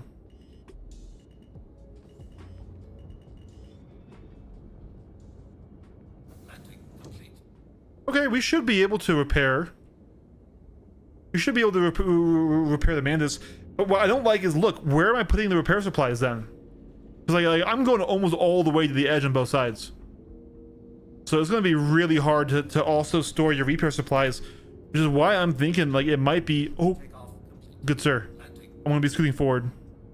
Please don't get hit. Take off complete. Yeah. So I think that's as far as I can go before I hit that turret. But I do think our central pivot point is on those rear pads now. So if this was the assault, we could repair.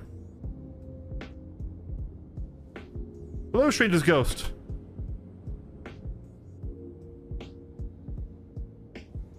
Alright. So we can repair the ship, but I mean, it's going to be really hard to have stock supplies for it. Alright, Ace, if we want to test how quickly I can disable the ship.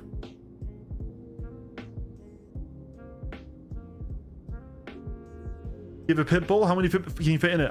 Pit bull has not been released into PTU yet, or into live yet.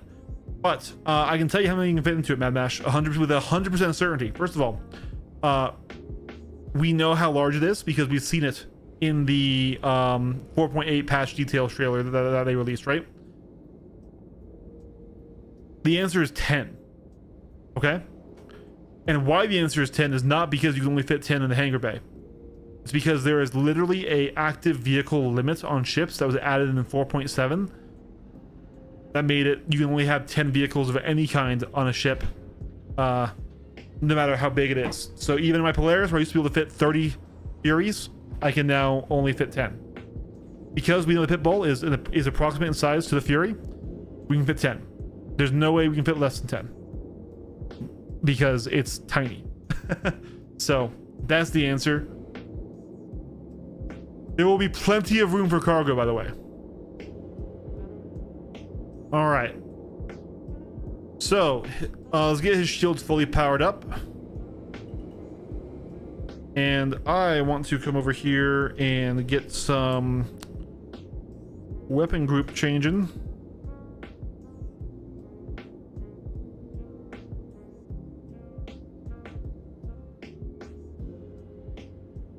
It will absolutely fit. If you want me to, I can back up my source.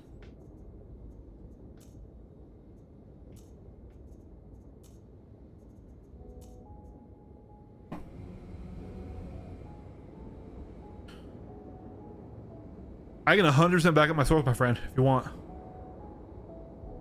All right, FYT, how do you want me to do this? Do you want me to try and just pop the power plants or pop turrets? How do you want? Yeah, 4.8 was live for today. We knew it was going to be late because all the PTU patches were late, but they've just put in a comment saying that they were still working on it, right? So for most people in the world, it's probably late. Whatever you want to do. All right, well, let's start by hitting your turrets, right? These are your defenses.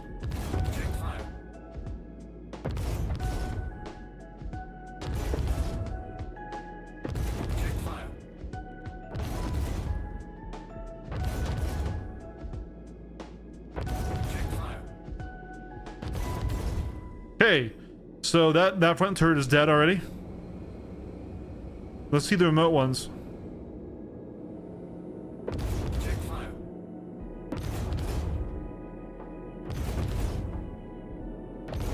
Oh, that's already dead. Shoo, those die fast. These die really fast. Check fire. 3. So a total of 12 shots, but 3 trigger pulls to delete those. And now the size 5 on the bottom.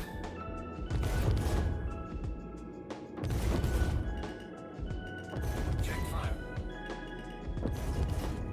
Oh, hold on. It's on me. Oh, it's gone. So 5 trigger pulls on that. So we can, as of right now, we have rendered you harmless. You are combat ineffective. God, the Meteor is insanely good. All right, so I see your big power plants. I think the closest pen will be from straight on top. Probably like right here. Check fire.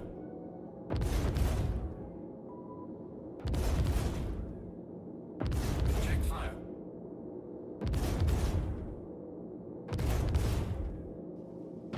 Check fire.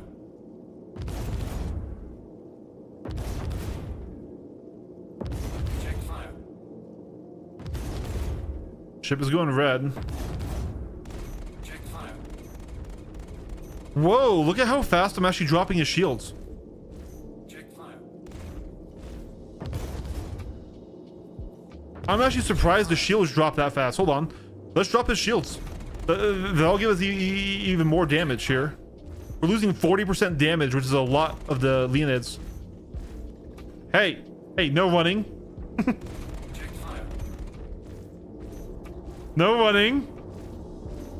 Ace. Check fire.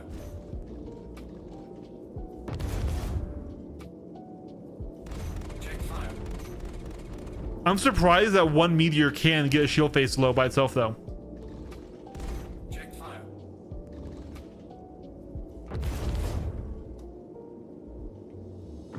Check fire. I don't know if there's a better angle to try and pen it, though. Check fire. Maybe from the bottom, actually. I'm really surprised one fighter can drop a shield face that quick. Hello, sirs. Hello, sirs. Oh, it's you guys! It's Ares and... Okay. I'm like, who the fuck is this? I'm like...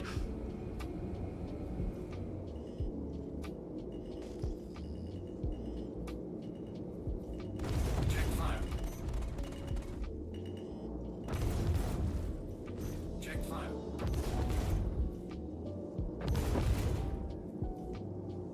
Check fire.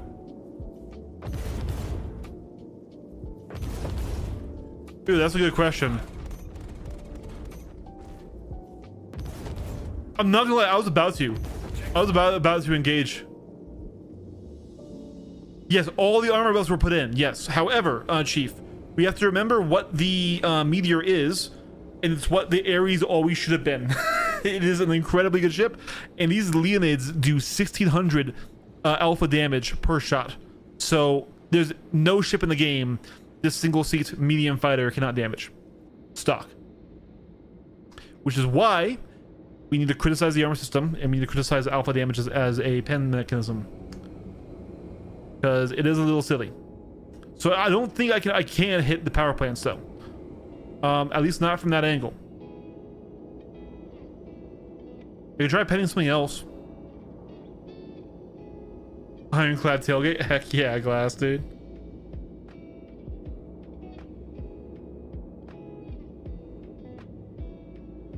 See if I can hit this shield gen. Check fire. Check fire. Check fire. So what we've already done, Chief, is we've already destroyed every turret on this thing.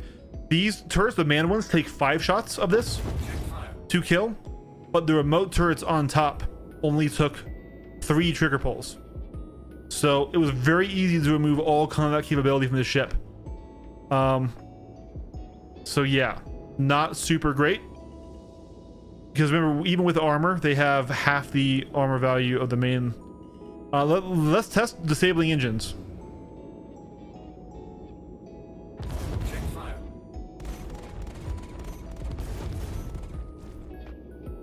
Check fire.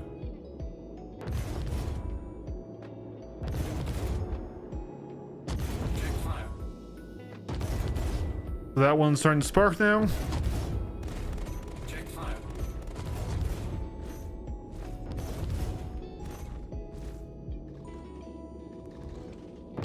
Check fire.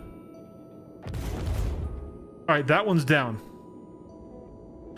So we can disable the engines. Check fire. Check fire. Yeah. I mean, the CM is very slow.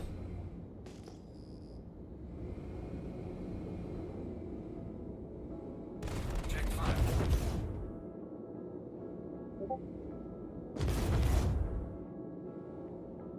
Check fire.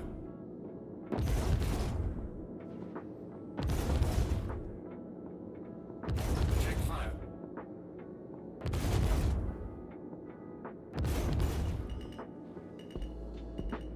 Check fire.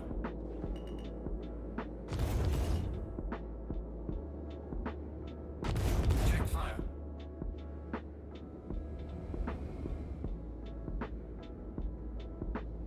All right, where are you guys at? He's still in his ship, I see.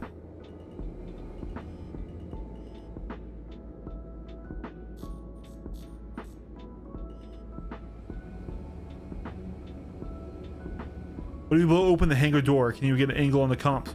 Ooh. Ooh.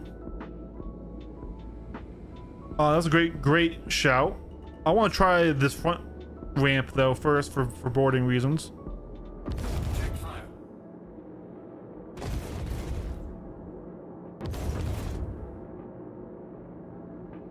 Check fire. Check fire. Oh yeah. This ship is probably one of their best like made ships visually. Check fire. It is so intricately detailed.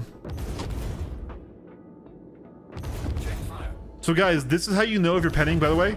You'll see this damage appear on the ship. Check fire. And like here, we'll even drop your front shields. Oh hey, there it is. So Check fire. Check fire. I don't know if this is getting deeper in the ship. Fire.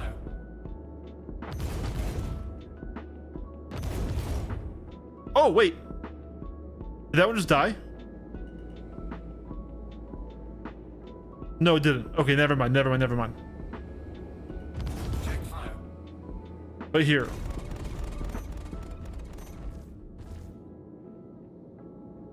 I need more power on my guns. Why did my power reset?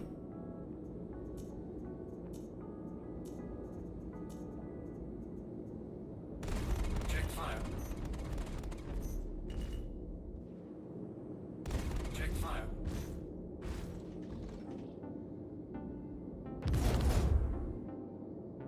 Check fire.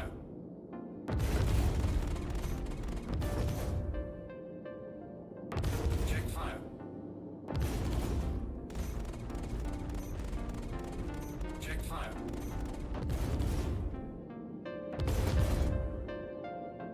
Check fire.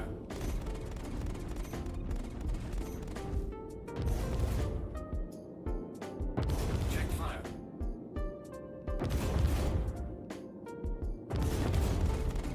Check fire. Yeah, if we just had some. Check fire. Oh, dude, I got excited for a second. Check fire. Check fire.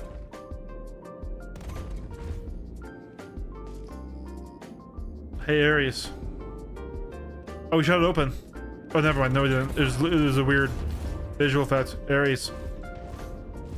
We should dogfight.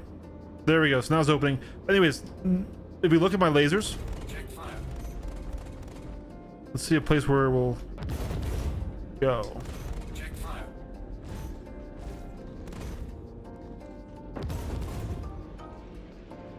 Check fire. So you guys see that? How even the laser is applying spark damage? That's how you know you're petting armor. If you're not seeing any visual effect, like it could even be like this rumpling before it breaks. Yeah.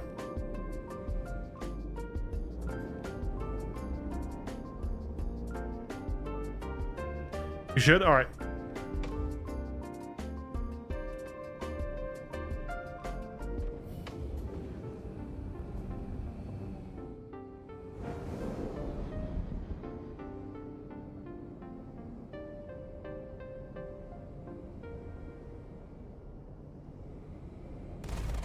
Check fire. Shields damaged.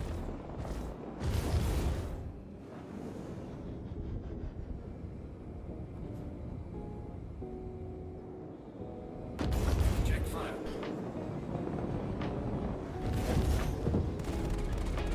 Check fire.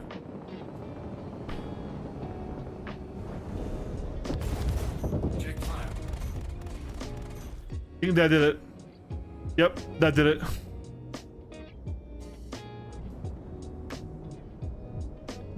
That's a power plant kill, baby.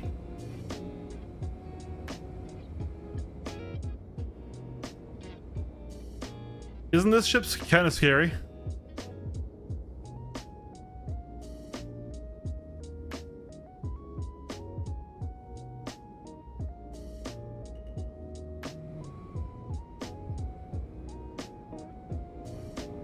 Well, yeah, it's because this thing can't really turn that well, but like you get the shot, you're gonna get the kill, right?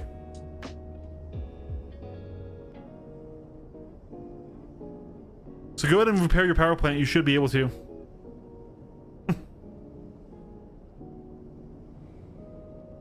I think it took two from the Leonids, but still. Yeah, the Leonids are insane. The Meteor is insane. Now, yes, if you kept me close and you kept me in a turn fight, different story. But that requires being good at a knife fight, right? Not saying you're bad. I'm not trying to call you bad. It's like most PU pilots can't do that. So this ship is once again just insane. Check fire.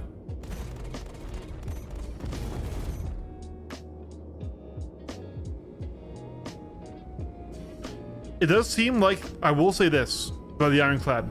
The engineering room is at least very deep and very well protected. I don't know of any gun that pens further than the Leonid. And I can't find an angle to pen it. Check fire.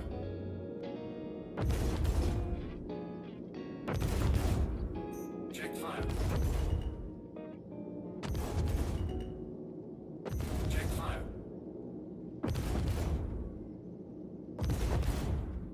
Perseus might have more pen. Check fire. But that doesn't change the fact that this is a very, very well designed engineering room, which is usually something that I would highly criticize on a ship for having.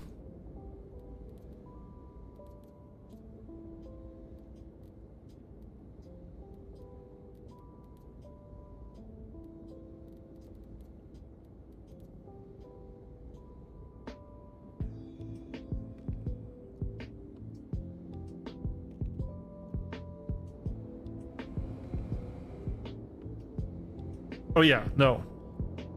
In my opinion, right now the Meteor is the best solo fighter in 4.8. Now you don't want to sit in a turn fight with it. You don't, but you have the speeds to say no whenever that does happen. Wait, it's on fire. It's on fire. That's what's happening.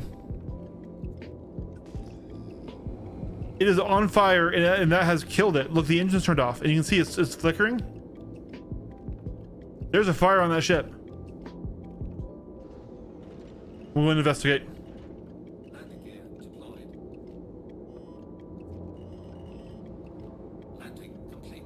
Engines are on.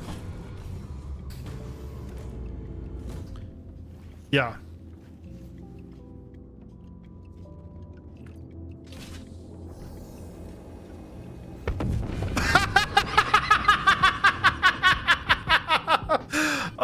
I wanted to see the fire. I wanted to see the fire. I wanted to see the fire. I haven't seen fire before, chat. Chat, I have never seen fire. No. Oh. What? That makes sense. Yeah. Go back and you can see it in the window on the left. But I wanted to like walk around and like grab a fire extinguisher. That blew up quick once it was on fire.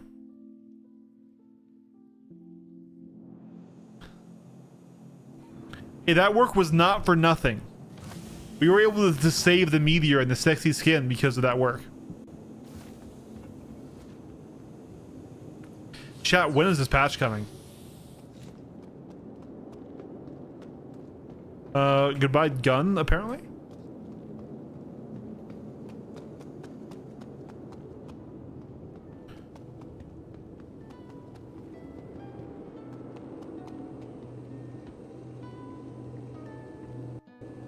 Oh my god, lag. Oh, okay, we're looking away from the window.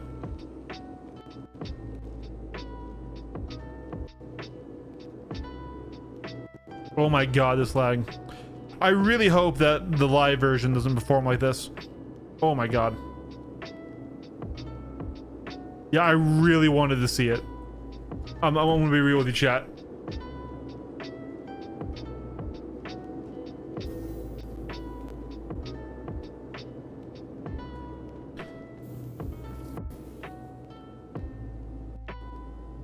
Dude, it's like barely, it was like almost crashing.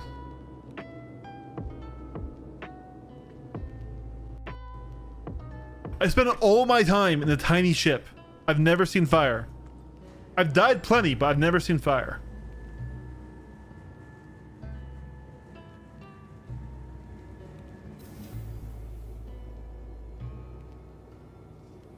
I will say, this flight suit, I don't dislike it. I really like the helmet, and I like the tube. But I think the Soul 3 light suit, which is just a little bit chunkier, just looks better.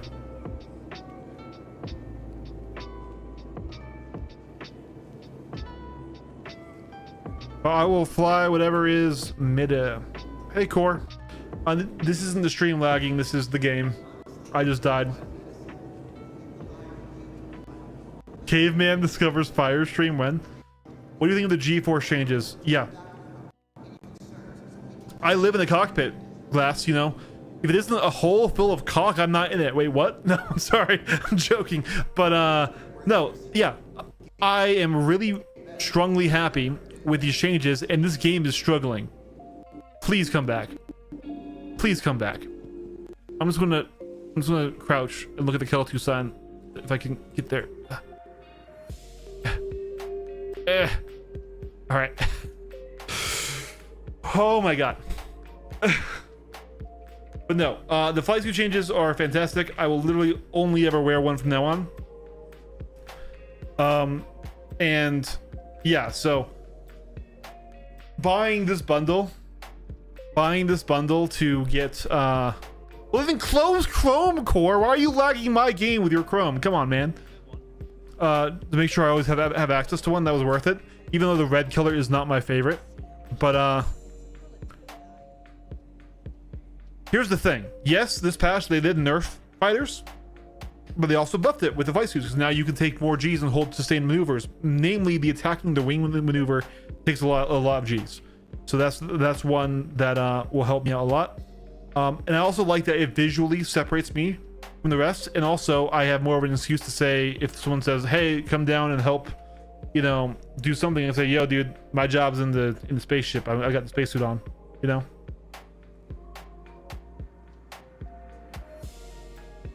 This crouch walk is very Metal Gear, with the hands up like that. Oh yeah, we tried that earlier. It was actually really fun. It was really hectic.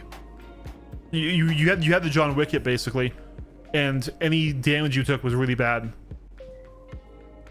I do love it. I honestly, I do love it. I don't love my character customization on PTU, and I can't wait for it to go live where I have my actual character saves. Nope, no suit locker in Meteor. No suit locker in any of the ships that I care about, aside from maybe the Ironclad and the Polaris.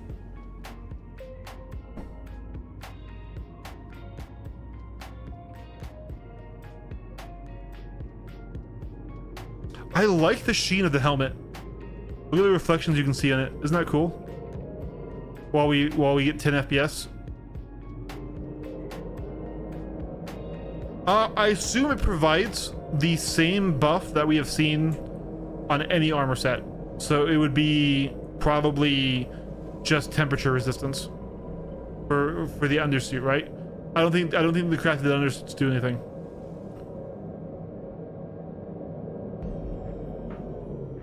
The Bucky is top tier, Glass. I'm wanting to do an interceptor training, and depending on who does or doesn't sign up for the flight school on Saturday, I might change it over if I only have pilots who've already done it, because I don't think Radio and Brace know that they've already done the training. But if I just have wingmen in there, I'll just do an interceptor training. They do have one, Ares. Just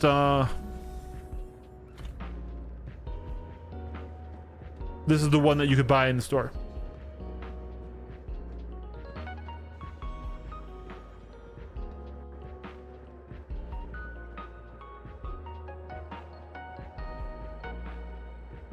Yeah, I do.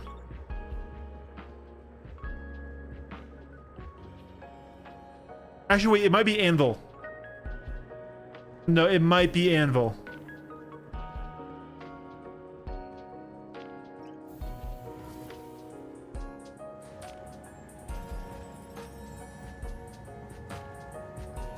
We can fly the Bucky.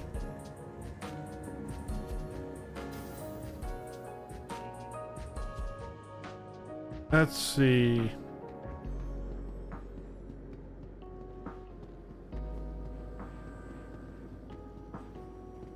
Probably the whole month.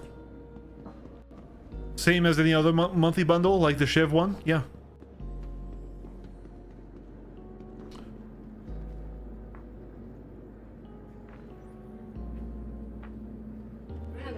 I'm just gonna not question the two naked dead women and the one naked dead guy. ASOP vehicle retrieval system. I want to protect my peace. Your vehicle has been moved to our storage facility. Okay, so I need size 1s. So my Aurora Mark 1 SE, and I need a size 4. So my Paladin. Your vehicle has been moved to our storage facility. Why not rent at the nest of newly renovated accommodations, located downtown with a luxurious Aspire Grand.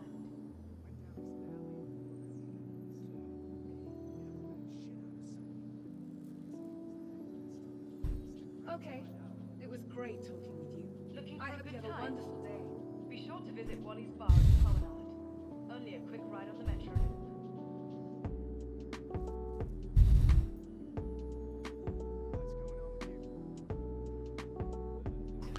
And then we get the Drake Buck that like to fuck and used to kind of suck, but now absolutely wreck shit. Love this ship now. Here we go, vehicle weapons, and we're gonna replace these with the Bulldog, and we're gonna replace you with the U. There we go. All right. Welcome to the ASOP. Yeah. No, no. I love the Soul Flight suit.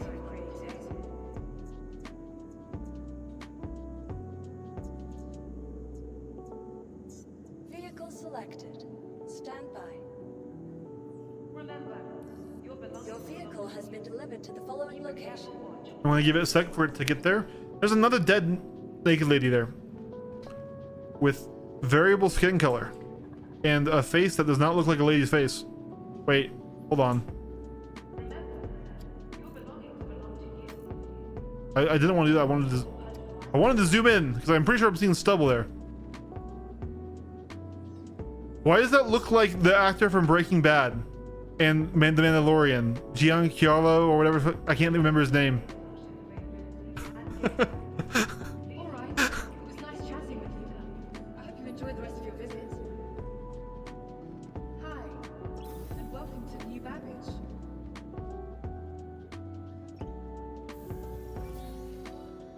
Well, thanks for listening. I hope you enjoy your time.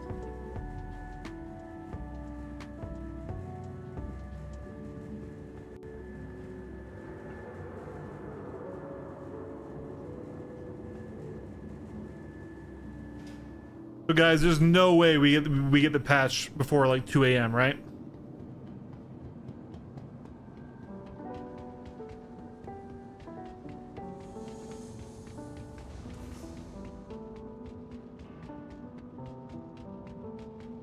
Do you think SC will ever make it the mainstream? No. No, it won't.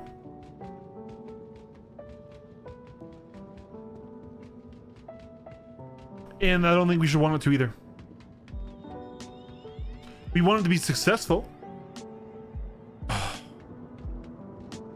I like the subtle change in tone on different materials, like how that's brighter red than that, and the black. Oh yeah.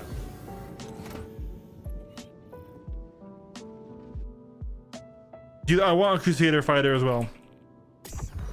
I've wanted one ever since the Ares was really more of a bomber. God damn, look at that. That looks way nicer in verse than it did on the store.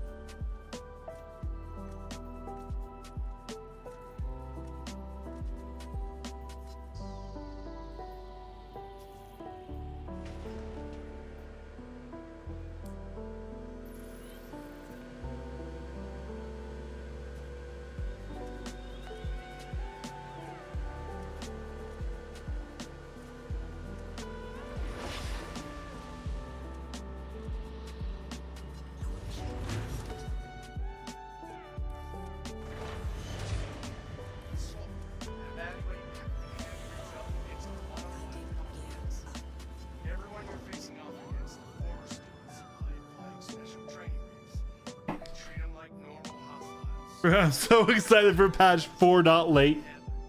Did you insure? Yeah, we insured.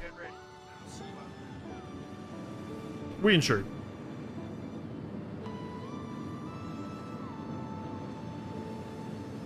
The Buck used to be a really terrible ship, guys, back in 4.7.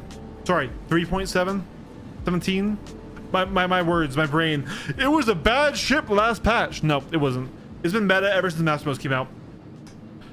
I like this one frame we're getting. This is a really good one frame.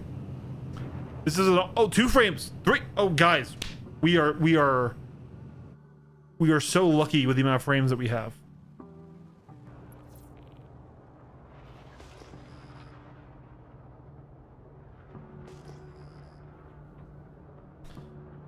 I love your abandoned Ironclad up here in orbit. How much you want to bet this guy fell?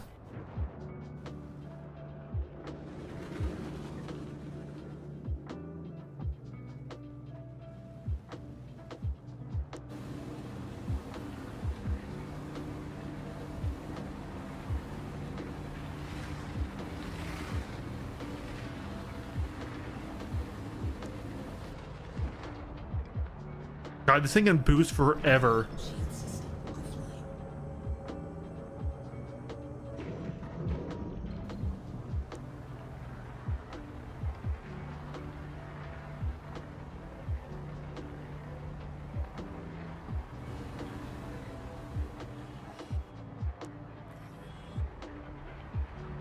We pulled 21 G's there. Alright, in theory, once I jump to Calliope, we should be okay.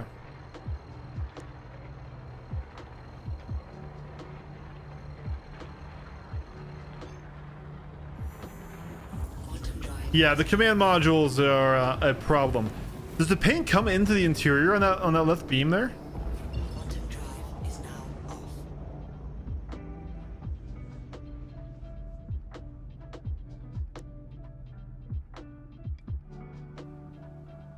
Ah, sweet, sweet frames.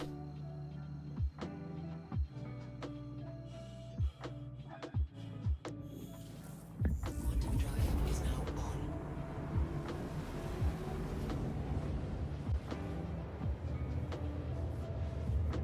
Quantum drive is now off. Wait, it's taking us to it's taking us so far. Why is this mission so far?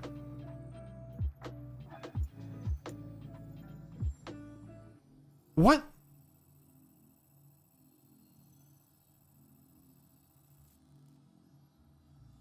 Is the event at noon tomorrow? Or later today? What event are you talking about?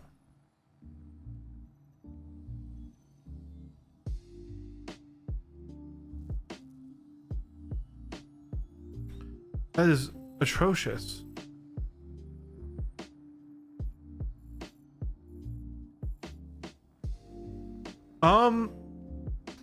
Ooh. Oh, Defense Con. No, yeah, that starts tomorrow.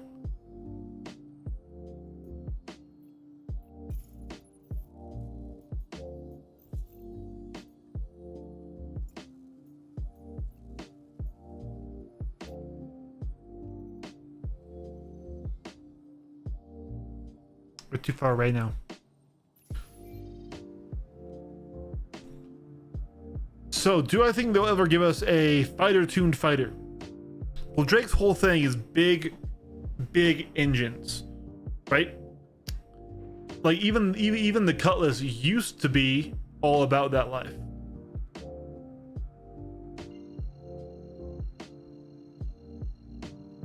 So, I don't know if we will get a fighter-tuned fighter from them. There's a good chance that that is going to be the Pitbull. But there's also a great chance, because of the design of the Pitbull and it having huge honking engines, that it will still just be always a interceptor. Why am I in this tab? That's the wrong tab. My brain is turning off, by the way, guys.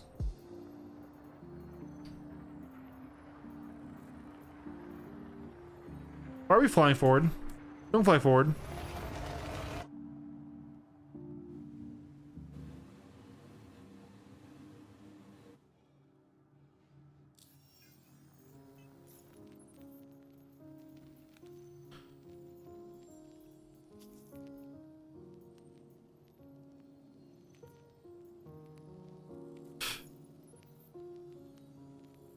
We got the same place.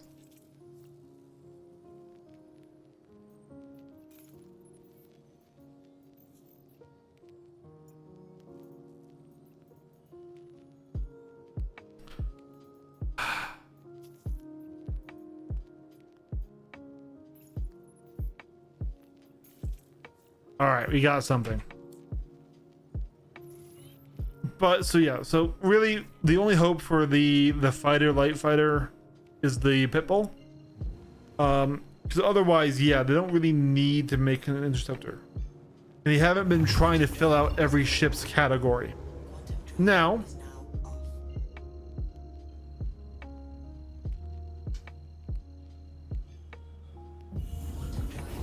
they might decide that they want to do that. So if we get an Aegis interceptor, or if we get a Anvil interceptor, that will be a good indication, right, that we're going that direction. Like even the M80, which everyone thinks is going to be an interceptor, myself included, with good reason.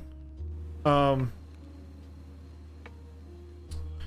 that's part of Origin ships, and they've also always been interceptors. Like their 325A is an interceptor, right? So it seems like right now they're kind of staying with what's what. So I would guess the I would genuinely guess the Pitbull with his big engine to also be interceptor tuned, even if it's a stub, right?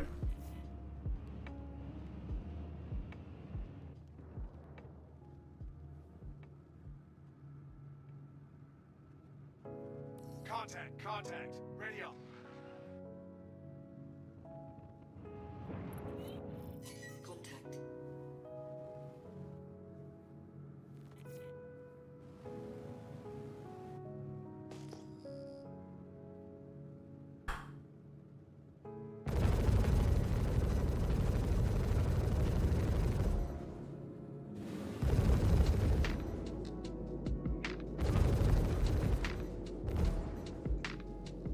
Why did my power get fucky again? Hold on, good sir. I need to fix my power before I can kill you properly. Sorry. Sorry, stand by. Shield system is hit.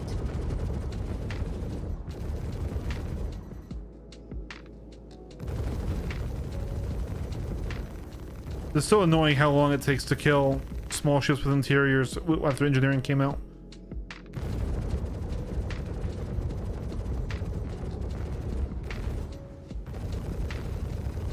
Congratulations. Target is destroyed. Wave clear. Here comes the next.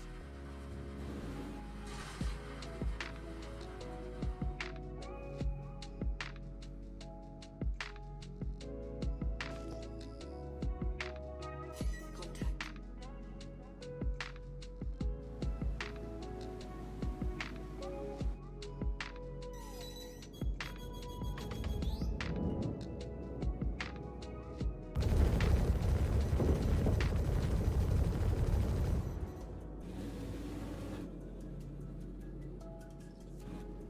I think we're still a little bit capacitor fucked. So some shredders would make sense on this guy. Or going to the spinal turret instead of the spinal size 4. Painting 2 size 2s up top would also help.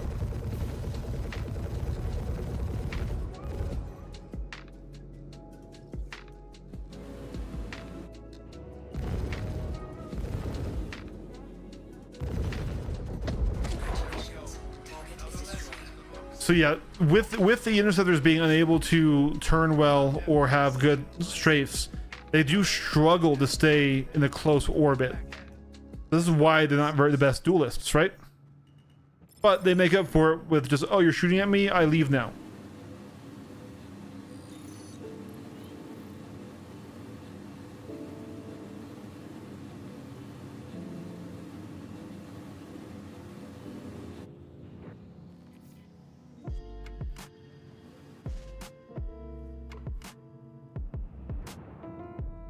I really want to see a fighter from Crusader. So bad, you don't even understand me.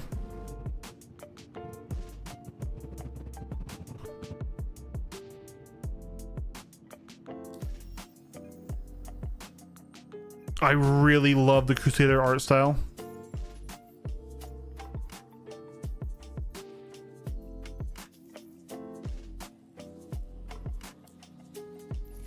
You ready for your next challenge, rookie? Now that you've proved you can handle going mano a mano, we're going to see how you do going against multiple ships at the same time. Not only that, this time you're going against ships. Like, I wanted to have like C1 design language. Nice wings swept back. Maybe give it 2 spinally mounted guns like the Krugers have, right? I'll notify the other pilots and we can begin. Then wing mounted guns as well. Got hostiles heading to your position. Maybe give it a vertical stabilizer for the first time in Star Citizen. You know, like my beloved Gripen and F-16. Maybe, please, please, please, please, please.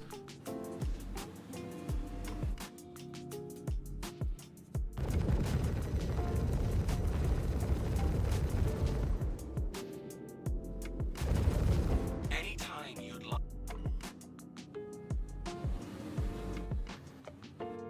Shield system is hit.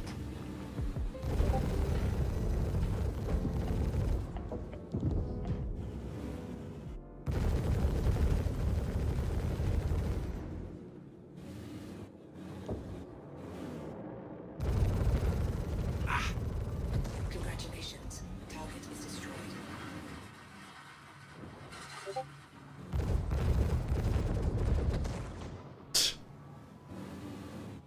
He's just like me for real, chat.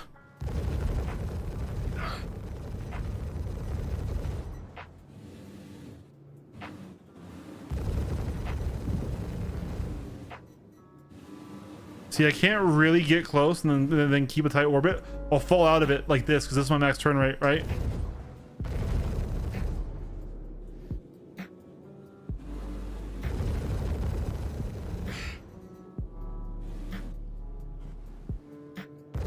This is why the Bucks and the Interceptors aren't super fun duelists, but they're incredible for the team fight. They are honestly a lot more flight based for like the raw strategy, even if your dueling is worse. So they're pretty fun for stick users.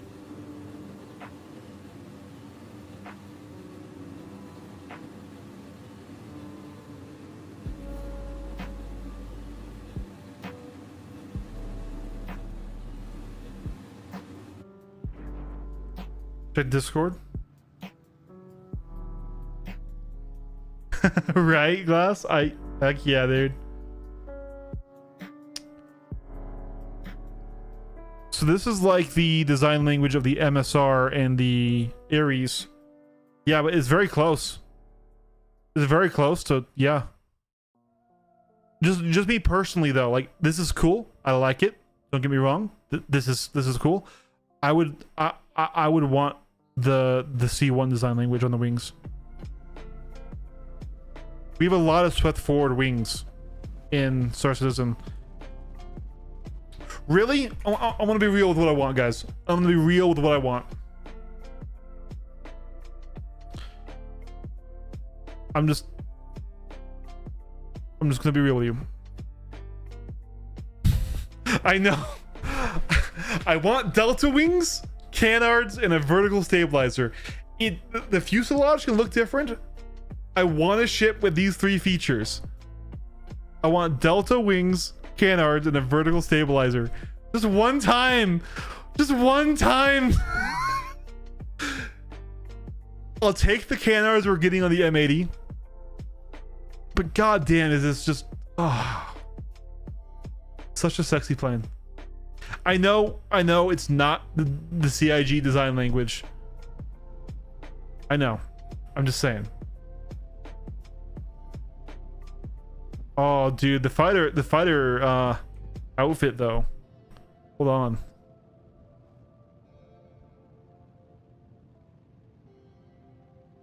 Hold on.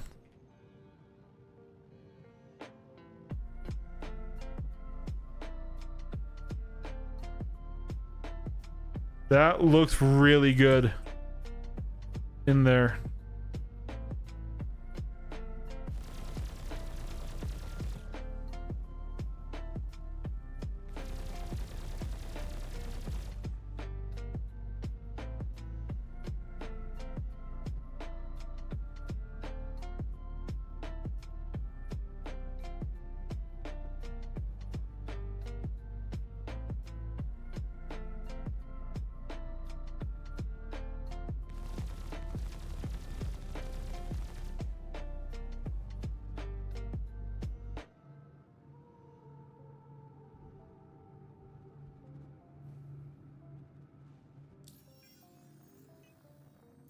Yeah.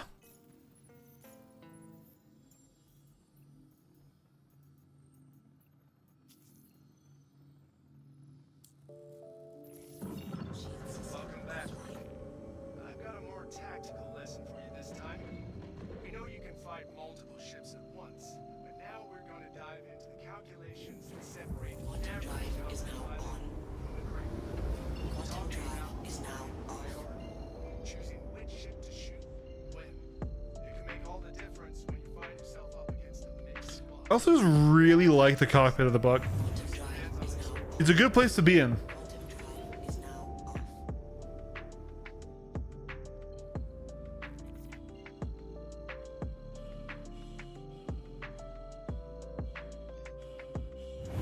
drive is now off. Quantum drive is now on. Quantum drive is now off.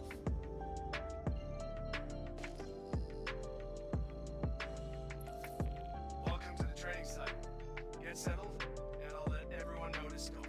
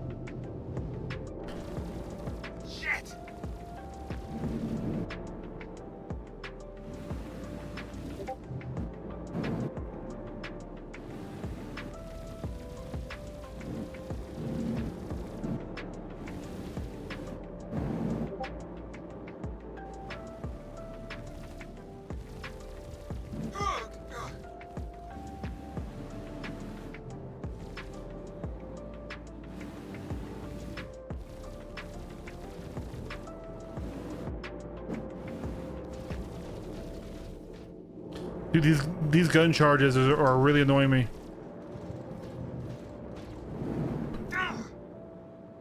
Being capacitor like this.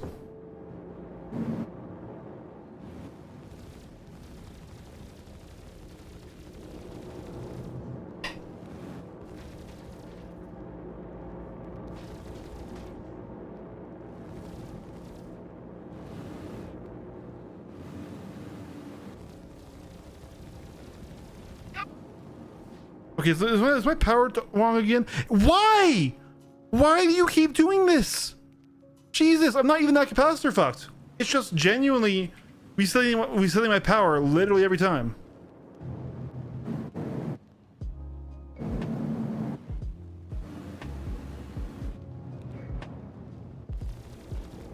Ah, shit the bed. Oh, there's the voice line, guys. It's what you usually do in a fighter where you can keep that tight orbit.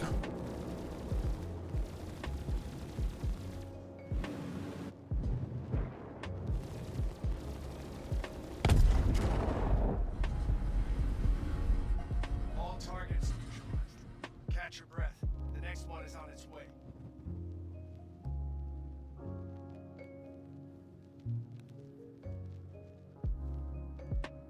Contact. It does feel Star Wars, doesn't it?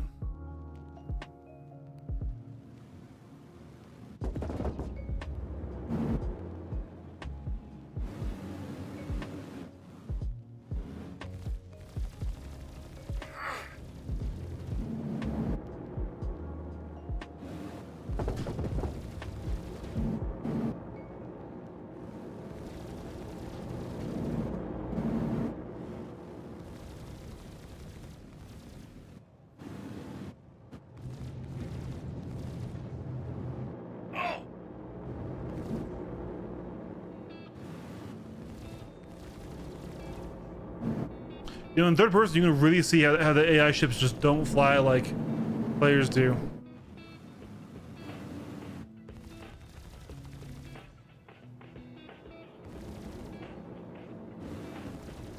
Damn it.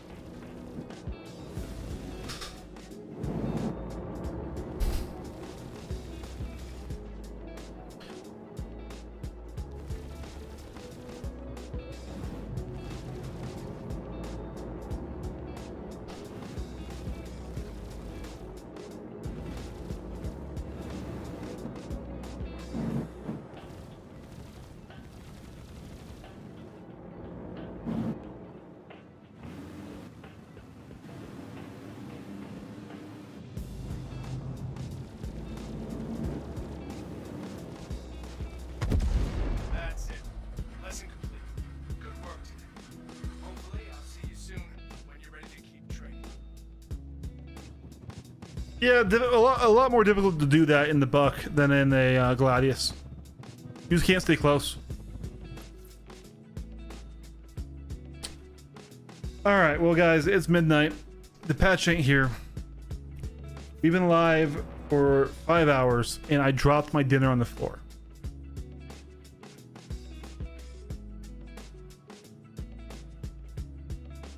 So, this is how I feel about, you know, the patch, CIG.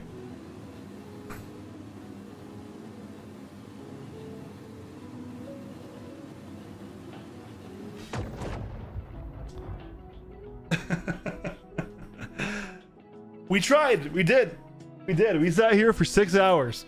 The dinner dropped before 4.8 dropped. It's true. It's true, guys. So, I'm pretty hungry. I'm pretty tired. I've got a big and potentially bad day tomorrow. So, we will see. Thank you guys so much for hanging out with me while we sat here and complained about this game that we all love to hate. 33 viewers is absolutely wild. I really appreciate you all. So thanks for watching. Thanks for hanging out. Thanks for talking.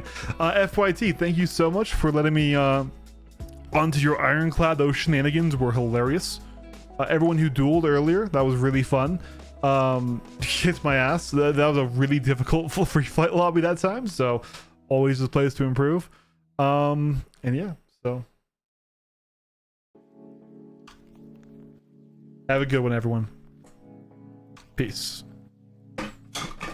I dropped another thing. This has not been my night.